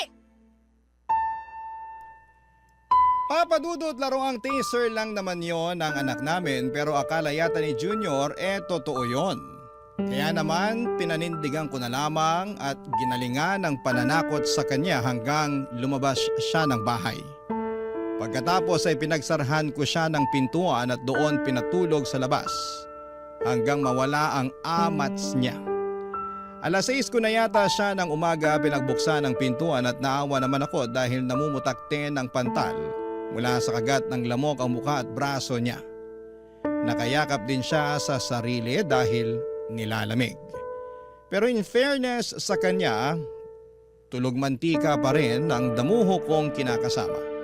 Sinipa ko ng ilang beses si Junior para magising at noong dumilat ang kanyang mga mata, ay agad na nanlaki yon sa takot nang makita niya ako. Naalala niya siguro ang nangyaring away namin. Akala niya yata ay sasantuhin ko siya. Agad ko siyang sinenyasan na pumasok na sa loob, bagay na ginawa naman niya. Sinabihan ko siyang kumain ng pagkain na hinanda ko sa mesa at nagmamadali naman niyang sinunggaban yon. Gutom na gutom ang damuho na parang hindi pinakain ng 1 taon. Habang pinagmamasdan ko si Junior, nakaramdam ako ng awa sa kanya ngunit agad yung napalitan ng matinding galit sa tuwing naaalala ko ang mga atraso niya sa amin ng anak niya, Papa Dudut. Barangay Love Stories. Barangay Love Stories. Papa Dudut, sa hindi ko na mabilang na pagkakataon ay muli kong kinausap ng masinsina ng kinakasama ko tungkol sa mga hinaing ko sa buhay namin na pwede naman sanang maiwasan basta magtino lamang siya. Humingi naman siya sa akin ng despensa at nangako na magiging mabuting provider sa amin ang anak niya. Umasa ako na hindi ko na nga mabilang kung ilang beses kong ginawa. Pero binigo pa rin ako ni Junior, Papa Dudut. Nagsimula na siyang magkulang sa ibinibigay niya sa amin ng anak niya. At hindi lang maliit ang kulang dahil sobrang laki po noon. Siyempre pinaamin ko siya kung saan napupunta ang pera na nawawala mula sa kinikita niya.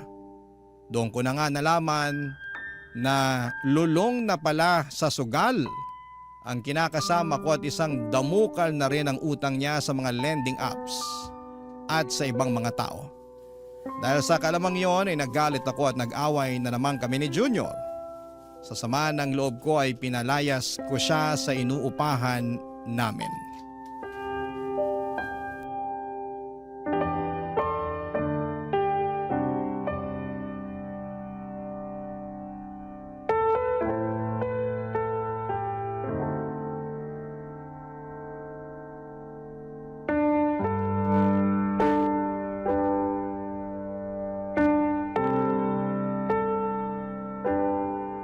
Anong ibig sabihin nito, Junior? Bakit andito kayo ng nanay mo sa bahay? Ano pa nga ba?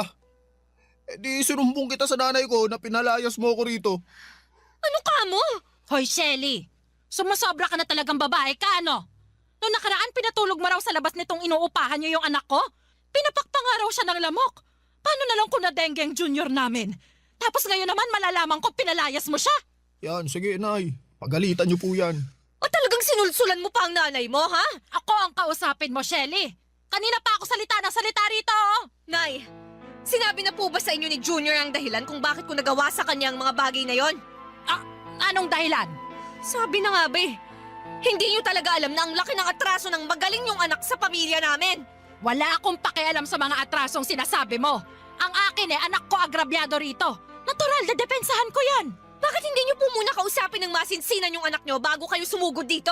Para magkaalaman na. Ikaw ang kailangan kong kausapin kasi sumusobra ka na. Dapat talaga sa'yo sinasabunutan eh. Aray ko po, Nay! Aray! Tama na po! Anong tama na, ha? Kulang pa nga yan eh. Dapat sa'yo binubunutan ng buhok sa anit dahil namumuro ka na. Kung aapi-apihin mong anak ko wagas, pues ako makakalaban mo. Yung anak niyo ang may kasalanan dito. Kung matinulang ho sana siyang padre de pamilya, hindi kami magkakagulo. Tsaka bakit ho ba kayo nakikialam sa away namin at kinakasama ko? At bakit hindi, ha? Kasasabi ko lang na nanay niya ako, hindi ba? Alam mo, ikaw, panasagot ka talaga ha? Dapat sa'yo tinuturuan ng leksyon! Aray ko, Nay! Tama na po! Yan! Junior! Junior, awatin mong nanay mo! Bahala ka dyan. Inaway mo ako kaya lagot ka sa nanay ko. Anong sinabi mo? Napakadanguho mo talaga! Hoy, Shelly! Hindi mo na talaga nire-respeto ang anak ko, ano? Nakuha mo pa talaga siyang bastusin sa harap ko? Para sa kaalaman mo, hindi ko dinala sa sinapupunan ko ng 9 na buwan ng anak kong yan at isinilang sa mundo para api-apihin lang ng katulad mo! Hindi ko naman po inaapi si Junior! Tsaka away ho namin tong dalawa! Dapat labas na po kayo dun, Nay! Matatanda na po kami! Huwag na ho kayong makisali! Anong matanda? Para sa akin, baby ko pa rin si Junior at walang sino man ang pwedeng umapi sa kanya. Kahit ikaw na kinakasama lang niya!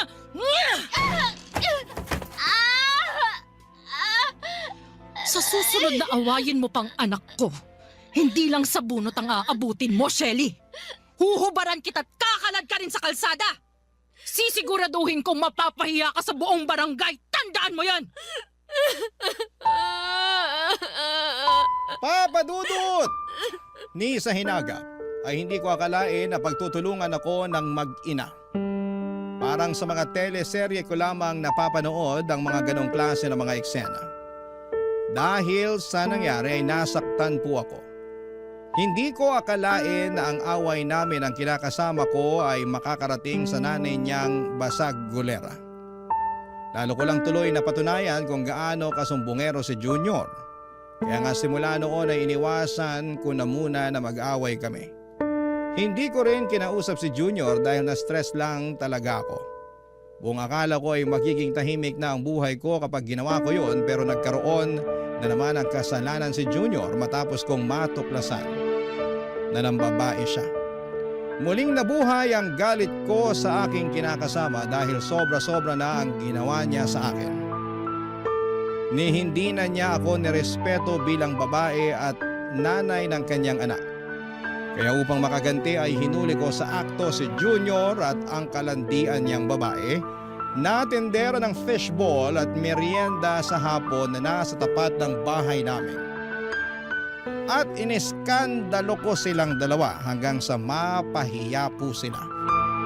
As usual, nakarating yon sa kalaman ng magaling niyang nanay, Papa Dudut.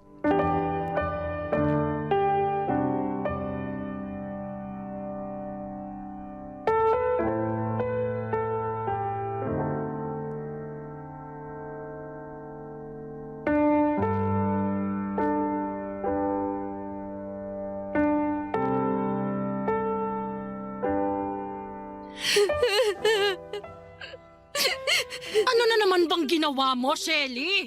Bakit mo na naman pinahiya ang anak ko? Ano ba kasalanan niya sa'yo? Bakit yung hindi yung anak niyo ang tanungin niyo? Para magkaalaman na kung gaano kalaki ang kasalanan niya. Ano ba kasing ginawa mo, Junior?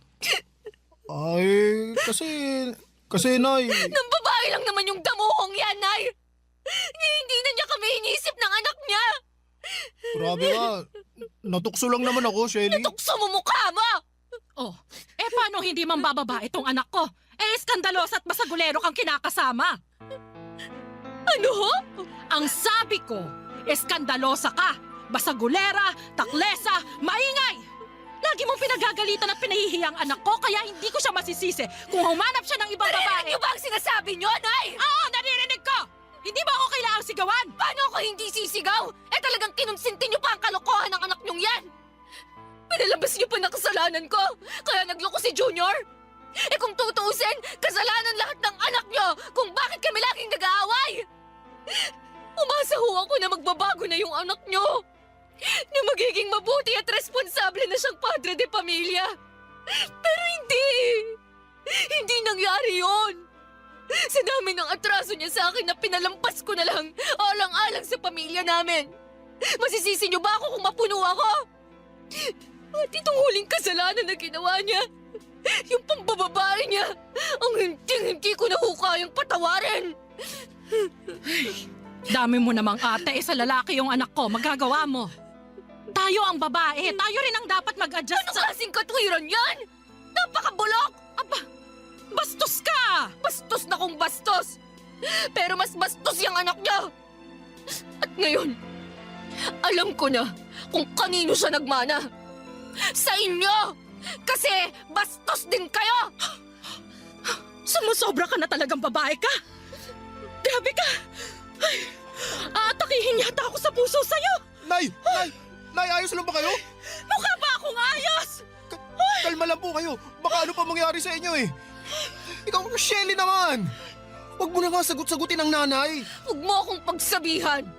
Kundi yung nanay mong kinakampihan ka kahit mali na ang ginagawa mo.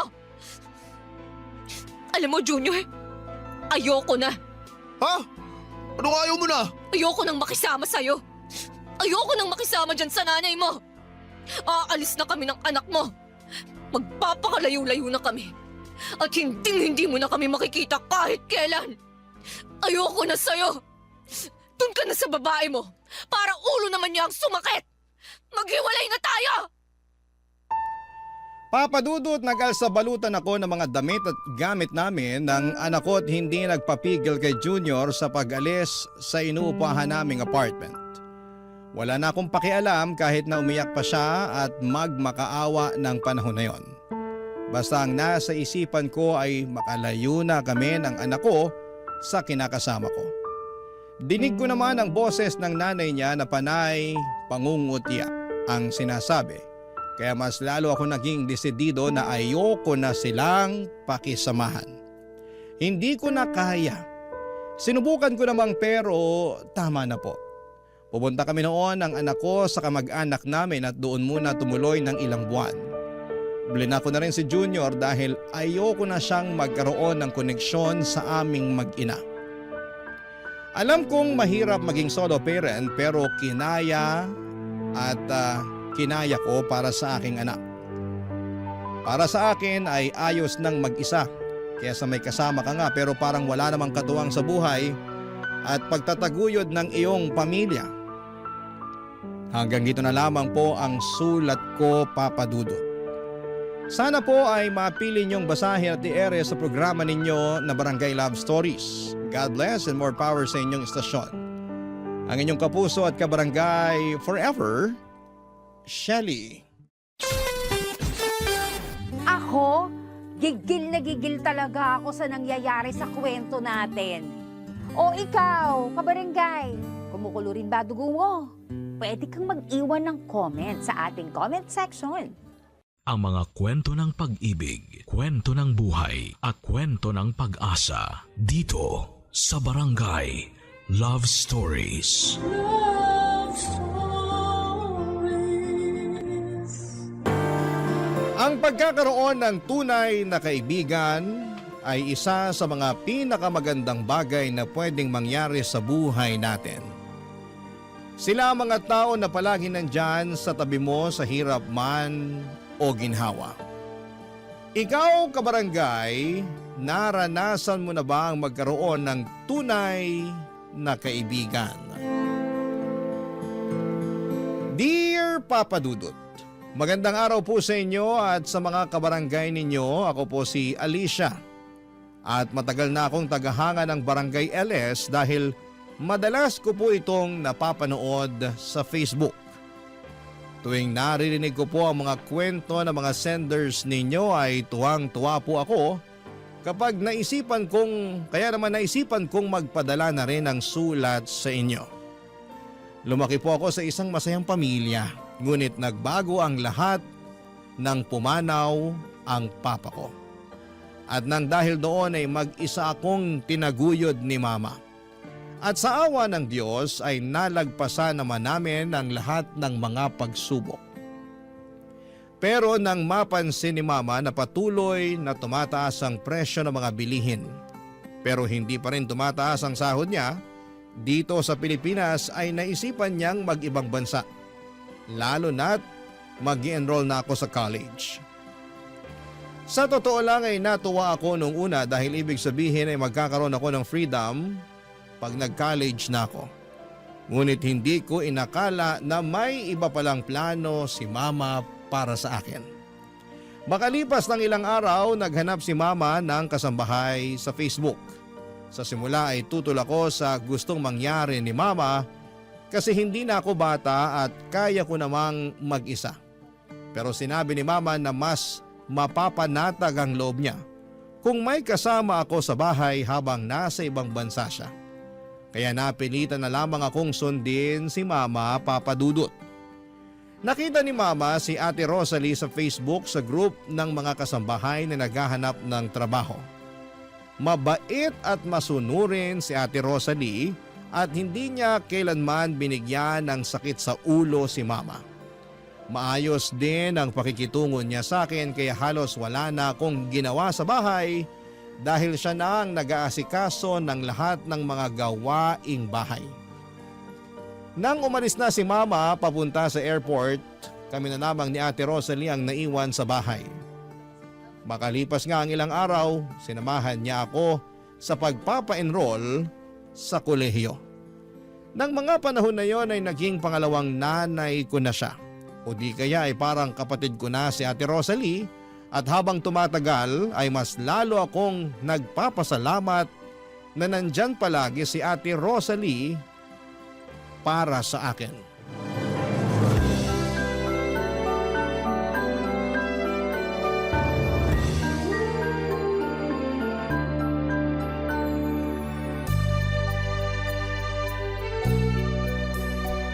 Alicia, Ito na yung bacon na pinapaluto mo sa akin. Ang bango naman. Thank you, Ate Rosalie. Maliit na bagay? Sige na, maupo ka na. Dito na po kayo. Sabayan niyo na rin po akong kumain. Ayos lang ako. Mauna ka na. Sige po, kayong bahala.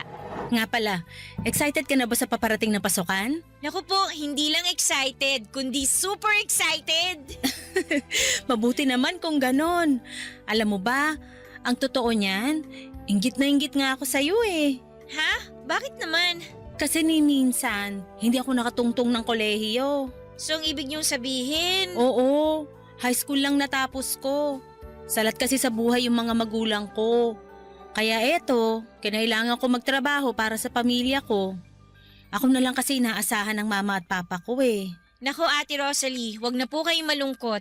Isipin niyo na lang po na hindi natin makikilala ang isa't isa kung nakapagtapos kayo sa pag-aaral, di ba? Kung sa bagay. Alam mo, nagpapasalamat ako na ikaw yung naging alaga ko. Ate naman, anong alaga? Ginawa mo na naman akong bata niyan eh. Magka-college na po ako. Basta.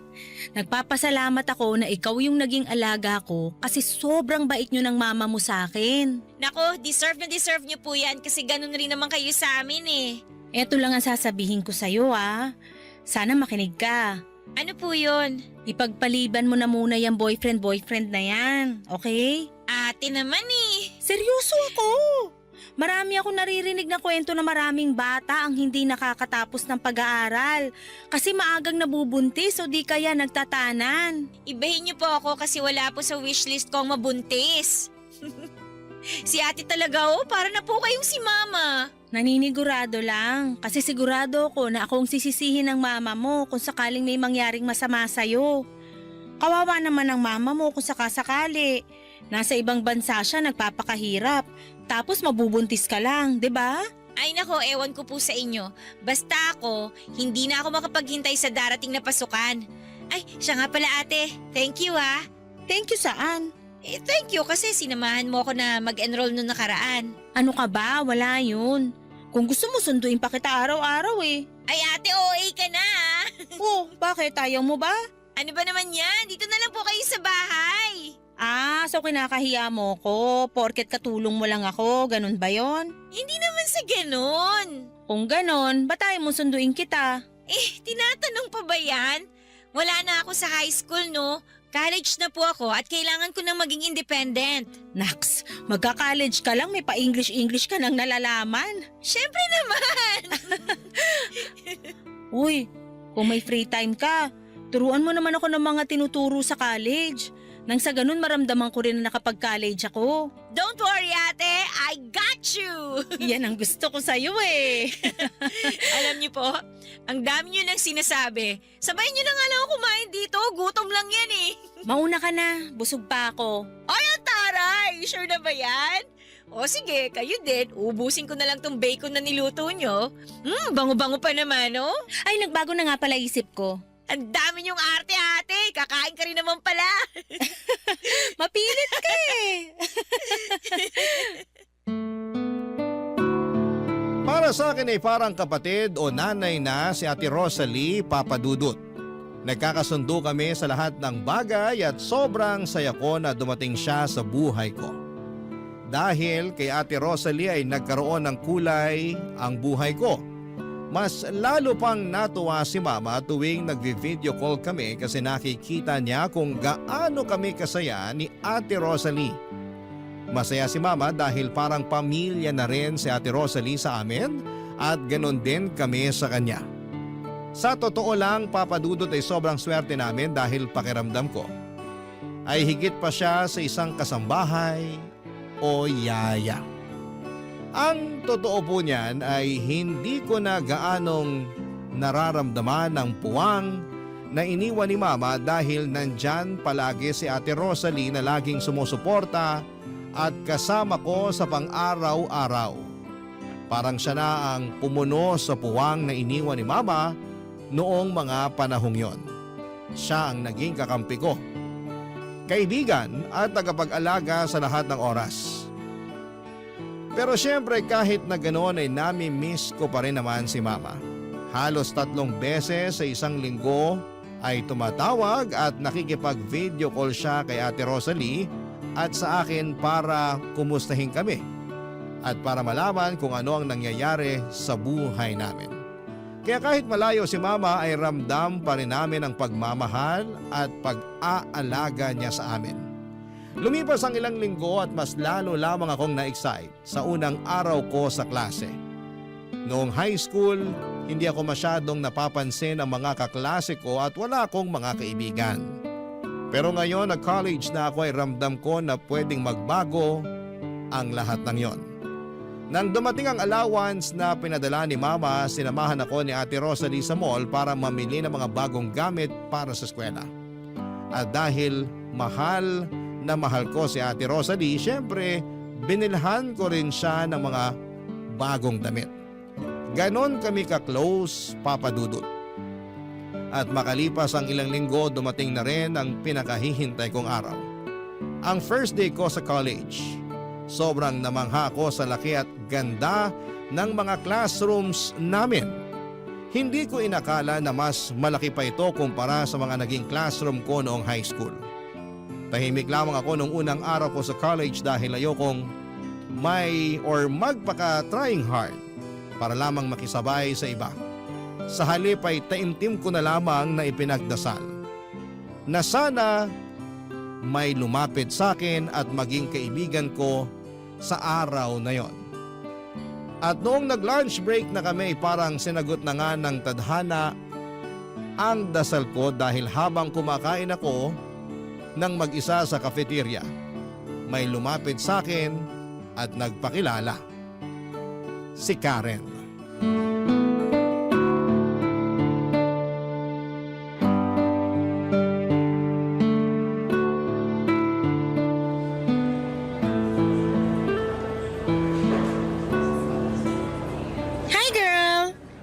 Si Karen, ikaw yung kaklase ko sa math, diba? Oo. Hello, Alicia nga pala. Nice to meet you, girl. Nice to meet you too. Halika, sabayan mo na akong kumain. Ay, pasa ko dyan. Diet kasi ako for today's video eh. Anyway, nilapitan kita dito kasi mukha kang mabait at approachable. Thank you. Ikaw din, hindi ka lang maganda. Mukha ka pang cool kid. Aba, syempre naman. Tingnan mo nga tong school na to, ang daming haggard at tsaka. Ay, sorry. Hoy, huwag ka magalit. Hindi ka kasali doon ha. Hindi ikaw yung tinutukoy ko. Ano ka ba? Okay lang. Anyway, pagkatapos mong kumain dyan, may one-time limited offer ako just for you. Ha? Ano naman yun? Open-minded ka ba? Ano ba yan? Hindi kita maintindihan. O siya, hindi na ako magpapaligoy-ligoy pa. Tatapatin na kita. Okay? Naghahanap ako ng makakabonding. May bar kasi ako na gusto kong puntahan eh, at naghahanap ako ng kasama. Bar? Ibig mong sabihin umiinom ka na? OMG! Huwag mo sabihin hindi ka pa nakakainom. Parang ganun na nga. Ay, di bale, sabi nga nila, there's always a first time to everything. Di ba? Pasensya ka na ha, pero mukhang hindi kita masasamahan dyan. Girl naman! Huwag kang killjoy. Samahan mo na ako. Sige na naman oh. Simulat sa pool kasi hindi pa ako nakakainom ng alak. Paano kung may masamang mangyari sa akin? Alicia, tingnan mo ako ng maigi. Matagal na akong umiinom. Mukha bang may masamang nangyari sa akin? Wala naman diba? Tsaka isa pa, sabay naman tayong pupunta dun eh. Hindi kita iiwan, promise. O siya, sige na nga. Magkita na lang tayo pagkatapos ng klase. Ano? Pagkatapos ng klase? Oo, bakit? Huwag kang magpatawa. Haggard at uugod-ugod na tayo kung aantayin pa natin na matapos yung araw na to. So, ibig mong sabihin? Oo, pagkatapos mong kumain dyan, aalis na tayo. Naku, pero ayoko mag-cutting classes. Ang OA mo naman. Ngayon lang naman natin gagawin to eh. Maniwala ka sa akin. Hindi ka babagsak. Tsaka isa pa, first day of classes ngayon. Puro introduce yourself lang ang maririnig mo ngayong araw na to. Alam mo ikaw, bilib din ako sa tapang mo eh. So, ibig sabihin yan, pumapayag ka na? Ay, oo na. Ay, ayan, sa wakas! Pero ngayon lang natin gagawin to ha. Pangako yan. Pero sandali lang, bukas na ba yung bar na sinasabi mo? Girl, 24 hours yun. Pero yun nga lang, yung sayawan at disco mamayang gabi pa. Pero okay lang yun. At least buong hapon tayong magiinuman at magchichikahan habang hindi pa nagsisimula yung sayawan, di ba? Kung sa bagay. Ay nga pala, Alicia. May ipapakiusap sana ako sa'yo. Ano yun? May extra ka ba dyan? Ha? Kailangan ko kasi ng pera eh. Sige na naman please. Saan mo naman gagamitin? Bibili ako ng Yossi. Ano? Naninigarilyo ka? Oh, ba't mukhang gulat na gulat ka dyan? Walang basagan ng trip. Sige na naman, kahit barya lang. Hindi pa kasi ako nakakapag-withdraw ng pera eh. Ay, sige na nga. Ay, ayan! Perfect! Excited na ako! Bilisan mo na kumain dyan!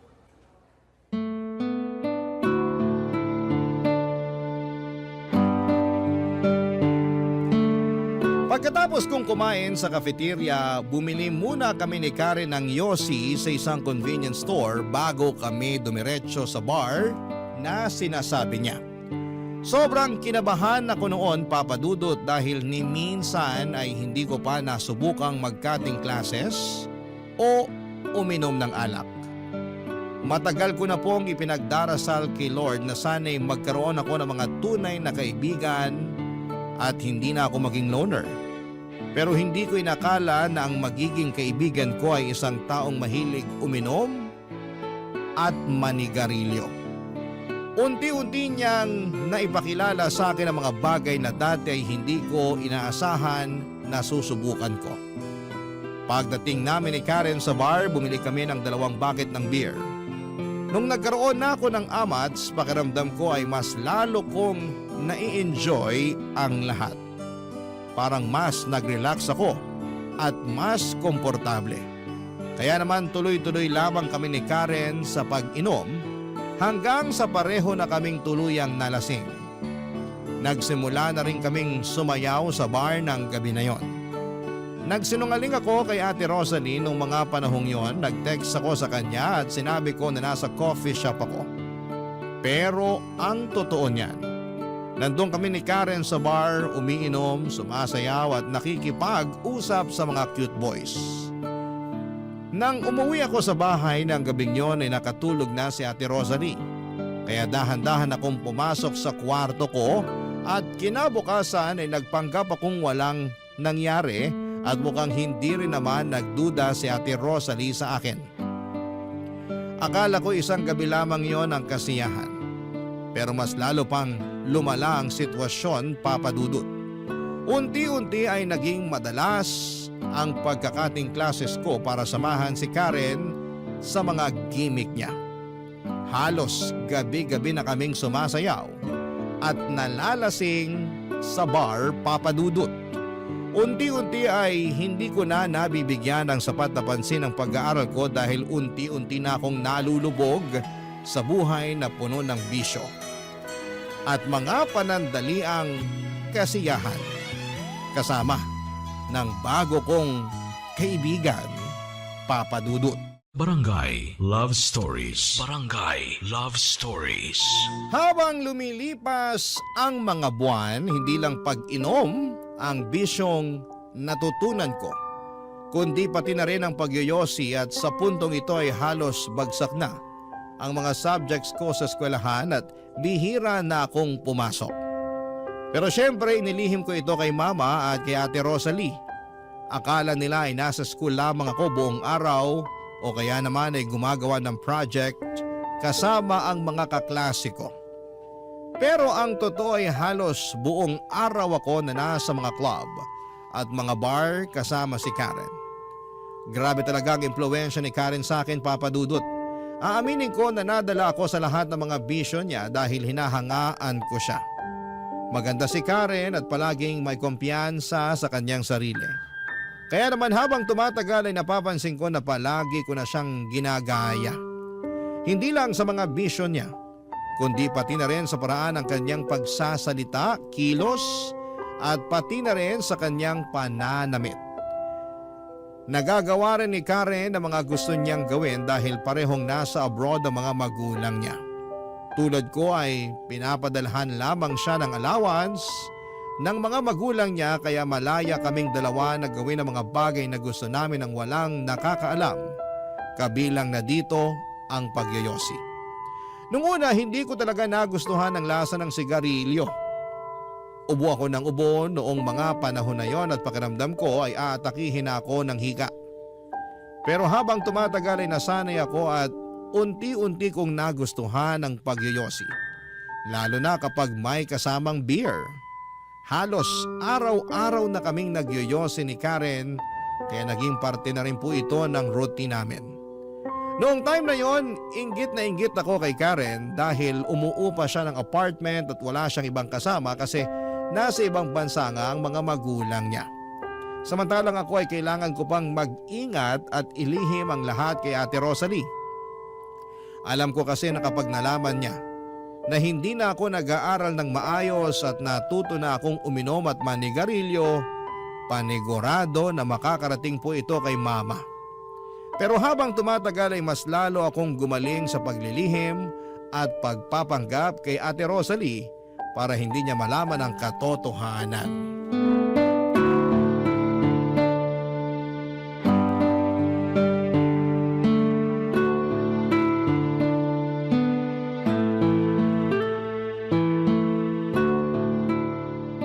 At eto pa, may isa pa akong chika. Isplok mo na yan, Day! Alam mo ba, nung nasa high school pa ako, pumasok ako sa classroom na nangangamoy yosi. Totoo ba? Oo! At eto yung exciting na part. Ano? Yung mga kaklase kong lalaki yung pinagbintangan ng teacher. Hala, kawawa naman pala. Paano ba naman kasi? Mukha kasing sanggano yung mga lalaki kong kaklase. Kaya ayun, sila tuloy yung napagbintangan na naninigarilyo. Bruha ka nga talaga ng taon. Grabe, hindi ka na naawa. Anyway, change topic na nga lang. So, totoo ba yung sinabi mo na may chimay ka sa bahay nyo? Ang lakas mo maka 12 years old girl ha. Grabe ka naman. Gusto kasi ni Mama na may makasama ako sa bahay habang nasa ibang bansa siya. Yun lang yun. Whatever, wala ka pa rin independence. Pero at least may nag-aasikaso ng mga gawaing bahay, di ba? Kahit na. Sabihin mo nga sa akin, malaya ka bang nakakapagyosi sa bahay nyo? Hindi. Mismo, kasi may chimay ka. Tingnan mo ko, malaya ako nagagawa ang lahat ng gusto kong gawin kasi mag-isa lang ako. Kahit ubusin ko pa yung isang kahan ng sigarilyo sa kwarto ko, walang makakapansin at walang magagalit kasi may freedom ako. Oo na, nagyayabang ka na naman. Eh di ikaw na yung may freedom. Ay naku girl, kung ako sa'yo, kausapin mo yung mama mo na paalisin na yung si... Sino ulit yun? Si Ate Rosalie. Oh yun, si Chimay. Ay hala, teka lang. Oh, ba't mukhang hindi ka mapakali dyan? Kailangan kong tawagan si Ate Rosalie. Baka magtaka mamaya yun kung bakit hindi pa ako nakakauwi. Ano ba naman yan? Nakakaloka. Shh, eto na.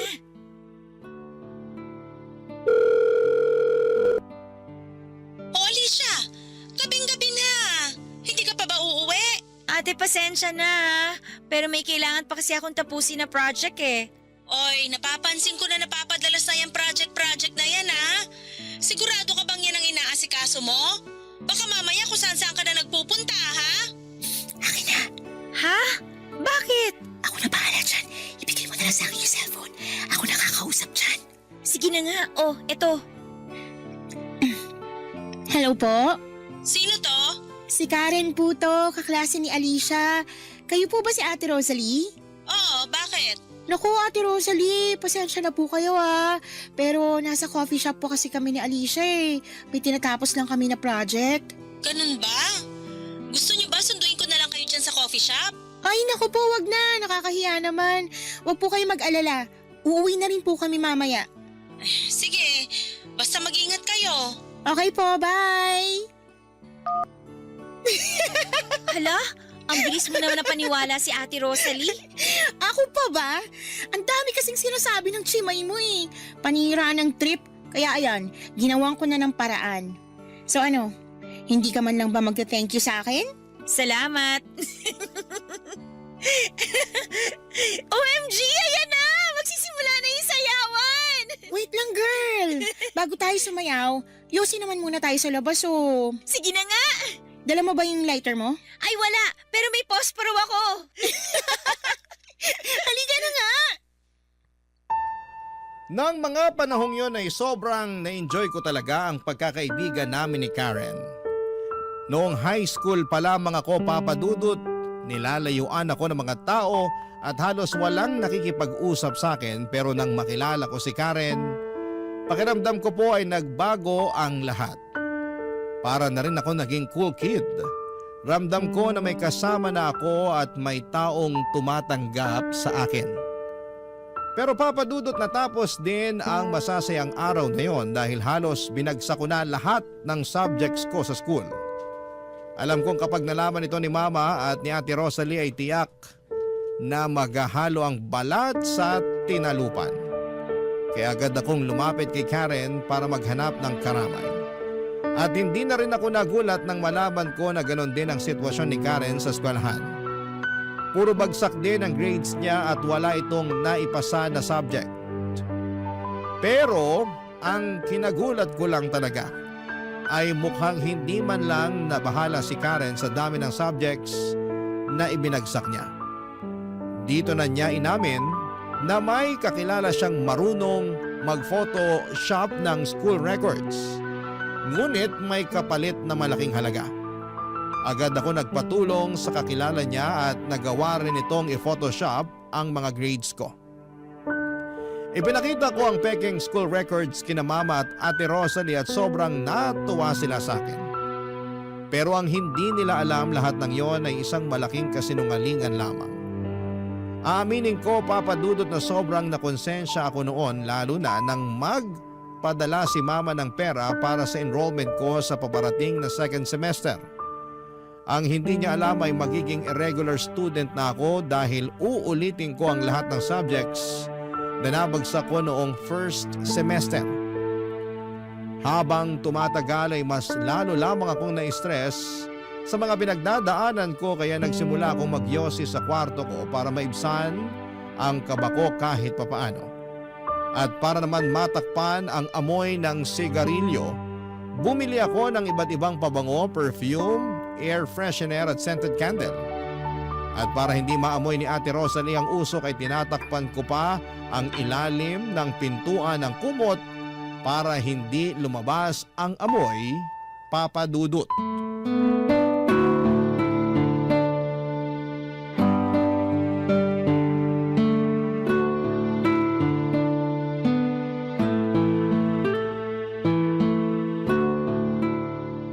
Alicia! Lumabas ka na dyan, kumain ka na. Sige po, sandali lang. Yun. Usok. Masama na pinaghihintay yung grasya. Halika na. Andyan na po!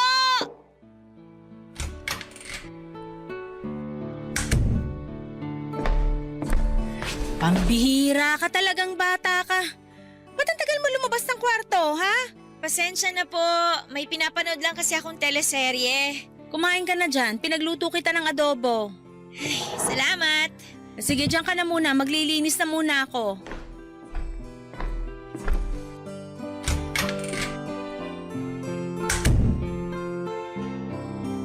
Alicia! Ay, Ate Rosalie naman!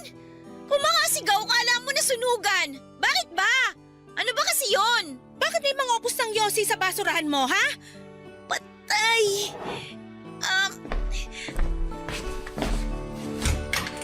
At kailan ka pa natutong manigarilyo, ha?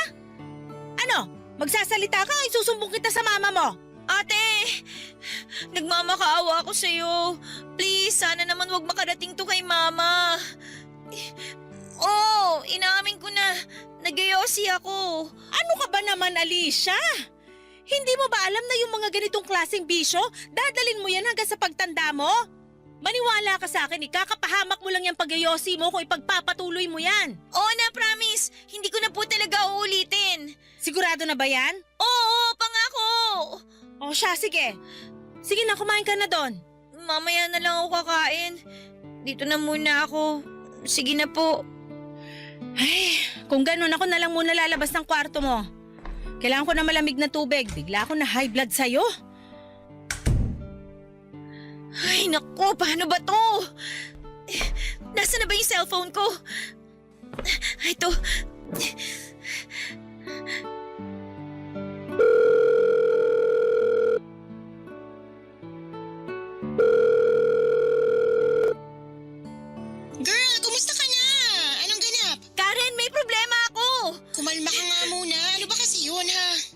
ni Ate Rosalie na nagyoyosi ako. Ang tanga mo naman, girl. Paano naman niya nalaman, Aber? Hindi ko naman kasi akalain na halongkatin niya yung basurahan ko dito sa loob ng kwarto eh. Yan ang problema sa mga chimay na yan eh. Masyadong pakialamera. Naku, yan ang nga ba yung sinasabi ko sa'yo eh. Mamaya mo na ako sermonan. Hindi ka nakakatulong eh. Teka nga lang, ba't mo ba kasi ako tinawagan ha? Ano naman kinalaman ko kung nahuli ka ng chimay mo? Ewan, hindi ko na alam. Basta natataranta ako. Ano ba kasi talaga ang problema mo ha? Sinabi pa niya na magsusumbong siya sa mama mo? Ayun na nga, mukhang wala naman siyang balak na magsumbong. Pero, ewan ko ba, hindi pa rin ako mapakali eh. Kasi sigurado ako na anytime pwede niya akong isumbong kay mama. Hello? Andiyan ka pa ba? Oo! Malahimik ka nga muna. Nag-iisip na nga ako. O ano, may naisip ka na ba? Shucks, may naisip na ako. Alicia girl, eto makinig ka. Eto ang gagawin mo. Kunin mo yung cellphone ng chimay nyo at ilublob mo sa tubig para hindi niya mahalata na may sumira ng cellphone niya. Nang sa ganon, hindi na rin siya makakapagsumbong sa mama mo. Ayoko nga!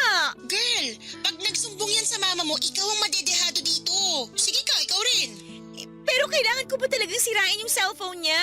Ang dami mo namang arte. O siya, eto na, mag-iisip pa ako. Karen, paano kaya kung pakiusapan ko na lang si mama na paalisin si Ate Rosalie? Wow ha, sobrang original ng plano mo. Parang narinig ko na yung dati pa. Teka lang, saan ko nga ba huling narinig yan? Ay, oo nga pala, sa akin nga pala mismo galing yung suggestion na yun, no? Kaloka ka. Girl, dati ko pa sinasabi sa'yo na masasakal at mawawalan ka lang ng freedom kung kasama mo sa iisang bahay ang chimay nyo. Pero sigurado kung hindi pa alisin ni mama si Ate Rosalie ng ganun-ganun na lang. Wait, alam ko na. Ano? Kailangan nating siraan yung chimay mo para yung mama mo na mismo magpaalis sa kanya.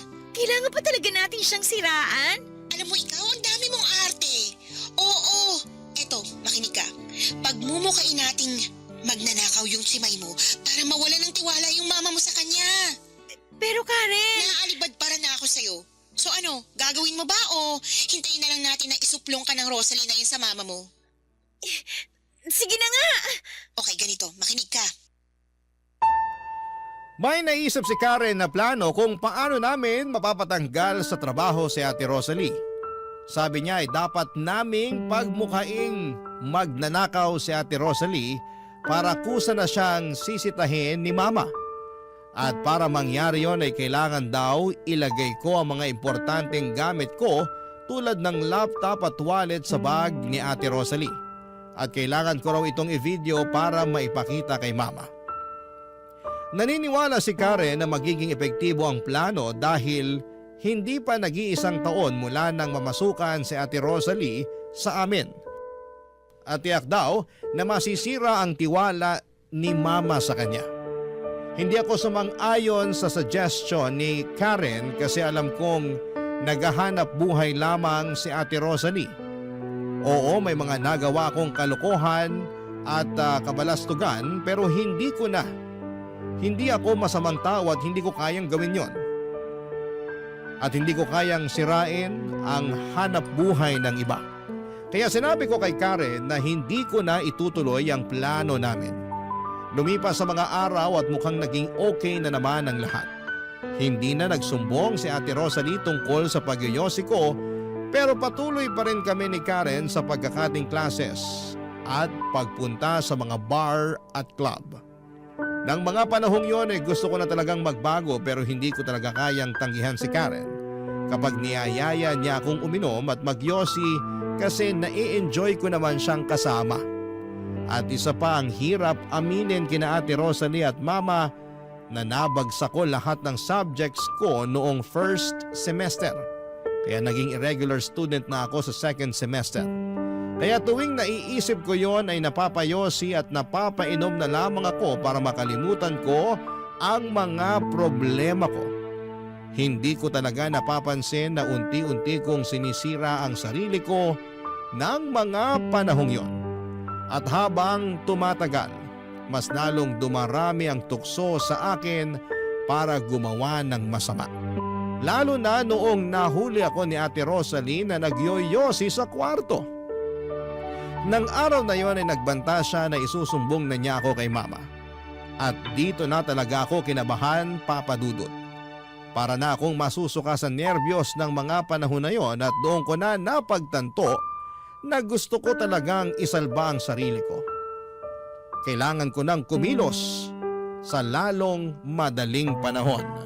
Barangay Love Stories. Barangay Love Stories. Nagawa ko ang isang bagay na hindi ko akalain na magagawa ko. Palihim kong nilagay ang mga gadgets at wallet ko sa maleta ni Ate Rosalie. Nang nagkausap na si Ate Rosalie at si Mama, binaligtad ko ang kwento. Sinabi ko kay Mama na sinisiraan lamang ako ni Ate Rosalie at matagal na niya akong ninanakawan. Ipinakita ko kay Mama ang maleta ni Ate Rosalie at doon nakita ni Mama ang mga gadgets at wallet na ako lang din mismo ang naglagay. Mariin namang itinanggi ni Ate Rosalie na may kinalaman siya sa pagkuha ng mga gamit ko. Pero hindi siya pinaniwalaan ni Mama. Nang matapos ang video call, namumula sa kakaiyak si Ate Rosalie at hindi na niya ako nagawang kausapin. Mas pinaniwalaan ako ni Mama dahil ilang buwan pa lamang ang nakakalipas simula nang namasukan si Ate Rosalie sa amin. Kaya mas naging kapanipaniwala ang kwento ko tungkol sa pagnanakaw niya. Ginawa ko po ang lahat ng yon dahil ayokong masira ang relasyon ko kay Mama. Aaminin ko na sobrang bigat sa puso ko at sobrang nakokonsensya ako sa ginawa ko na pagmukhaing magnanakaw si Ate Rosalie. Pero pakiramdam ko ng mga panahong yon ay wala na akong ibang choice. Mahal ko po si Ate Rosalie pero mas pinili kong iligtas ang sarili ko para hindi ako masira kay Mama, Papa Dudut.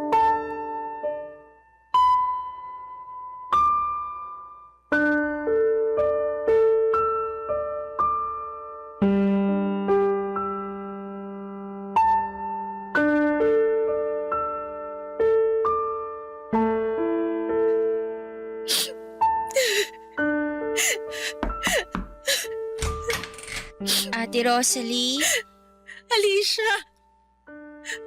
Paano mo nagawa sa akin to, ha? Ate... Huwag mo akong maate-ate! Kasi kung ate ang tingin mo sa akin, hindi mo magagawa yung ginawa mo sa akin. Pinagkatiwalaan kita, Alicia. Parang pamilya na yung tingin ko sa'yo, pero hindi ko akalain na yung taong tinuring kong pamilya, siya rin pala yung tatraitor sa akin. Ate, I'm sorry. Pero wala na akong choice eh. Anong ibig mo sabihin na wala kang choice, ha? Nagbabalak ka kasing sabihin kay Mama yung tungkol sa pag-iyosi ko. At kung hindi ko ginawa yung ginawa ko sa'yo, malamang ako yung masisira kay Mama. Kaya mas ginusto mo na ako yung masira sa mama mo, ganun ba yon? Alicia, alam mo kung gaano kami kasalat sa buhay. Ako na lang ang inaasahan ng mga magulang ko. Ngayong sinisanti na ako ng mama mo, hindi ko na alam kung saan ko kukunin yung pera para sa pampaopera ng papa ko. Pampaopera? Anong ibig niyong sabihin? May katarata yung papa ko, Alicia. At pinag-iipunan ko na yung pampaopera niya kasi pwede niya tong ikabulag. Pero ngayon na wala na akong trabaho. Hindi ko na alam kung may pag-asa pa na makakita ng maayos yung papa ko. Hala ate, I'm sorry. Hindi ko alam. Pues ngayong alam mo na. Babawiin mo na ba sa mama mo lahat ng mga kasinungaling yung pinagsasabi mo tungkol sa akin? Kung ganon, wala na tayong dapat pag-usapan pa. At huwag kang mag-alala kasi matutupad na yung hiling mo. Aalis na ako dito sa Makalawa. Hinihintay ko na lang yung huling sahod ko at yung kasambahay na tinawagan ng mama mo para pumalit sa akin. Ate, sorry talaga. Bakit? Magagamot ba ng sorry mo yung papa ko? Hindi naman, di ba? Alam mo ba kung gaano kasakit yung ginagawa mo ng maayos yung trabaho mo pero napagbibintangan ka sa isang bagay na hindi mo namang ginawa? Sige na, Alicia, umalis ka na bago ko tuluyang makalimutan na may pinagsamahan tayo. Pero ate... Sige na! Umalis ka na! Nasaan ba si Karen ngayon? Kailangan ko siya.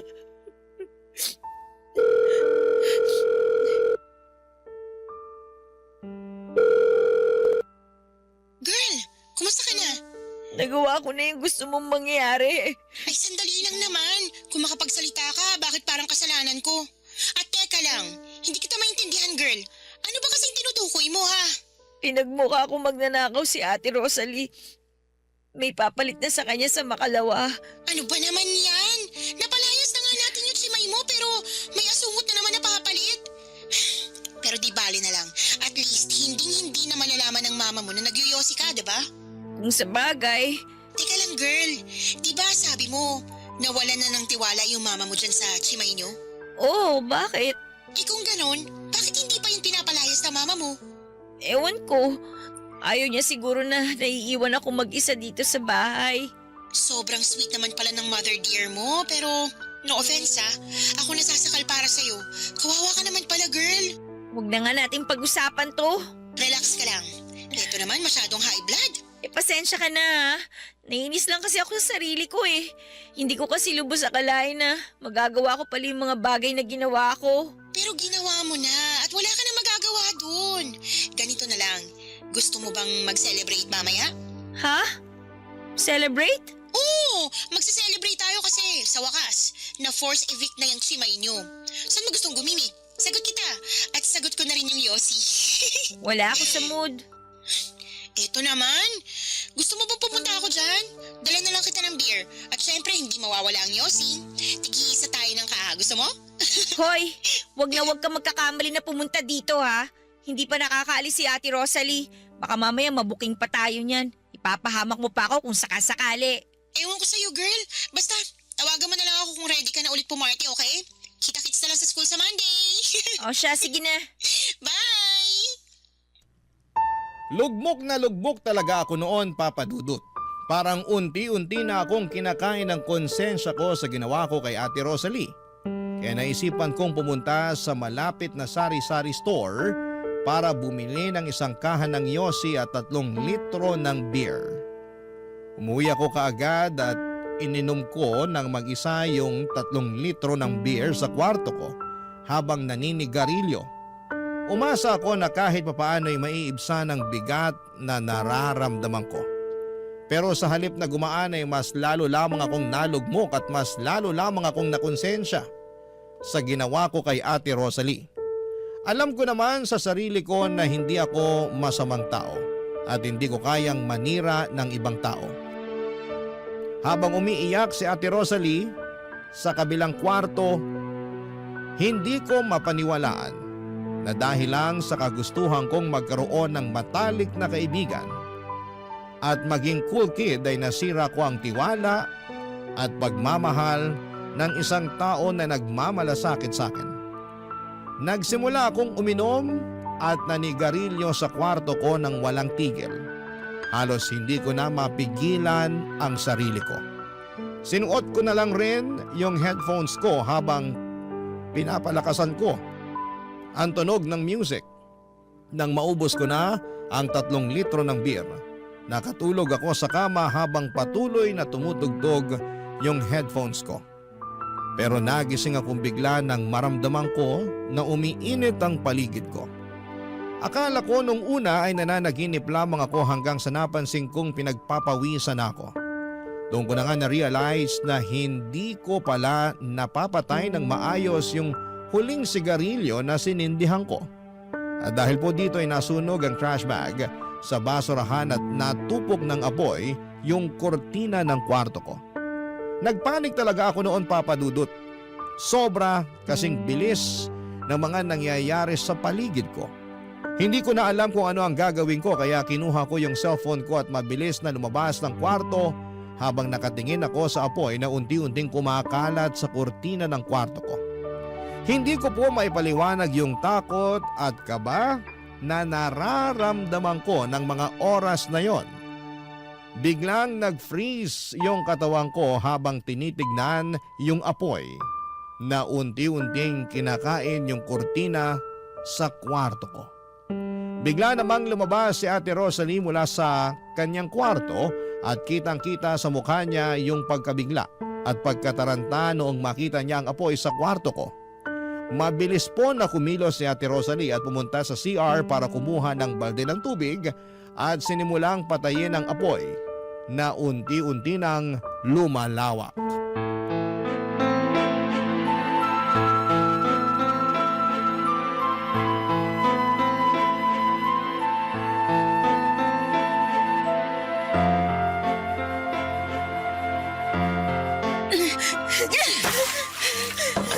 Diyos ko!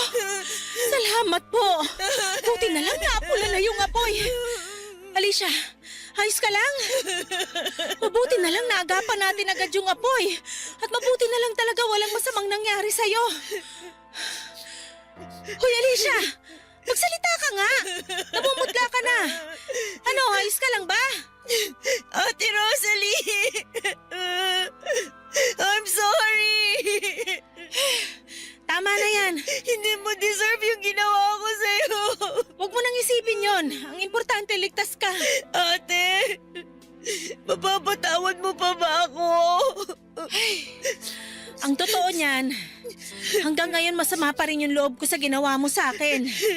Pero hindi ibig sabihin nun na kinamumuhian na kita. Siyempre, ayoko namang may masamang mangyari sa'yo. Ate, I'm sorry. Pangako ko, itatama ko na lahat ng pagkakamali ko. Sasabihin ko na kay Mama yung totoo na wala kang kasalanan. Na pakanako lang ang lahat-lahat ng ito. Talaga ba? Gagawin mo yon para sa akin? Ate Rosalie, niligtas mo yung buhay ko. At kung hindi dahil sa'yo, malamang pinaglalamayan na ako ngayon. Ano ka ba? Huwag ka nga magsalita ng ganyan. Ate Rosalie, pwede ba kitang mayakap? Halika dito. Oo naman. Ate. Sorry talaga. Patawarin mo ako, please. Huwag kang mag-alala. Pinapatawad na kita. Nga pala, kailangan kong sabihin sa mama mo tong nangyari sa kwarto mo. Diyan ka lang ha, kukunin ko lang yung cellphone sa kwarto.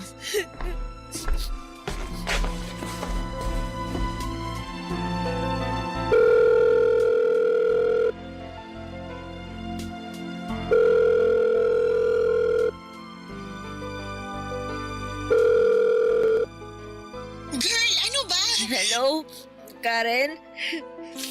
Asan ka ngayon? Tinatanong pa ba yan? Siyempre nandito ako sa palagi nating tinatambayan. So ano, nagbago na ba isip mo? Halika, join ka! Karen, kailangan ko ng kaibigan ngayon. Asus, ang drama-drama mo naman. O bakit? Hindi ka pa ba nakaka-get over dun sa ginawa mo sa chimay mo? Kalimutan mo na nga yun. Mag-move on ka na. Nasunog kasi yung kwarto ko. Karen, kala ko talaga mamamatay na ako. Teka lang, OMG, paano naman nangyari yan? Hindi ko napansin na hindi ko pa pala napapatay ng maayos yung yosi ko. At dahil lasing na lasing ako, hindi ko rin namalayan na nasusunog na pala yung garbage bag. Teka lang, uminom ka lang hindi ako kasama? Ano ba naman yan, Karen? Parang awa mo na, puntahan mo na lang ako dito, please! Girl, I'm sorry, pero ang daming cute boys dito sa bar. Sayang at wala ka eh. Karen, ano ba? Utang na loob naman, makinig ka naman muna sa akin! Hoy, ang kapal ng mukha mo para sigawan ako ah. Ano ba problema mo ha? Ang problema ko, hindi ka marunong makinig! Ang kitid-kitid ng utak mo! Ako? Makitid ang utak? Bakit? Kaninong kwarto bang nasunog dahil sa sarili niyang katangahan? Hindi ba't kwarto mo? Talaga ba, Karen? Ngayon mo ba talaga ako pagsasalitaan ng ganyan? Bad trip ka eh. Hito nagsasayo yung tao dito. Panira ka ng amats. Alam mo, kung kaharap lang kita ngayon, malamang kanina pa kita nasampal! At kung kaharap lang kita dito ngayon, malamang kanina pa kita sinabunutan. Huwag mo ako susubukan, Alicia. Ang kapal ng mukha mo para sigaw-sigawan ako. Hoy, FYI lang ha, hindi mo ako chimay. Anong klaseng kaibigan ka, ha? Wala ka na ba talaga natitirang awa? Awa? Paano ko maaawa sa'yo? Tatanga-tanga ka. At isa pa, kasalanan mo rin naman yung nangyari sa'yo, kaya manigas ka dyan. Sa susunod na makita kita, Maganda ka kasi susunugin kita ng buhay. Ay girl, wag kang ganyan. Pasok sa death threat yung mga pinagsasabi mo sa akin. Baka kasuhan kita, sige ka. Talaga ba? Paano kaya kung sabihin ko sa school yung ginagawa mong pamimeki ng records? Sigurado ako ma-expel ka at makakarating sa mga magulang mo yung kabulastugang ginagawa mo. Kung makapagsalita ka, akala mo naman ang linis-linis mo. Nakinabang ka rin naman dun ah. Hindi mo na pwedeng gamitin yan laban sa akin kasi simula sa araw na to, itatama ko na lahat ng mga pagkakamali ko. Mga pagkakamaling nagawa ko nang dahil na rin sa mga panunulsol mo sa akin. Bahala ka na nga sa buhay mo. Diyan ka na nga. Wala kang kwentang kaibigan! Pagkatapos noon, Papa Dudut, na-realize ko talaga kung gaano kaikli ang buhay at hindi natin alam kung kailan po ito matatapos. Kaya naman minabuti kong itama ang lahat ng pagkakamali ko. Nang sinabi ni Ate Rosalie kay Mama na nasunog ang kwarto ko ay sobrang nagulat si Mama. Pero nagpapasalamat siya dahil pareho kaming ligtas ni Ate Rosalie. Sa mga oras na yon ay inamin ko na rin kay Mama ang lahat, yung pag-inom ko ng alak, yung pamimeke ko sa school records, pati na rin yung pagyoyosi ko. At yun po ang naging dahilan ng sunog sa kwarto ko. Inamin ko rin kay Mama na sinet up ko lamang si Ate Rosalie para siraan siya.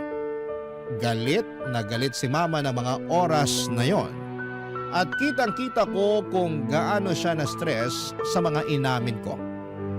Nakonsensya ako sa mga nagawa ko pero sa wakas, hindi ko na kailangang pang magtago o maglihim. Sa puntong yon ng buhay ko ay masasabi ko na may kalayaan ako. Kalayaang nagsimula dahil sa pag-amin ko sa katotohanan. Tinapos ko na rin po ang pagkakaibigan namin ni Karen pagkatapos ng huli naming pag-uusap. Wala na po akong naging balita sa kanya dahil pinalipat na ako ng school ni Mama at mula noon ay nawala na siya ng tiwala sa akin kaya mahigpit na niya akong pinababantayan kay Ate Rosalie. Pero kahit na ganun pa man ay masaya ako dahil magkasama pa rin kami ni Ate Rosalie hanggang ngayon. Nasa college pa rin po ako at kumukuha ng kursong education. Sa awa ng Diyos ay naipapasa ko ang lahat ng subjects ko at hindi na ako bumalik pa sa buhay na puno ng bisyo at kasinungalingan. Papa Dudut, dito ko na po tatapusin ang kwento ng buhay ko at sana po ay matanggap ninyo ang sulat ko na ito dahil sigurado akong pareho kaming matutuwa ni Ate Rosalie na marinig namin ang aming kwento sa radyo. Ang inyong forever kapuso at kabarangay, Alicia. Ano ang masasabi mo sa ating Barangay Love Stories today? Aabangan namin yan sa aming comment section.